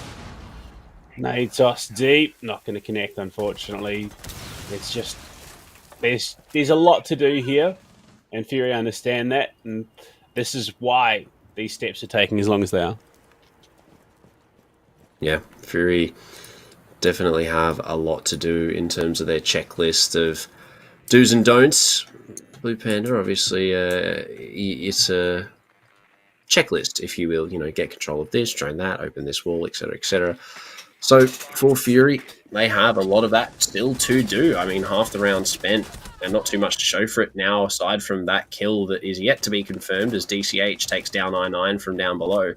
And the kill now confirmed by Dark means that Fury hold a 1-for-1 trade, but some utility lost in the hands of the Zofia. But is that a suppressor? I think I saw there. That's actually kind of cool. You love to see it sometimes. You love to see it. But yeah, Panda, right now, Fury, keeping it relatively equal coming towards the execute portion of the end of this round here. Sophia for an Aruni, but I mean, you got to remember that Aruni was in the hands of Oni, Geary, DCH, Falls, another nade to come into play from BG Man. Dark looking for a couple of his own to contribute right now, opening into the wall. Could be a danger point. Hajime down below, anticipating some flank potential play, but not to be. Preps himself a nade, looking to bank it off the roof. Might just be the opening he needs to get himself up the stairs, and it will be at that. Toxic canister in the door, suppressor in hand. There is a player just inside the doorway, pops the nade, but it's too far, too deep. Mr. Punch caught the ankles. Going into the final 15, this is a danger point. Someone just tucked it around that corner. Hajime finds the angle, and that's a big pick. Now they can look to push on through. No more smoke. Sapper tucked into the corner. Could upset here one, but traded back by Hajime again. Too quick on the trigger. Mark found like Colas. Catches him completely unawares. Damn. You love to see it. Fury just completely flipping the script there. And, other than that, Fury equalised once more, 4-4. Panda, we said it at the start. This was going to be the back and forth game. It is, it's shaping up to be an interesting one, and definitely being that it's a 4-4 right now. I mean, there is definite possibility that this goes on to Max OT. We've seen Elevate go to Max OT once already in the tournament so far. And twice, not Max OT, but OT just in general, twice so far in the tournament. So one of which they won, one of which they lost. And whether or not that is the same case here tonight, obviously Fury taking the dub yesterday, come out with a little bit of, I want to say, confidence coming into this matchup, because yes, they beat a straight in Playday 2. Yes, they won yesterday as well. And now coming into playday number 4, I mean, they are looking really, really solid as a 5-man roster and are doing big work against Elevate here at the moment. So provided they keep that up, provided that we see that extended level of competency from them, Elevate are going to be in for quite a rough second half here, because Fury definitely, didn't have the best defensive half. I mean, a 4-2 definitely favouring Elevate. That is a really good half for them, but it wasn't exactly bad, should we say. Sorry, I do take that back. Elevate, really good half from them, but good from Fury too. So, equalization? Possibly. Correlation does not equal causation. I don't know. It's just Asian words at the moment. Right now, at 4-4, I mean, this is. I mean, it's a great gear up, especially given that, at the moment, this rematch is not going to happen until Playday 5 of Apex South. Fury and Elevate have got a good couple of weeks before they have to face off against each other. And Fury, if they could strike a blow here, it goes to show that, the quote-unquote gods of Apex South can bleed Elevate is not completely untouchable. And that honestly, if they can take down Elevate here, they can take down anyone else in Apex South. And it just, again, bolsters that understanding that this is a team looking to qualify for the major. And hopefully they will, given that unfortunately Elevate missed out last time due to some unfortunate issues. But still, Mark opening things up, R9 to go down first. And Fury lose that opening pick. Onigiri furthers that lead with a pick onto Hajime as well. And I mean, Blue Panda Fury this round not looking the best, especially now with Mr. Punch finding another one onto BG Man with no trade in sight from Lycolis. That's a rough one so far here in the 9th. Unfortunately, it doesn't look like it's going to get any better. Luckily, Lycolis is good for a kill. He always is. DCH to 4. 2 versus 4. Just concerned that there is, presence lurking down below, which you'd have to hope it is if you're an Elevate fan, given that it is a first floor bomb site. Nade prepped and tossed through the door, not going to connect any significant damage onto anyone. Lycolis, 2 players, both incredibly isolated in this push, are going to have to rely on their own skills if they want the win. Dark and Lycolis, 2 very capable players, and in saying that, Mr. Punch not looking the right way. Caught out there. I believe maybe on the reload, I'm not too sure. Either way, something went wrong. Kill was there. Fury found that one. Beeper to give their position away inside of the pantry, walking back out into the dining room bar area. It is going to be Lycolis taking these initial flights to Onigiri there. We'll find both, though, for Elevate to lock out that round. And again, put them in the lead once more. Very well done by them inside of Barbecue. But Fury, that round from them, we see it. It's back and forth. They make the mistake, then they learn from it. The second round or second iteration of the same bomb site, Fury come back. They make a really good push in. Things look great. Then Elevate, switch up bomb site. Same thing happens all over again. It's a little bit of a pattern I think we can see emerging so far, Panda, for both teams. So, interesting as it is, Elevate right now, still looking pretty good. Still looking pretty good indeed, albeit Fury obviously now learning from said mistakes. Going into the next round here, this is a site that they've seen before and one that they should be confident with in terms of their ability to take control. So could see them equalise here, Panda. Possibilities galore, as it always tends to be in Rainbow Six Siege. You love it. Never count any team out of a competition. It's one of those beautiful situations where the map is never really over until you see that final scoreboard. So right now, Fury just as much of a chance to close it out in the next 3 as Elevate do in the next 2.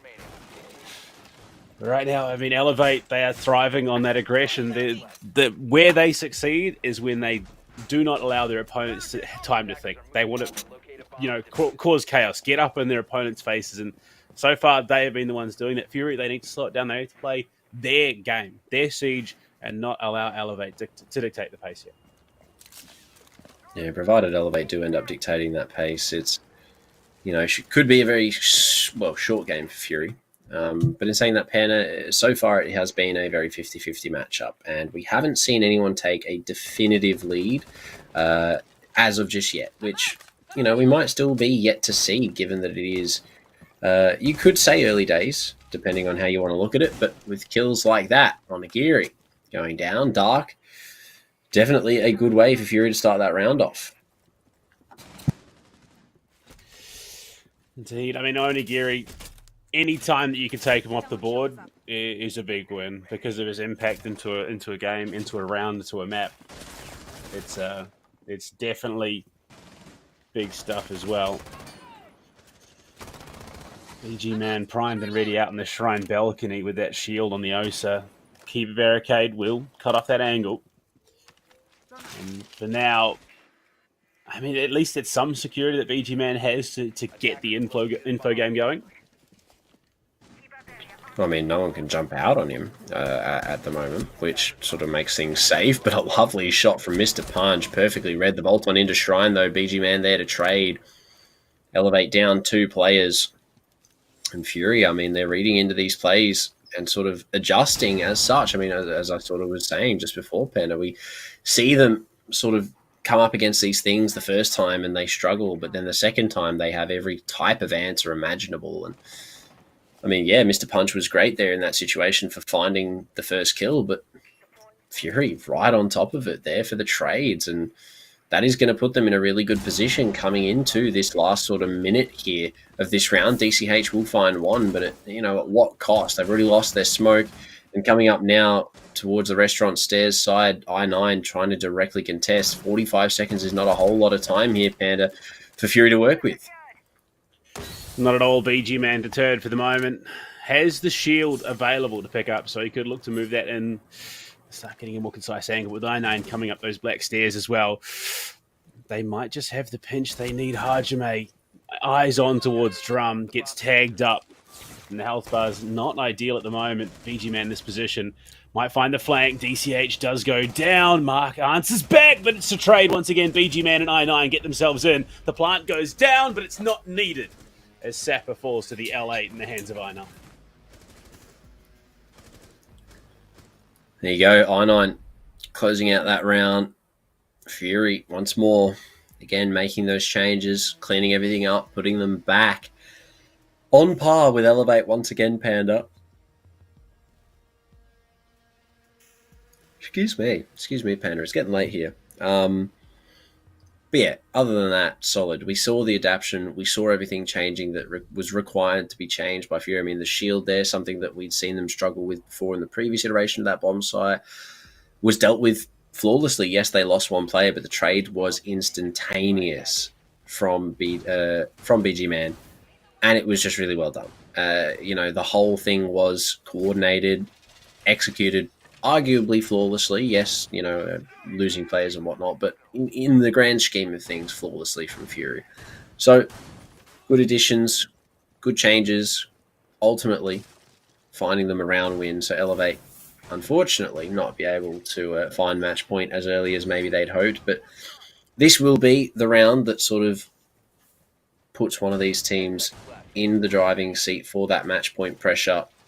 Whether or not it does anything, Panda, I don't think we can really say too much definitively, given that this has just been a round-for-round trade pretty much after this initial half. But we could be seeing it. Depends how both teams sort of take this next couple of rounds.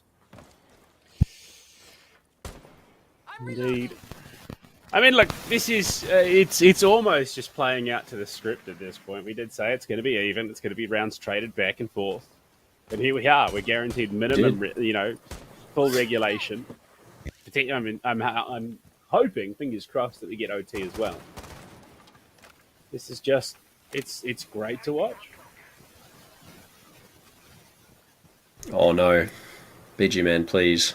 Okay, he stopped lagging. That's good. I was going to say, please don't disconnect. Fury needs you right now.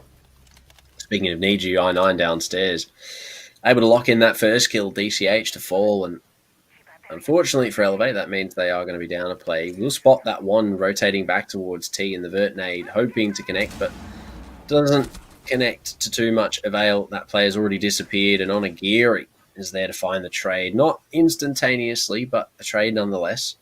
Will at least find Elevate back in a 4 versus 4 here.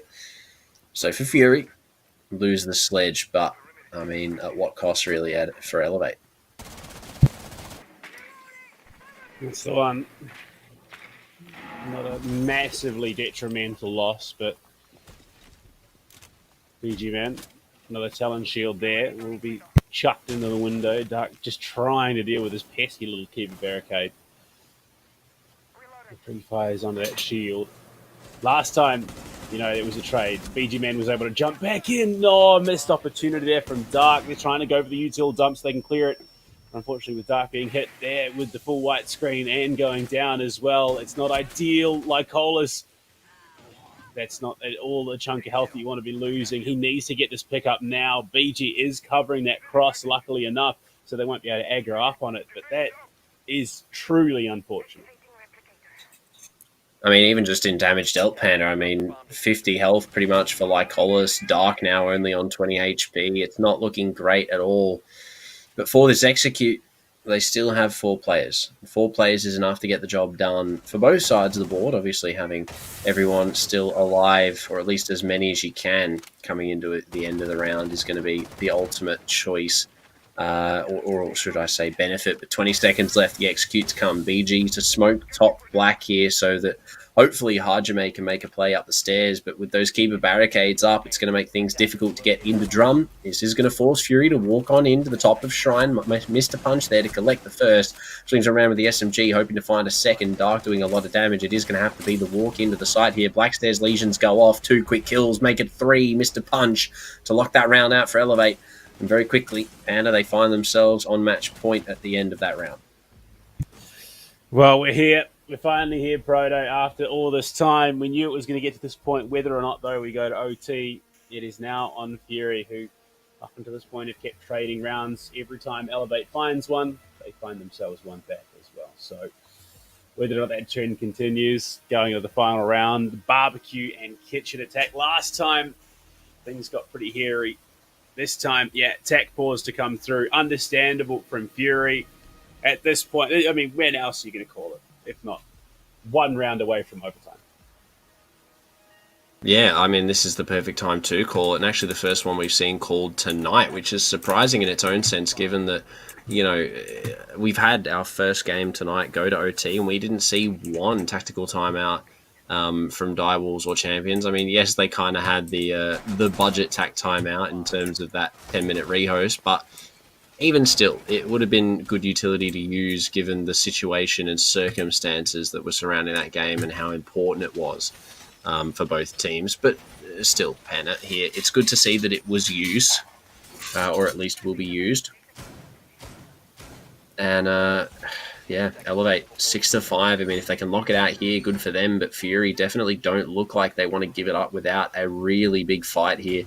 They've jumped onto the Amaru, which is something that could be scary, given that we have seen Hajime do some pretty scary things on the Amaru before, Panda. So,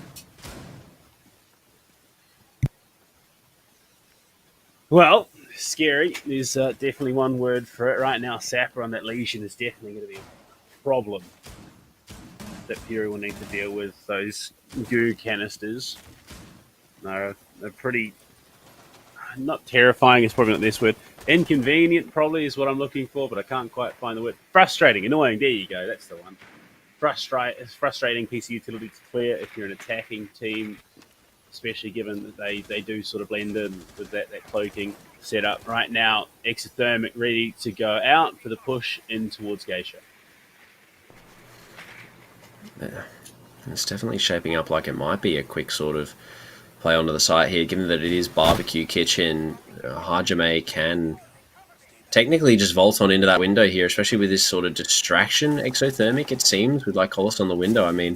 If they choose to sort of just send it in through the window into the black hallway near the bathroom and maybe even go for a plant on the A site, it could be a relatively sort of,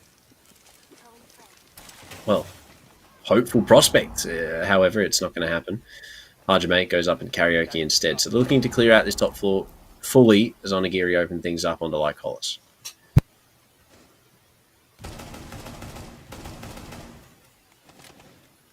Mark, just enemies around every corner, but the pings are good there. They've got some information to play off of. Dark takes some big damage, and this is not looking ideal for Fury. They were that close. They're dealing a pretty significant blow. I9 equalizes, but the trade back.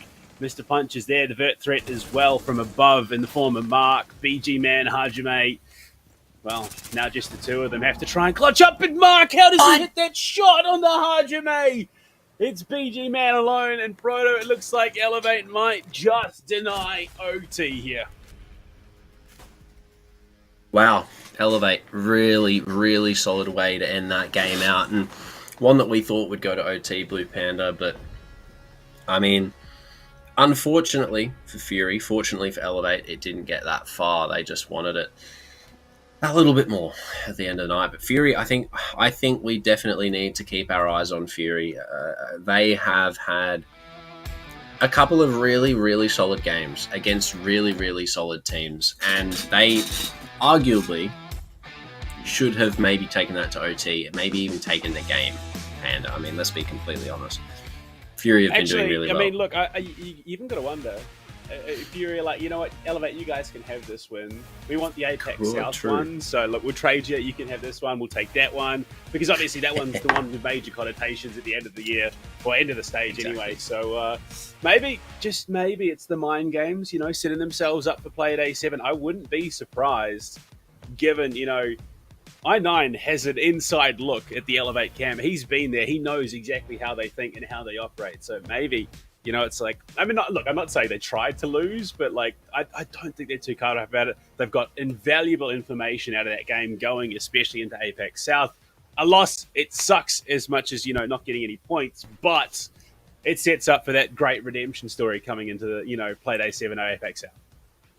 Yeah, obviously Apex South being the main focus for any team in it, given that it is as prominent as it is, major connotations, etc., etc. So either or, Fury are going to have an interesting sort of play day next Apex South. But speaking of interesting, Rainbow Six Credits giveaway, another one in the chat, hashtag Fight for Glory. Make sure you're dropping that one on the regular for your chance to win 600 credits. And that will be rolling out, I'd imagine, relatively soon. So, but yeah, Panda, in terms of game number 3, Elevate, really well done. It was a solid game from start to end, and ultimately could have gone either way if you know, we were to look at it any deeper. But other than that, I mean, Fury, that was still really good from them. It was a great showing.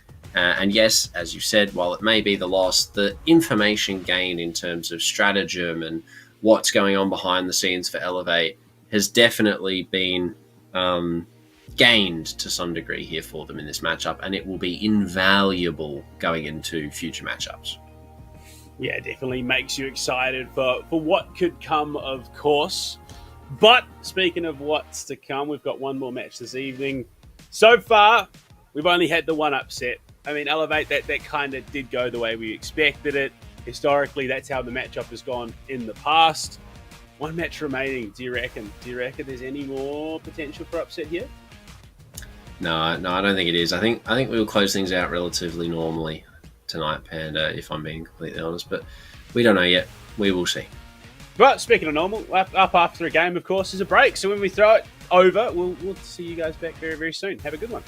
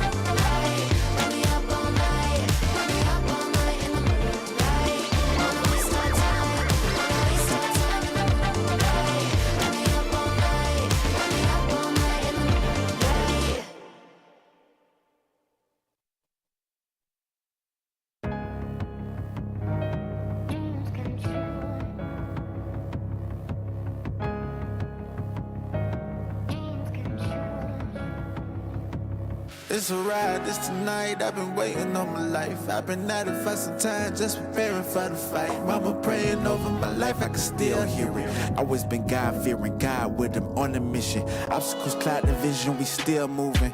I anticipate hell freezing before I see my team losing. You know there's power when you're unified. It's hard to spell unity without you and I. We ready for it now. 160, I got drive. Feel it in my bones that it's my time to do all that I do, making all my dreams come true. Hungry for the moment, I'll arrive. Feel it in my chest, won't rest till I can do all that I do, making all my dreams come, making all my dreams come Yeah, true. home team reppin', we gon' put it on maps. It's hard to relax when cities on backs and they rootin' for me. Writing out the vision to attack for the glory. Ensure you like Aflac, it's all facts in the story. The wardrobe is all black, even suited up. I promise I don't slack. Y'all better make room for us. Every dog has his day, I can sense mine. Like shine after rain, I've been wide awake for the whole time. Never sleeping on these dreams, I can't leave them in past tense. My mind has been fashioned, resilient and passion, yeah. Lights, camera, action, you know we coming forward. Family depending on me just like a bungee cord. 160, I got drive. Feel it in my bones that it's my time to do all that I do, making all my dreams come true. Hungry for the moment, I'll arrive. Feel it in my chest, won't rest till I can do all that I do, making all my dreams come, making all my dreams come true.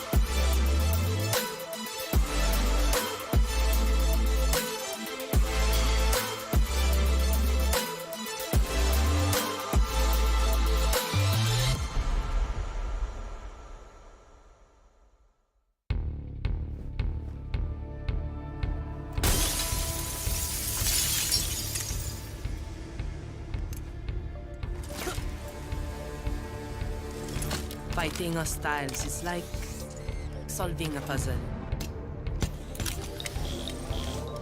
All the pieces are a total mess.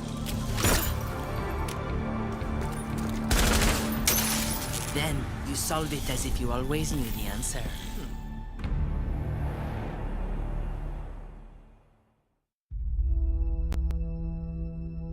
There are civilians out there who need us. They can't fight back. They can't escape. And they can't heal their own wounds. That's our job. And we're the best at it. By being careful and compassionate, we can make the world a safer place for everyone. We do this to be of service. And we can't afford to be complacent. When we go out there, we work twice as hard to protect others. Whatever we have to do, we put the people first. Get them out of here! That will be our focus. With unwavering diligence, we defend. And we get to say that when Wolfguard is on the field, things will be different.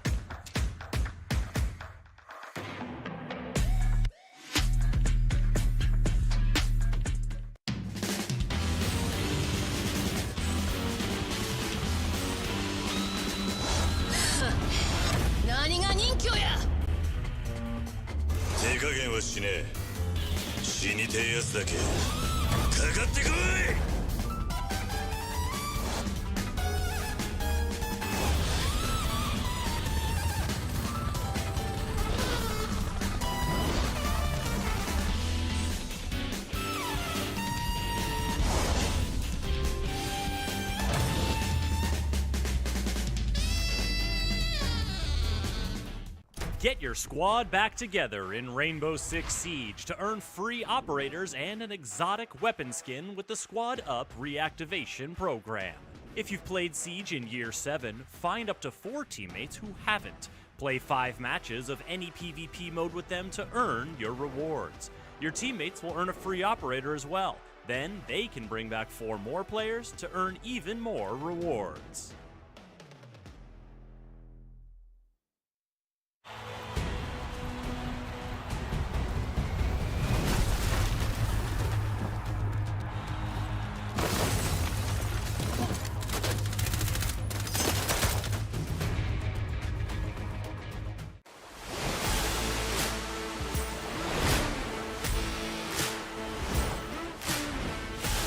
We should say.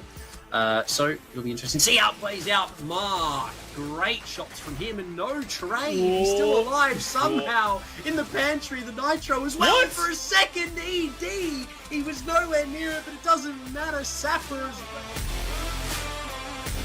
There's angles that need to be covered. Sneaks his way on through. That's a big kill. Looking for more. What can he do? He's going to find the spray down a triple. He's on for the ace. He's on for the ace.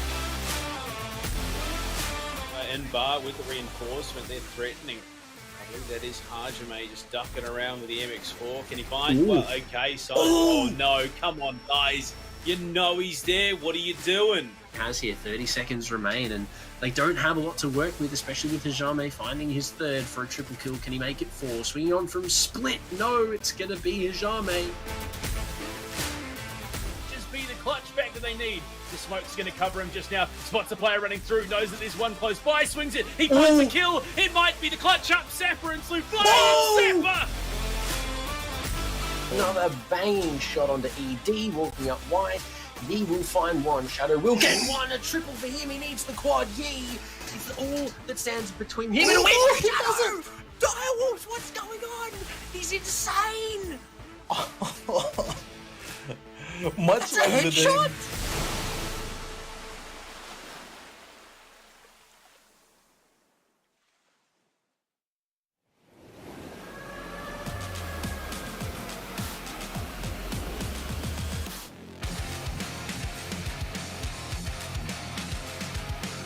Even if I'm starting to lose face, keep my head out, still going on my way. Call my own shots until I'm breaking. Get a move on until I make it. But I can't hold back, and having regrets. Hitting all the stacks, and that is why we're here. We're one gonna last. Tell me, what are you waiting? Take it over, and this is my year.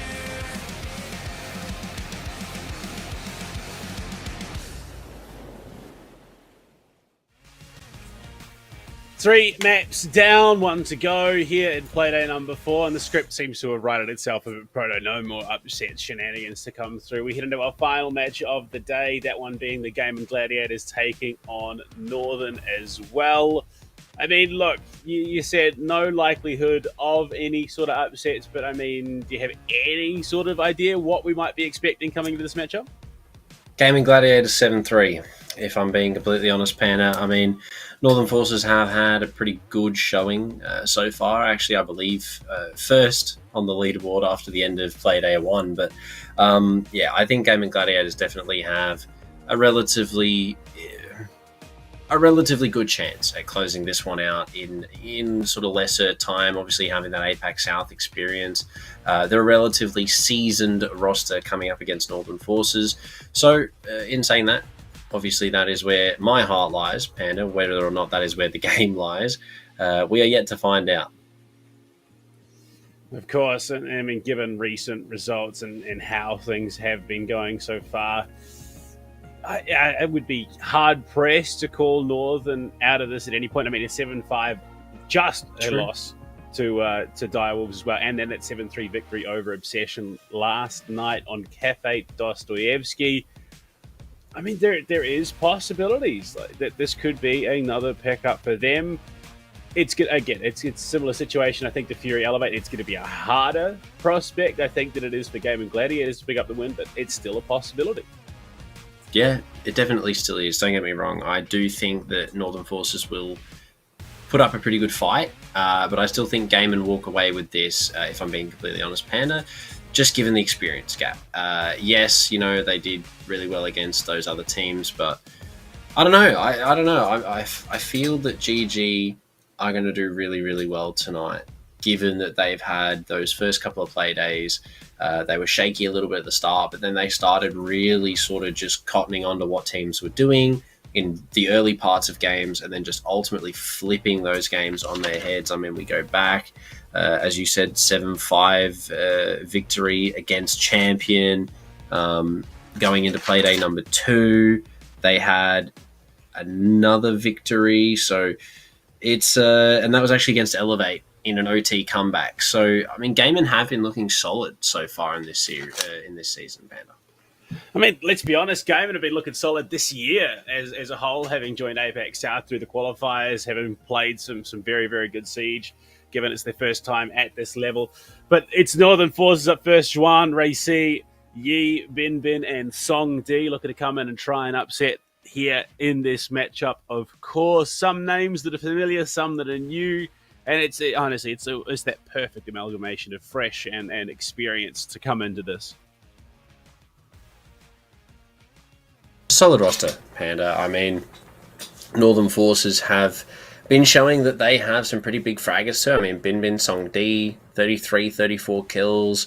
Even Ray, 27, Juan, 25. So, you know, they are very frag-capable players and have shown that in the lobby multiple times. I mean, we saw it. You know, we've seen it so many times from them before. Bin Bin, especially in Game 1, Playday 1, 18 kills right off the bat for his team with the dub against a straight. So right off the get-go, you know, Northern Forces have been relatively scary, but going up against them, obviously, Game and Gladiators, they're pretty scary as well in their own respect. They are at that. And of course, you know, if as we have a look at the Game and Gladiators, freshly picked up by a new org coming into this, they've bounced around between a couple here and there, but they finally found what we hope is their forever home coming into this matchup. And they've got a mixture, again, of that experience coming in, plus some new fresh talent. And they have really struck some blows over this year against some of the best teams coming out of this region. Yeah, they really have. They've done big damage, this roster has, and ultimately in a pretty spectacular fashion to say that. I mean, Joe, previously even Victor, so, you know, 8, Hoven, Tolji, Rix, scary roster, and definitely sort of a pointer as to why they might be walking away with the dub this evening. But so far in the lineup, Blue Panda, all we have seen is statistics.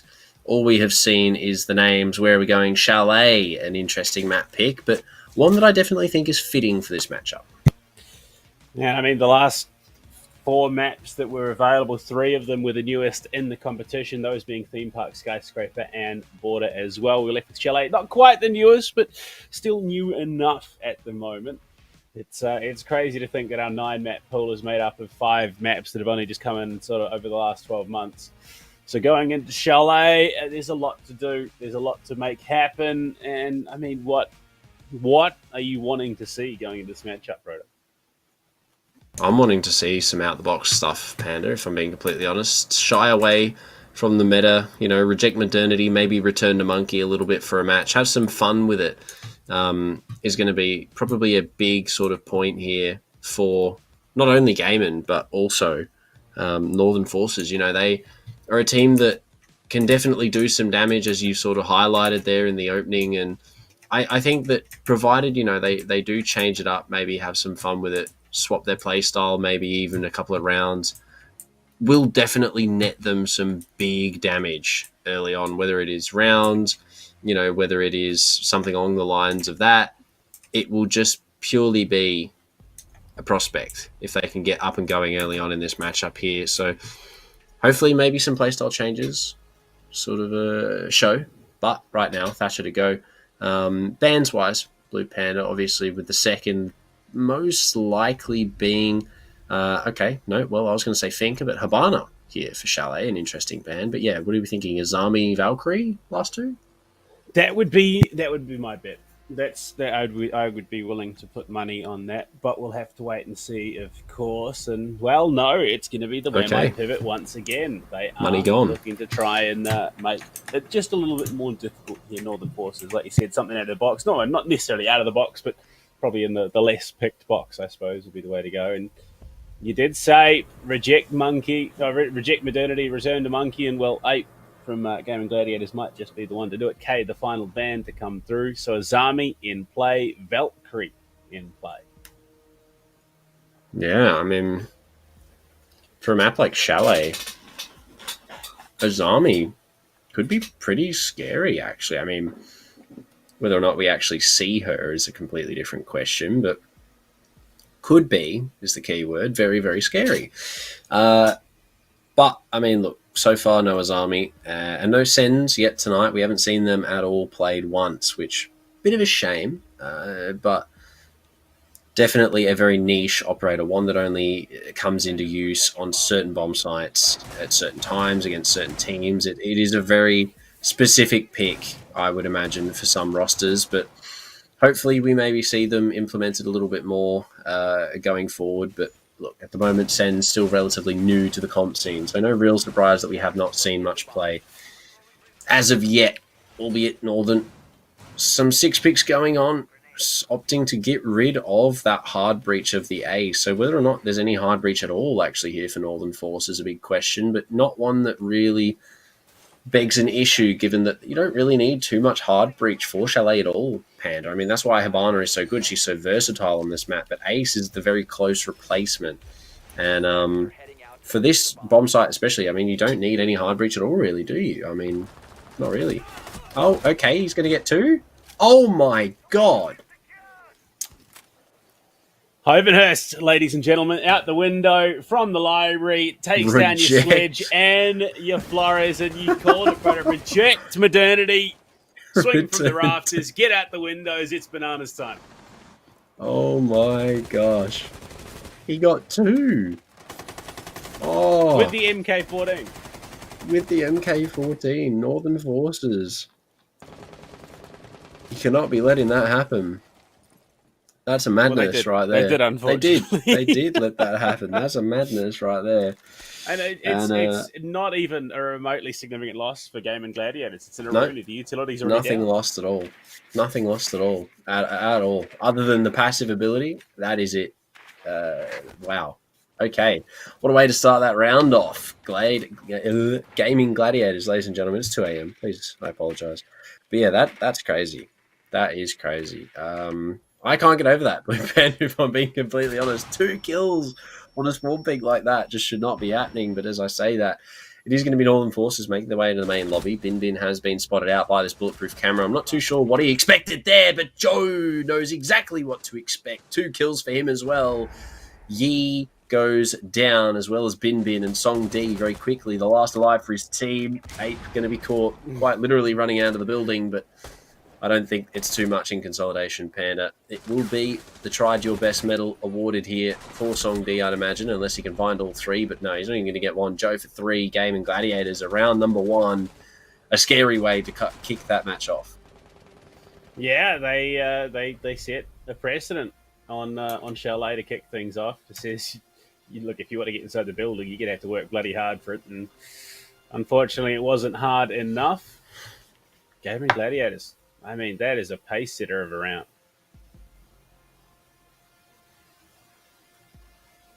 Wow.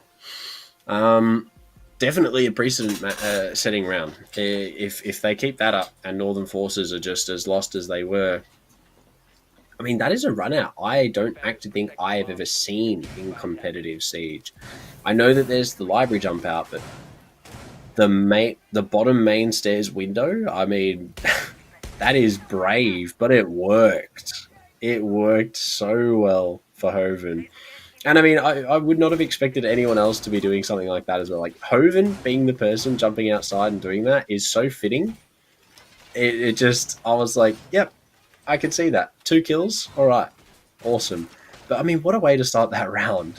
Northern just could not recover from that at all. I mean, you could see it reflected in how they were playing. They had no clue what to do. They sent Bin Bin in with 1 drone, and he was on camera, and he just kept going. I mean, yeah, Panda. If that does not shatter the mental a little bit from round 1, I would not be surprised. Well, it's it's definitely going to set Northern back a step or 2. How they recuperate is going to be well up to them. Let's be honest, they've got to find some way to bounce back from the absolute spanking that was round 1.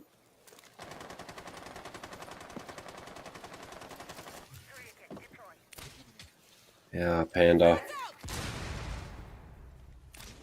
It's a good way to kick it off though for Game and Gladiators once more.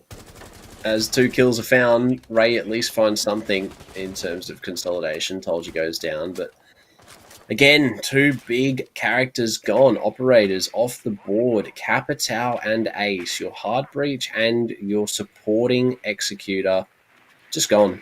You don't need them anymore. We'll take hold of those. Oh, you do. You do need them. Unfortunately, you're not allowed them. Exactly. Yeah, Game and Gladiators looking to keep this nice and quick, keep the momentum flowing. Joe bringing out his army, and pair with the Aruni as well. I mean, that is an insane amount of utility needed to be cleared, and, well, unfortunately, there is only limited utility clear available now. Yeah, not much left to do the job that's required to be done at all. Given that this is a kitchen defense as well, Panda, I mean, there is literally nothing left really here for Northern Forces to work with. I mean, they've got no hard breach. They do have some soft breach in the hands of Ray, but that's it. 3 grenades, 3 flashbangs is not a lot, especially with Ape doing something along the lines of that. I mean, Ray just absolutely punished. Don't let him find another one here. Oh, so close to taking Bin Bin dead. Does Bin Bin even realize that he was just shot at? I don't actually think he even knows that Ape just shot those shots at him. He's going to walk around. He's going to spot the Vulture as well. Can he find the player on the main stairs? Yes, he will. What? Juan, where are you looking? Game and Gladiators, another round on the board. They just make it look too easy. I could just imagine Ape sitting there, beating his chest, swinging his arms around it, embracing the monkey, as it were. Reject modernity. Because, I mean, it's not even that they're rejecting modernity and just playing monkey swinging. They are just playing hyper-aggressive, successful Siege. Calculated aggression, I think, is a good way to sum it up. And it's, as you said, it isn't just, swing or be swung type sort of, I say this, ranked mentality. It is very clinical. There is information. There is regards for that. But they are also then relying on the fact that Northern Forces have been doing an absolute madness to themselves in terms of the misinformation. I mean, inside of Office, how many drones did you count at the end of that round or the middle of that round before 8 found those kills, Panda? Because from what I gathered, it was 0. I did not see any information gathering going towards that side of Office at all, and he found, 2 kills because of it. Northern Forces have not been droning, or at least it doesn't look like they've been droning, and Gaming Gladiators are capitalizing on that perfectly. I mean, they are reading into it. The player walks away. He's got no clue you're there. I mean, he should have, given that, you shot at him and all that. But other than that, there are so many little tiny mistakes in terms of information gathering or position, and Gaming Gladiators just every single time seem to be there, ready to collect the frags. That seems to be the way it goes. Especially when you, like, Southeast Asia, just a region that is known for its aggression and coordination. It's it almost sucks to be Rix right now. He's just sitting there in the corner like, well, what do I do, guys? Bomb located by attackers. We're coming up. Literally, Panda. But I mean, other than that, it's been a pretty intense matchup. And by intense, I mean Gaiman have really just been flexing the work that's been put in, obviously, either behind the scenes or, et cetera, elsewhere. And so far, they are looking scary. But coming into this round, Northern Forces bringing the Oseron. An interesting choice, but one that I think is definitely going to do them benefits here. Rick's a lot of damage, I believe, actually through the wall there from Zhuan on the main breach. So whether or not they can convert this into a win, they've obviously got everything by the main breach sort of relying on getting this plant down, and it is set up really well for them to do such, with Hong D holding the jump outs as well. They're very scared. Jump out again. They are very scared. Oh dear. But I mean, look, in all honesty, this the power of the Osa Shield on any side, any map with a breach like this. I mean, you look CCTV, you think Jacuzzi Wall. That's the power of the Talon Shield. It allows you to get in, go for the safe plant behind it. I mean, iconic almost is that basement attack on Bank as well. So right now, Bin looking to get in, catch the player out from Kitchen, but not to be. Jojo gets aggressive on that dining hallway, pushes up to him and meets him. And that is truly unfortunate right now. Pushing in above Ray. Okay, he's out again. Never mind. Oh my!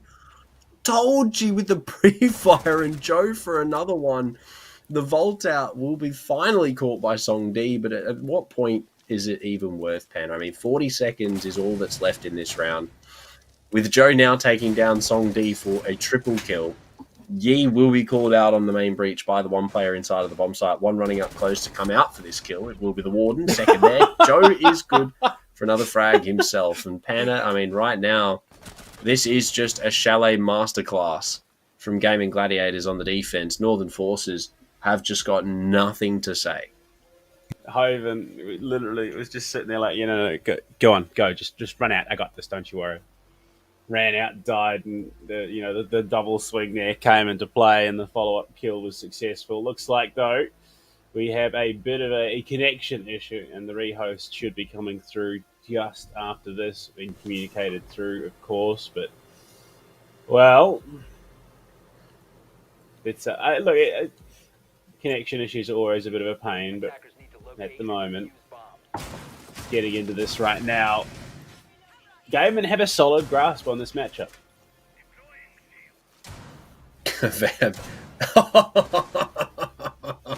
Oh, you love to see it. Bit of KD ruining going on. He's told you going to come out on Victoria. Who's going to win? Who's going to win? Is it Joe or No, that's not even my question, Proto. You saw what Hovid was using there. I did. Does that mean that he... I don't know. Look, I would imagine the semantics of it. I wonder what that says on the phone, bottom left, Song D. I wonder what that says. I'd imagine it is something very funny, but unfortunately, I do not understand what it says. So if someone could translate and let me know, that'd be great. Because if it's very funny, I feel like we're missing out a little bit, Panda. But Boss G, I'm excited to see if it makes it through. Yeah, I would love to see the Boss G make it in. Because I know, like, in terms of, you know, arena host, same site, same operators, but is that, you know... Same guns? Stick with the same gun. I don't think it's that quite restrictive in Rainbow Six Siege, but look, why not? Make it a bit of fun. Yeah, I mean, you locked it in once. Why not make them lock it in another time? I mean, it's great Do gun. it again. You won't. Yeah, exactly. You wouldn't. You're scared, I think, is the way that you could sum it up for most people. But other than that, so far, Panda, I mean, Boss G aside, memes aside, it has been a solid matchup at the moment. And while, yes, Gaiman may have been sort of memeing a little bit the team killing side of things, told you coming out with 2 big frags, it's been a relatively good match so far, and Gaiman are definitely in the driving seat. I think, you know, if Northern Forces are going to want to do anything in this matchup, they are going to have to meet fire with fire. And by that, I mean they are going to have to get very, very aggressive to the point of, you know, maybe even trying a rush could be something that could maybe help them, excuse me, in terms of finding a round or at least some pressure to be relieved. But given that this, again, is more of a glorified tactical timeout, we see already here Gaming Gladiators on the cameras, a couple of them talking things out. Obviously, I'm not too sure if they're allowed to talk to the coach or not. I don't think they are during a rehost. But either way, it is a time for both of these teams to have conversations and say, look, what do we need to change? Especially on the Northern Forces side of things, they are going to be taking their time and going, look, what do we need to be changing? Because something pretty something pretty big going on right now, and that is that you have not found a round yet. Confirmation. It says Wanda is my wife on the phone screen. Okay. I don't know if he's married. I couldn't tell you. I'm not that familiar with Song Di and his personal life. But I mean, look, ups to Wanda. Let's go. Nice, you want to have that support, whether you know a real person or not. You got to have someone to fight for at the end of the day. Exactly. So right now, yeah, like fighting is probably the hardest part of what. Yeah, okay, Wanda the Marvel character. Okay, gotcha. Yeah. Okay. Yeah. Wanda is waifu, basically. Oh, okay, yeah. I mean, WandaVision, yeah, cool. Albeit, look, Wanda aside, it's been a good matchup. It really has. And Northern Forces, yes, unfortunately, with the connection issues coming into this GG, are going to have to, I think, tighten things up. But if they want to win it in quick sort of time, Panda, I'm talking 7-1s, 7-2s. But in terms of Northern Forces, they're going to have a serious switch up in what is sort of being bored at the moment, because GG are just running circles around them. And it is sort of very telling from what we've seen from them before. We have seen that hyper-aggression style of Rainbow Six Siege week in, week out, I think we could argue. I mean, they are a very aggressive team, and it is something that they employ on the regular, Panda. We see them doing this sort of style of clinical aggression every single week on defense. So whether or not they keep that up, obviously they probably will, but we'll see. Well, right now we are going to throw it to a quick break while we get the issue sorted. When we come back, we'll jump on into the rest of the match. We'll see you back soon.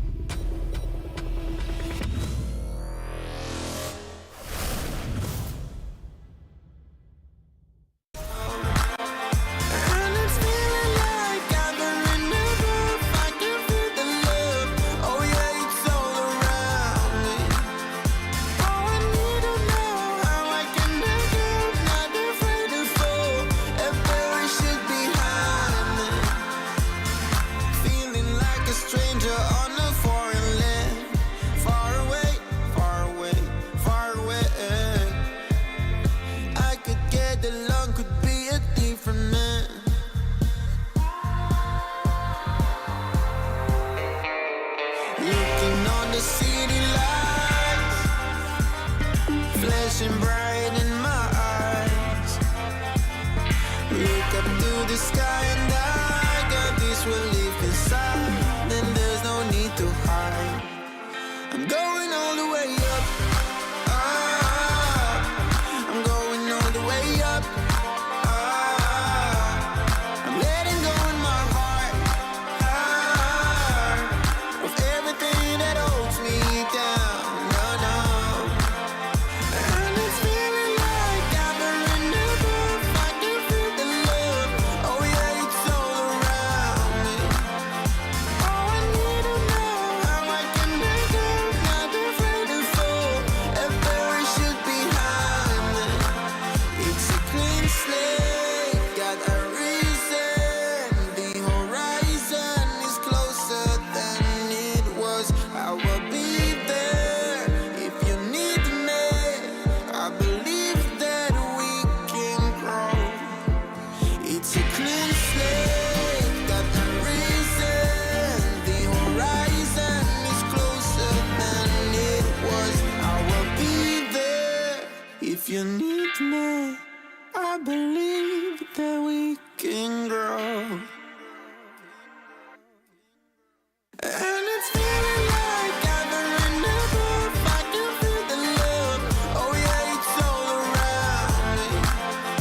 Oh, I need to know how I can make up. Not afraid to fall. A parachute behind me.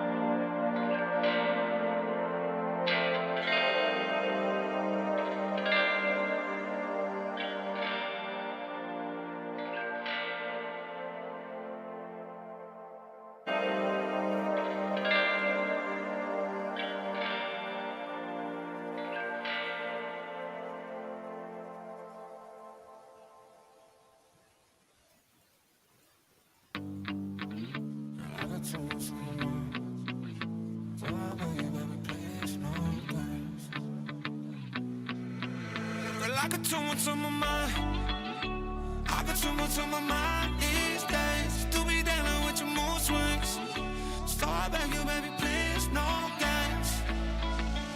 I got too much on my mind. I got too much on my plate. You just wanna know, child. I just need some time and space. I just need another day. Need to find another way. Girl, I used to play some sports, but I'm sick of all the guys. Now I don't care about your plans. Girl, I'm sorry, I just can't. I'm just doing what I can. It's bigger about it, like your chance on your mind. I got too much on my mind these days. To be dealing with your mood swings. So I beg you, baby, please, no games. I got too much on my mind.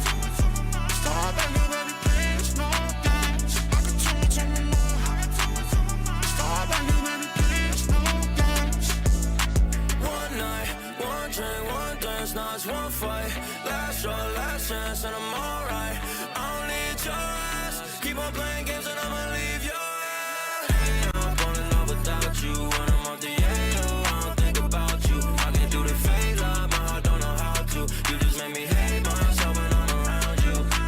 These ain't growing pains, you just ain't the same. I can't take this change, baby, please. Girl, I got too much on my mind.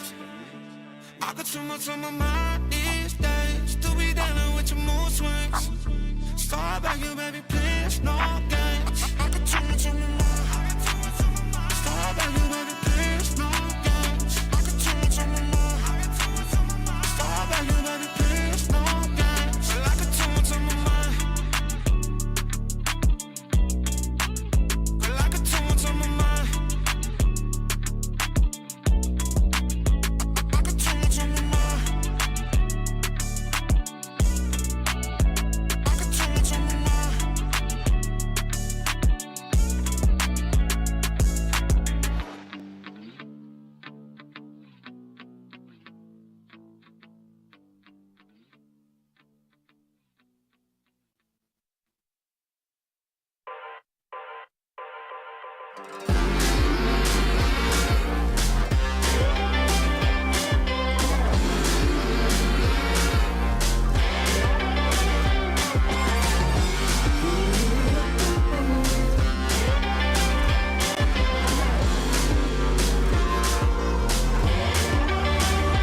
There you go again, looking so handsome.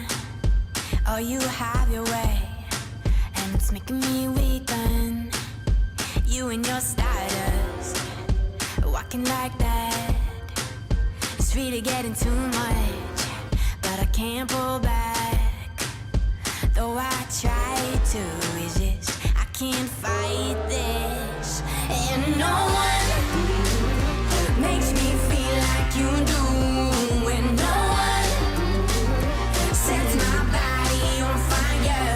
And no one gives me shivers like you. Oh, no one does it better. How I try to sleep, but you're deep in my mind. Got a hold of me. When I'm awake, I'm all blind. You and your magic, like infinite power. God knows I tried to resist, but you're pulling me closer. Oh, I gotta stay away, but you won't let me. And no one makes me feel like you do. And no one sets my body on fire. And no one gives me shivers like you. Oh, no one does it better.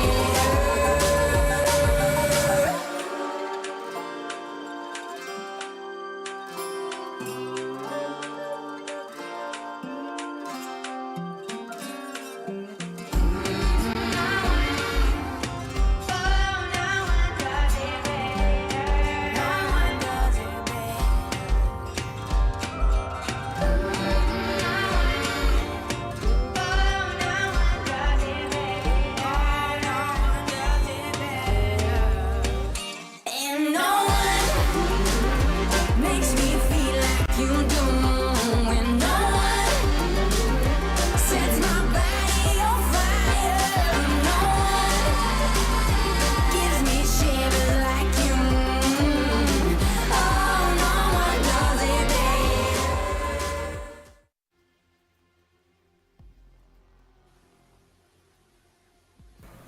Hello and welcome back. We're jumping back on with round 4 of course, Proto. So far, it has been a one-sided affair. Northern Forces, after the rehost, hopefully can start to get some momentum. Yeah, they haven't had too much success, Panda, unfortunately, at the moment, which, if I'm being honest, isn't really surprising given that Gaming Gladiators are as strong as they are, or at least have been looking as strong as they have been as of recent. But those first 3 rounds that we saw before the rehost, absolute dominance from Gaming there, just complete and utter shutouts in all the rounds seen. So Northern Forces, keep in mind, this is an attacker-sided map as well, Panda. And to see them with 0 on the board as opposed to Gaming's 3, it's not what you'd be expecting necessarily on Chalet, or at least for the defensive side anyway. Not at all. Not at all.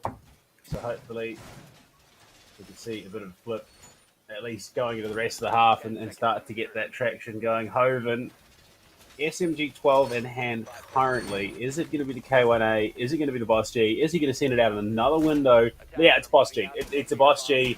He's about to send it somewhere. I can tell you that much for sure. Hopefully he gets one. Any Boss G spawn peekers in the chat? Maybe, possibly, we don't know. He does have his ability activated right now, so whether or not he's able to find that kill, say, a different respect. Obviously with Boss G things a little bit more difficult, but in the hands of a professional gamer, you would expect at least some damage to be dealt. And right now, nothing too much has happened in either respect. Tolji will be droned out on the top 4, and instead of running away, is going to opt to sort of hide in this corner here for a considerable amount of time as the util starts to come in. And He's already dropped on out. 8 will be the first to find a kill. Bin Bin goes down, and the Finker being taken off the board early. Not the best of starts here again for Northern Forces. I just want to know what the game plan is. Where is he looking to put this Boss G to work? He's SMG 12 in hand now, rotating himself out and around.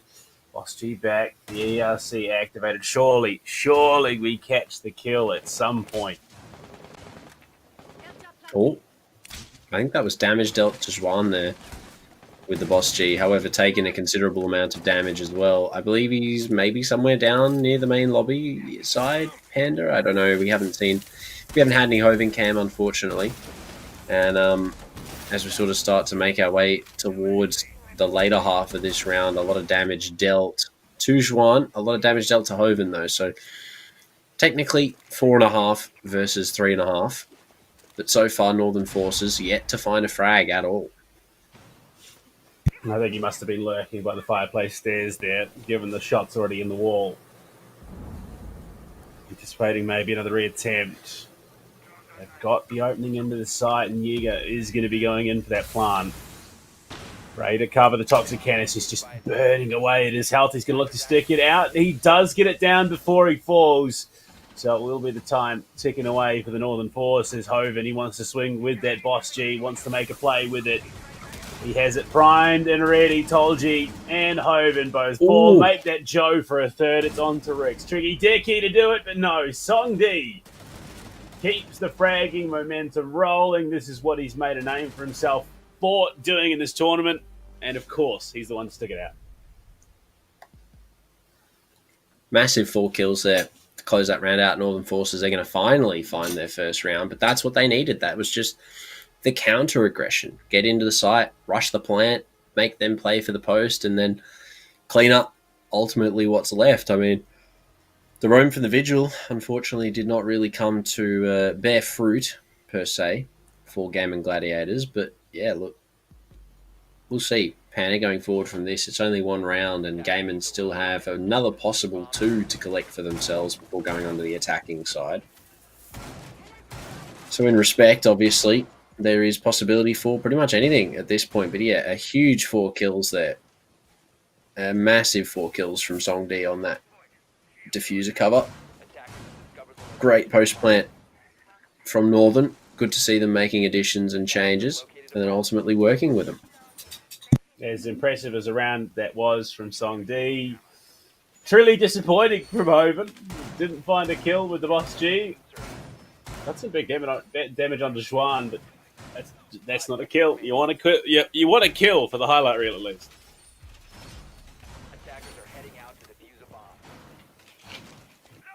Something to put in the montage is always good fun. You know, it obviously comes down to if you get the chance to hit the shots, Panda, but in saying that, seen some new additions to the rosters. Fuse in the mix here for Northern Forces, and well, whether or not that is something that chooses to work for them. I do believe we actually did just hear the first cluster charge go off. Second now on the upstairs library. Possibly wasted utility. No one up here at all, and other than Joe, who's going to be largely unaffected by that given his position, you know, it's not. Is it really worth it at that point? Well, Hoven will fall, courtesy of the frag grenade finally. But it's a start. Not the end of the world, though, for the side of Game & Gladiators. They could definitely make this one work. Damage onto Zhuan, once again, drone above the hatch, providing big information onto that gaming door. If they can find the kill, that'll be even bigger, but they're going to have to go for the vault in to try and secure that one. Bin just playing for the flanks in main. And it's good to see that Northern are sort of now putting things in place to manage that aggression, because it has been a relatively hyper-aggressive game from Gaming Gladiators, with Ray now finding a kill as well on Totology as the fuse charges now begin to run rampant inside of the bomb site. Rix takes a considerable amount of damage as well at the top of the main stairs, paired with the E1D. The bomb now going down. Yi looking to stick it out as no one is there to stop that. Joe, the only person close by in an attempt to retake into the site, make it for 3 kills. No, Yi escapes with 1 HP, has to go for the aggressive jump out, but it's not enough. Yi and Ray to close it out with the LMGs. When did the M2 get a black ice Panda? That looks really clean. I would imagine it was with the Bravo packs. I like it. Not bad. Definitely gives a little bit of a secret buff, I'd imagine. Of course, black ice. It's not even a secret anymore. Everyone knows. If you're not running black ice, you're not running anything. True. But Northern Force, they do bring it back. Within 1, going into the final round of the half, the sledge is picked now at the moment instead of that fuse. There's potential for that attack repick to come in later. But Joe, with his army on board, I mean, definitely a huge amount of bite taken out of Gaming Gladiators now. Yeah, I don't know if it's the rehost or, if something has gone terribly wrong, but Gaiman are definitely taking a bit of a backseat approach, I think, to the last few rounds that we've seen from a lot more aggressive, but not in the right places, I think, is what we've seen so far, unfortunately, unfold. And, well, Northern Forces, obviously, they're going to be happy finding 2 rounds. But, yeah, Gaiman at the moment have definitely subsided a little bit in terms of the aggression that we saw from them in the first few rounds. And ultimately, that has cost them a little bit. But going forward into the final round of their defensive half, no matter the outcome, 3 rounds on defense is huge, because if you take it into consideration, Panda, an attacker-sided map with a team like Gaiman that like to be aggressive, it could be rather scary. And they do see the fuse come out in the end. So both Ray and Ben going to be running some big LMGs right now. Schwan looking to maybe make a quick jump into trophy here. Had the Gon 6 primed, has cover in the form of Song D covering the drone hole. This could be a bold play. Cluster charge goes in, looking to try and clear out. Yeah, okay. Respect it, but it maybe not the smartest of decisions. Oh, look, they could have definitely made it work, given that there is only 1 player close by, but Ray and that fuse charge definitely making things a bit more interesting. And it's an odd choice that we see Northern opt to use those fuse charges on the windows as opposed to actually, vertical on the site and taking that top floor. But their focus definitely seems to be towards the bottom of West Main, double car garage here, at least for a couple of the players from Northern. We did see Juan just back off there, but either way, definitely a slower approach from both teams for this round. A lot more passive in both respects. There we go. Rainbow Six has just put the post out. Mira will officially be back in play for next play date. Unfortunately, it's too little too late at this stage. Right now, he's only some... no, I don't think it really would have achieved much in this map. But anyway, Ray, what a kill onto 8. Looking to push through, clear out these lurkers downstairs and start threatening onto West Main.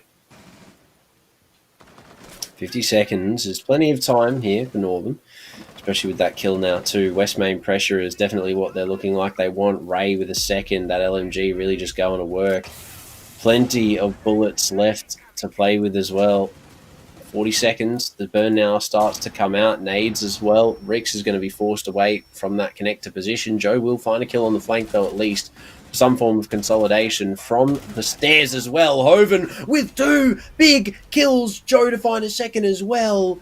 Gaiman answer back with an end round like no other and secure the 4-2 half going on to the attack. Ape's having fun. The boys, the smiles across the board. I think the only one that isn't is Joe. All serious, all business. But Gaming Gladiators, definitely a story of coming into their own this year, and they are doing just that.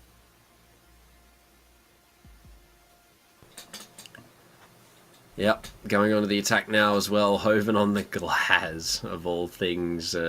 Definitely a DMR enjoyer, I think, Blue Panda. But Glaz is an interesting pick. He's just seen recent buffs, obviously giving the implementation of the Bearing 9, as well as, I think he had a change to his DMR. I'm not too sure what the other change was. He was made a 3-speed, I think, is what it was. But yeah, Hoven... huge kills from him on the Valkyrie there. Insane end round. But yeah, going forward into this round, Glaz, an interesting pick. Dokkaebi was teased, but yeah, Glaz, the ultimate choice, which could sort of highlight maybe the type of plant Gaiman are going to go for. I mean, they've got smokes in the hands of Hoven, but other than that, not a whole lot in terms of allowing that Glaz to really sort of make much of a play. But yeah, I mean... Gaiman are definitely just having fun with it right now. I'm not wavering at all. Just it's Ash. I'm going Ash, guys. I'm going Ash. Just let me do it.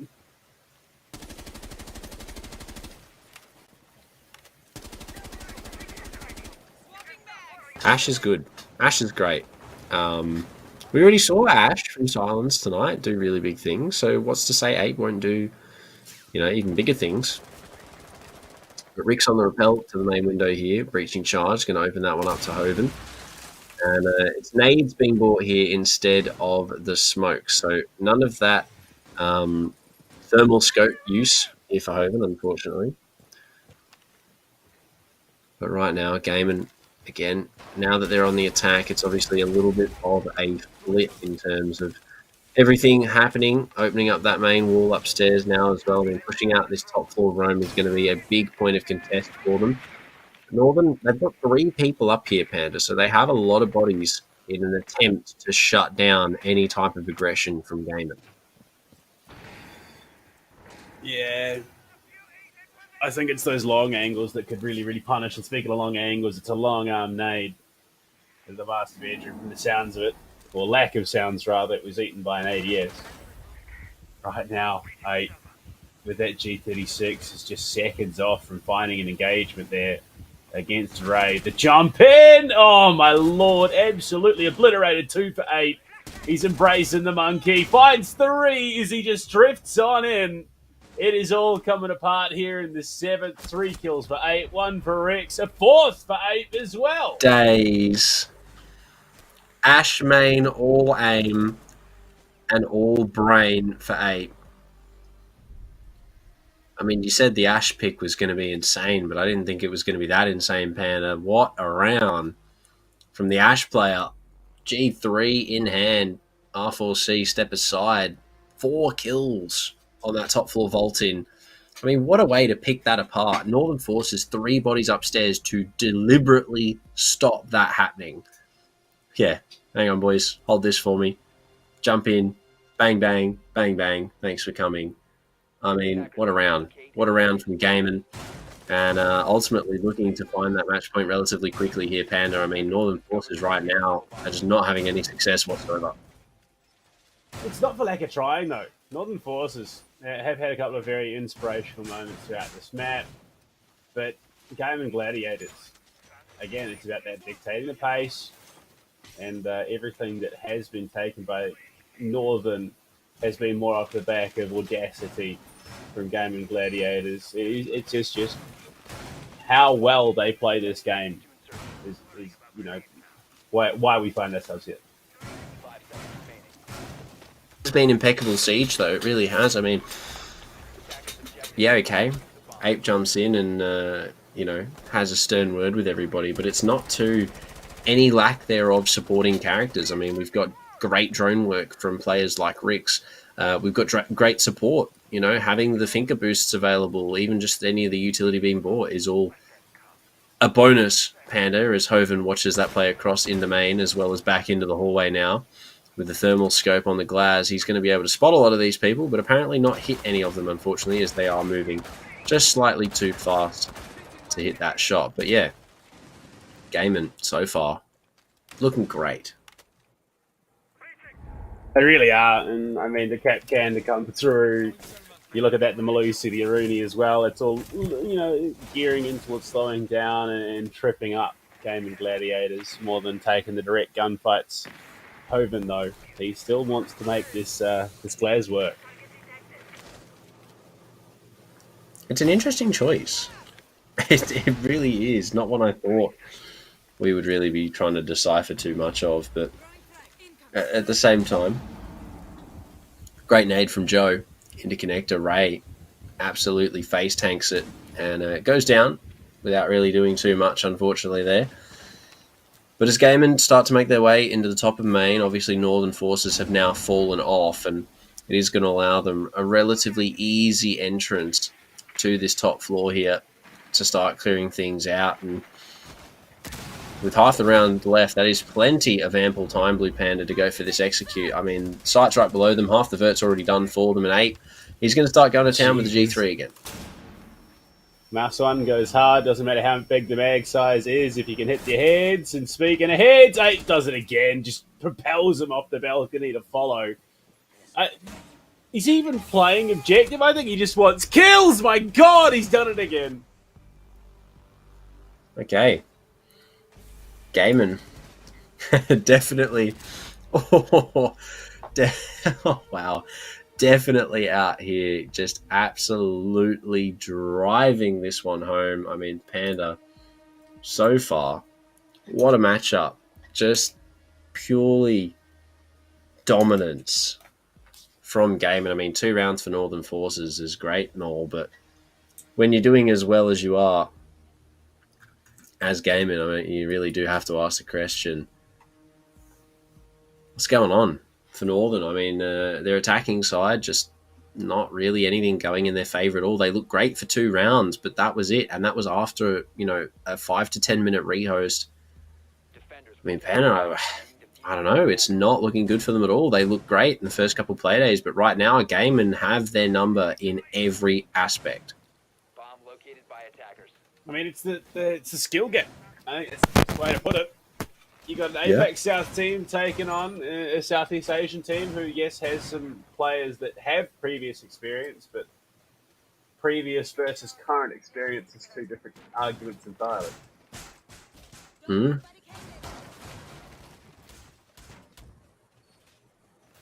100%.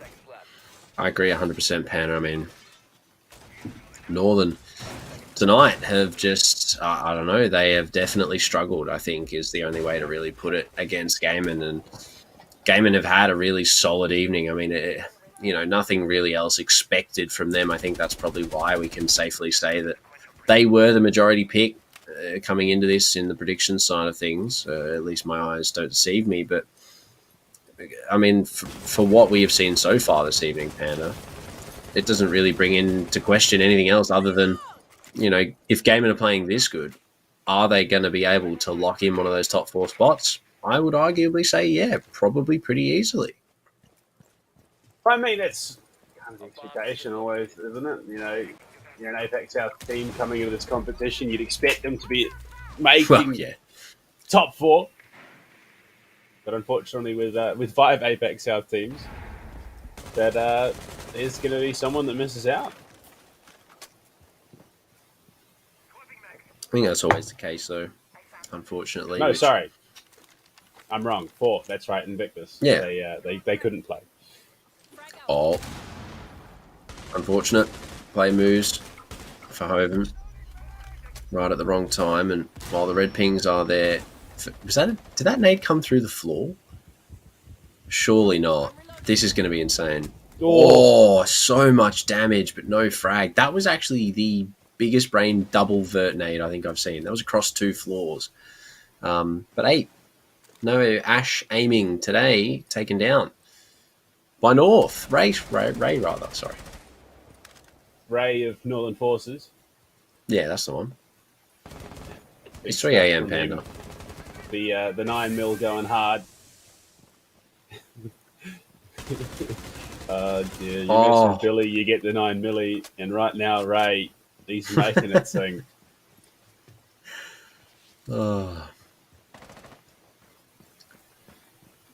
50 seconds.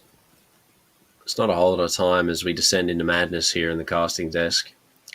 As Hoven sneaks his way up the gaming hallway, could actually sort of make a play maybe into the dining room side. I mean, we only see one player sort of directly close by in terms of contention. It might actually look to be a full rotate here from Gaiman as two players make their way over, but now the position largely given away by the drone and its intention on making its way into the bomb site, as the wall is failing to be opened at the moment, but will finally be opened now here by Rix to some degree, as he spots the head of Bin Bin through the bomb with a lovely shot like that. Bin Bin goes down, and 19 seconds, they're going to have to get this wall open, or at least try and make their way into the site somehow to get this bomb down. Hoven for another one on Dejuan. It's going to have to be an execute onto the side, a triple kill for Ray, making his way into kitchen. Songdi goes down. It's confirmed by Rix. Yi from above, though, will be able to confirm the bomb needs to be planted, but on time, Ray and Yi, both on the drop, are going to be able to lock this one down. The 180, like, hold on, wait a minute. Surely he's right there. No, he's not. Oh, yes, he is. Yeah, unfortunately, Ray misses out on another kill. Missed out on padding the stats. But, look, yeah, forcing Gaming Gladiators into a situation where the clock is not their ally, it paid off for them. Unfortunate. Really unfortunate. But, look, Gaiman still have 3 to lead. So, in saying that, it is a very solid lead. One that I don't imagine they will be giving up anytime soon, Panda. So Gaiman, right now, locked in for what is possibly the final round here. Not really too many mistakes made from them in that last, other than Northern Forces were just completely out-fragging in that round. I guess Ray finding those 2 big kills at the start just sort of set them up really well to close things out. And I mean, it did come down to what was a very close ending. I mean, a 1 versus 2 in any respect is winnable in both cases, but yeah, Gaiman just on a couple of those mistakes in those early kills, sort of letting them slip, allowed Northern to find one more, but at what point does it end, Panda? I mean, 3 rounds from them now would be a monumentous achievement to get it to OT, but I don't think Gaiman are really looking to let that happen at all. No, definitely not. Especially if they have anything to say about it, of course. Only one needed. Only a single kill needed to close it out here. And Ape already is on the hunt. Can you blame him? On the Ash, on the G3, he's been having an absolutely insane game so far in his attacking half. But in saying that, Panda, I mean, you know, you gotta give respect where it's due. Hoven has already made his way into the first floor and is setting some things up. Ape with the double claymore, making sure that nobody at all can jump out from his bathroom window. Which, I mean, I get that. I get that. Using both claymores, why not? You got 2. Might as well use them. Hoven is actually pretty deep, pretty quickly here for Gaiman on the top floor and has taken a lot of control by himself. Not at all surprised there. The acceleration is going to be key. The last thing they want is to slow down Ape. He wants it. You can just feel it. He's like, yeah, come on, give me the info. I want the info. Let me go. They have info on this play downstairs as well, which is going to be huge because I don't actually think that Songdi knows his position is largely public knowledge, we'll say. But a great nade from Joe. Could be on for the second here as well to the black wall. Indeed, he will. Perfect utility. Gaiman, it's going to be full send ahead here. 8 already allowed to jump on into the piano side. G3 in hand. He's not going to be good for any, though. Ray to shut it down. Retakes into the books, but the bomb is being planted. Rick's getting that one down right now. A second player inside of books to retake. Joe will find the kill onto Ray. 2 players left here for Northern Forces. Juan and Songdi both find 1 kill, though, Panda. 2v2 in the post plant. This is doable for Northern. Juan with that MK14 can't find much of anything, and it's down to Songdi coming up the Solarium stairs. Hoven, having already found 1, they have that nano boost. It should be wearing off in just a moment, but it doesn't matter. Hoven with a crisp, clean headshot to close the map out, Frodo, and once again, it goes largely the way we expected. Of course, Gaiman Gladiators, they take it. No real surprises, if I'm being completely honest, Blue Panda, and I actually called it perfectly, a 7-3 to Gaiman Gladiators. I said it at the start, and I stick to it at the end. all the way through. I think that's the first time I've ever called the round team and the way it pans out perfectly in my casting career. So a bit of a pat on the back for myself there, Blue Panda. But I think that's the only thing good I've said in the last hour, given that my brain has been on autopilot since 2 a.m. It's getting late. But really well done. Other than that, Gaming Gladiators. Here, so, yeah, I feel the game hours. But there you go. Big games so far today, all played out, of course. Our final one done and dusted. The only real upset was map 1, of course. And every single round came down to the frags. At the end, 10 rounds of just absolute back and forth up until, obviously, the second half. Brutality. Yeah, really well done. Unfortunately, for Northern, it is not going to be the victory that they maybe would have hoped to find. But yeah, other than that, the only upset tonight, the Direwolves matchup, I think, was definitely not something anyone expected. And, you know, in saying that, Lan, unlucky buddy, last 2 games, you thought you had the cool picks, but unfortunately it didn't pan out that way. We love him all the same, we do, but I don't actually think that the picks are going the best for myself and Lan, so anything I can do to get up in percentages will take. So here we are, taking dubs left, right, and centre tonight by the first game. But Panda, I mean, other than that, it has been a relatively good night, with the final game rounding out the evening pretty well, I would say. Gaming Gladiators definitely showing us why they are one of the stronger teams in the OPL Summer Leagues. But speaking of cool things, hashtag Fight for Glory in chat if you want your chance to win 600 R6 credits. Get it in now before the evening ends, and good luck to everybody. PC only. Yeah, this would be your last chance as well, so make sure you get it done. Well, at least for today, anyway. Not all done. There is obviously opportunities coming up in future play days, of course, but we'll chuck it in chat. You can get yourself some credits, and we'll hopefully, you know, get your chance again next time, Proto. But I mean, look, the skins that have come out, who have you got your eyes on at the moment? Beast Coast skin looks pretty good. Definitely leaning towards the Elevate skin. W7M Shotgun also has my fancy, if I'm being completely honest. Really looking forward to maybe getting that one. But yeah, other than that, Panda, I'm not made of money, unfortunately, so I can't get all of them. I'd love to get all of them. They all look great, but I cannot afford all of them, unfortunately. So unless someone would like to hook me up with all the skins, I will not be getting all of them. But yeah, unfortunately, we're no Caliber Jacob. We don't do a tier list and then have every team spoon feed us the skins. But I mean, look, it was a great day. Play day 4 definitely paid out in dividends, and was a rather exciting one at the end of the day. Sets us up for, again, that very interesting run in carrying things on, and potentially some unexpected teams managing to skirt and push on through to the playoffs. Yeah, I mean, looking at the standings, it'll be interesting to see where everyone sort of places up after Playday number 4. In regards to just sort of where everyone sits, we've got Elevate kicking it up at first, Obsession for second, Direwolves third, and Gaiman for 4th. So already locking in one of those top 4 spots, with Champion actually in 7th right now. So Champion taking down Direwolves in 3rd. It's actually a pretty big jump for them. But other than that, I mean, there's nothing really out of the ordinary there, Panda, at least from what I can see. Elevate in first, having a win, an overtime win, and an overtime loss, just beating out Obsession on round differential. That's insane. Yeah.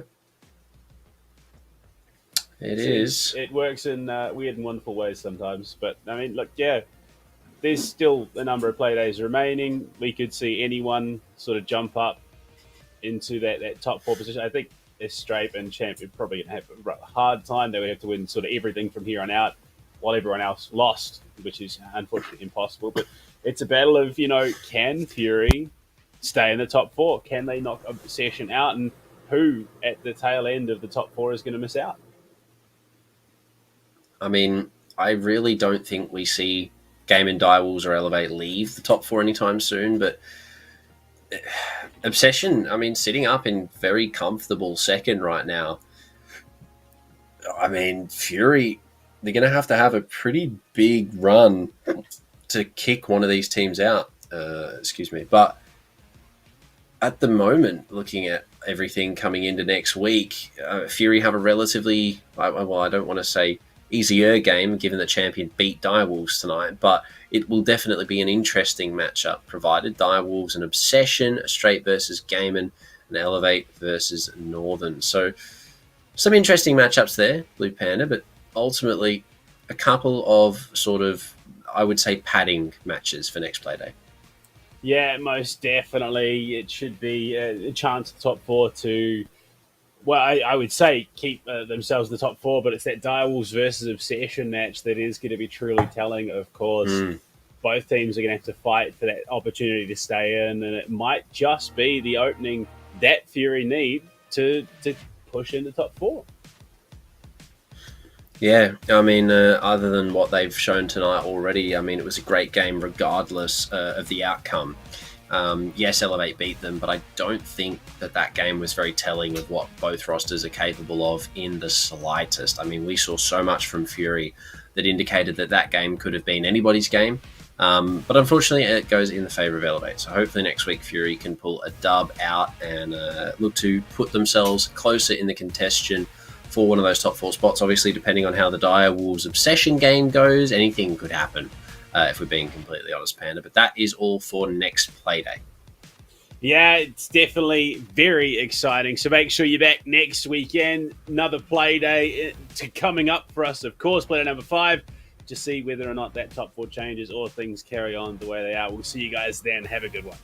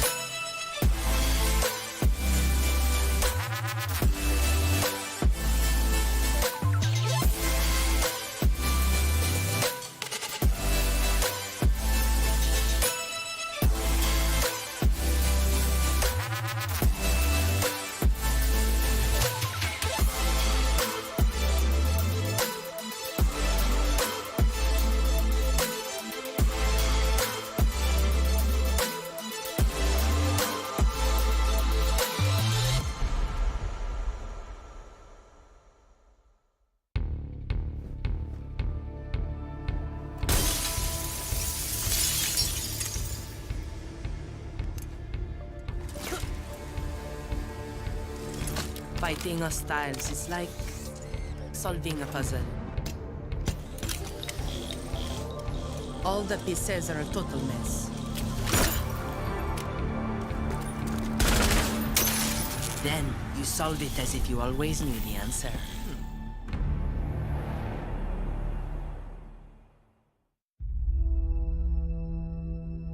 There are civilians out there who need us. They can't fight back. They can't escape. And they can't heal their own wounds. That's our job. And we're the best at it. By being careful and compassionate, we can make the world a safer place for everyone. We do this to be of service. And we can't afford to be complacent. When we go out there, We work twice as hard to protect others. Whatever we have to do, we put the people first. Get them out of here! That will be our focus. With unwavering diligence, we defend. And we get to say that when Wolfguard is on the field, things will be different.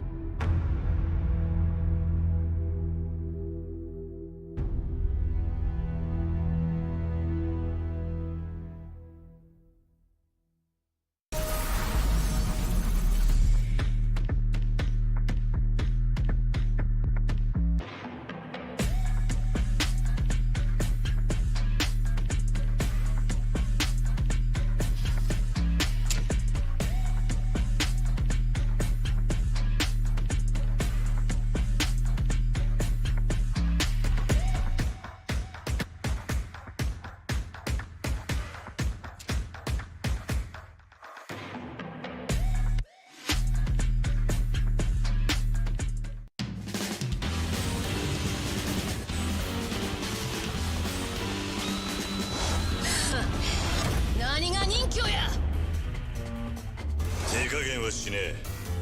死にてえやつだけかかってこい。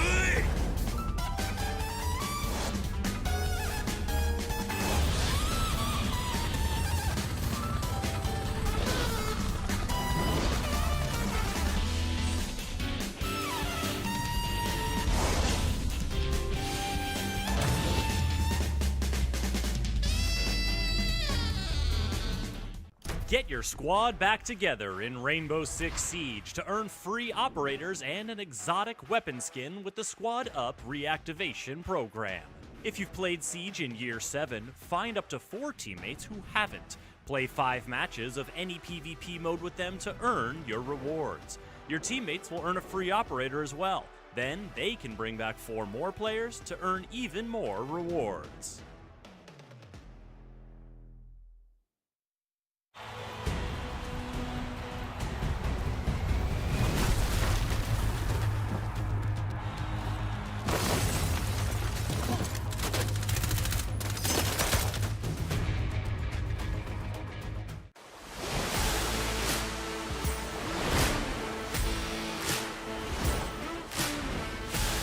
We should say. So it'll be interesting. See how it plays out. Mark, great shots from him, and no trade. He's still alive somehow in the pantry. The nitro as well. What? For a second, ED. He was nowhere near it, but it doesn't matter. Sapper's. There's angles that need to be covered. Sneaks his way on through. That's a big kill. Looking for more. What can he do? He's going to find the spray down a triple. He's on for the ace. He's on for the ace. And Bar with the reinforcement, they're threatening. I believe that is Hajime just ducking around with the MX4. Can he find? Well, okay, so. Oh no, come on, guys. You know he's there. What are you doing? Has here 30 seconds remain, and they don't have a lot to work with, especially with Hajime finding his third for a triple kill. Can he make it 4? Swinging on from split. No, it's going to be Hajime. Just be the clutch back that they need. The smoke's going to cover him just now. Spots the player running through, knows that there's one close by, swings it. He finds the kill. It might be the clutch up. Sapper and Slew Flame. Sapper! Another banging shot onto ED, walking up white. Yi will find one. Shadow will get one. A triple for him. He needs the quad. Yi. It's all that stands between him and a win. He doesn't. Direwolves, what's going on? He's insane. Much That's a headshot.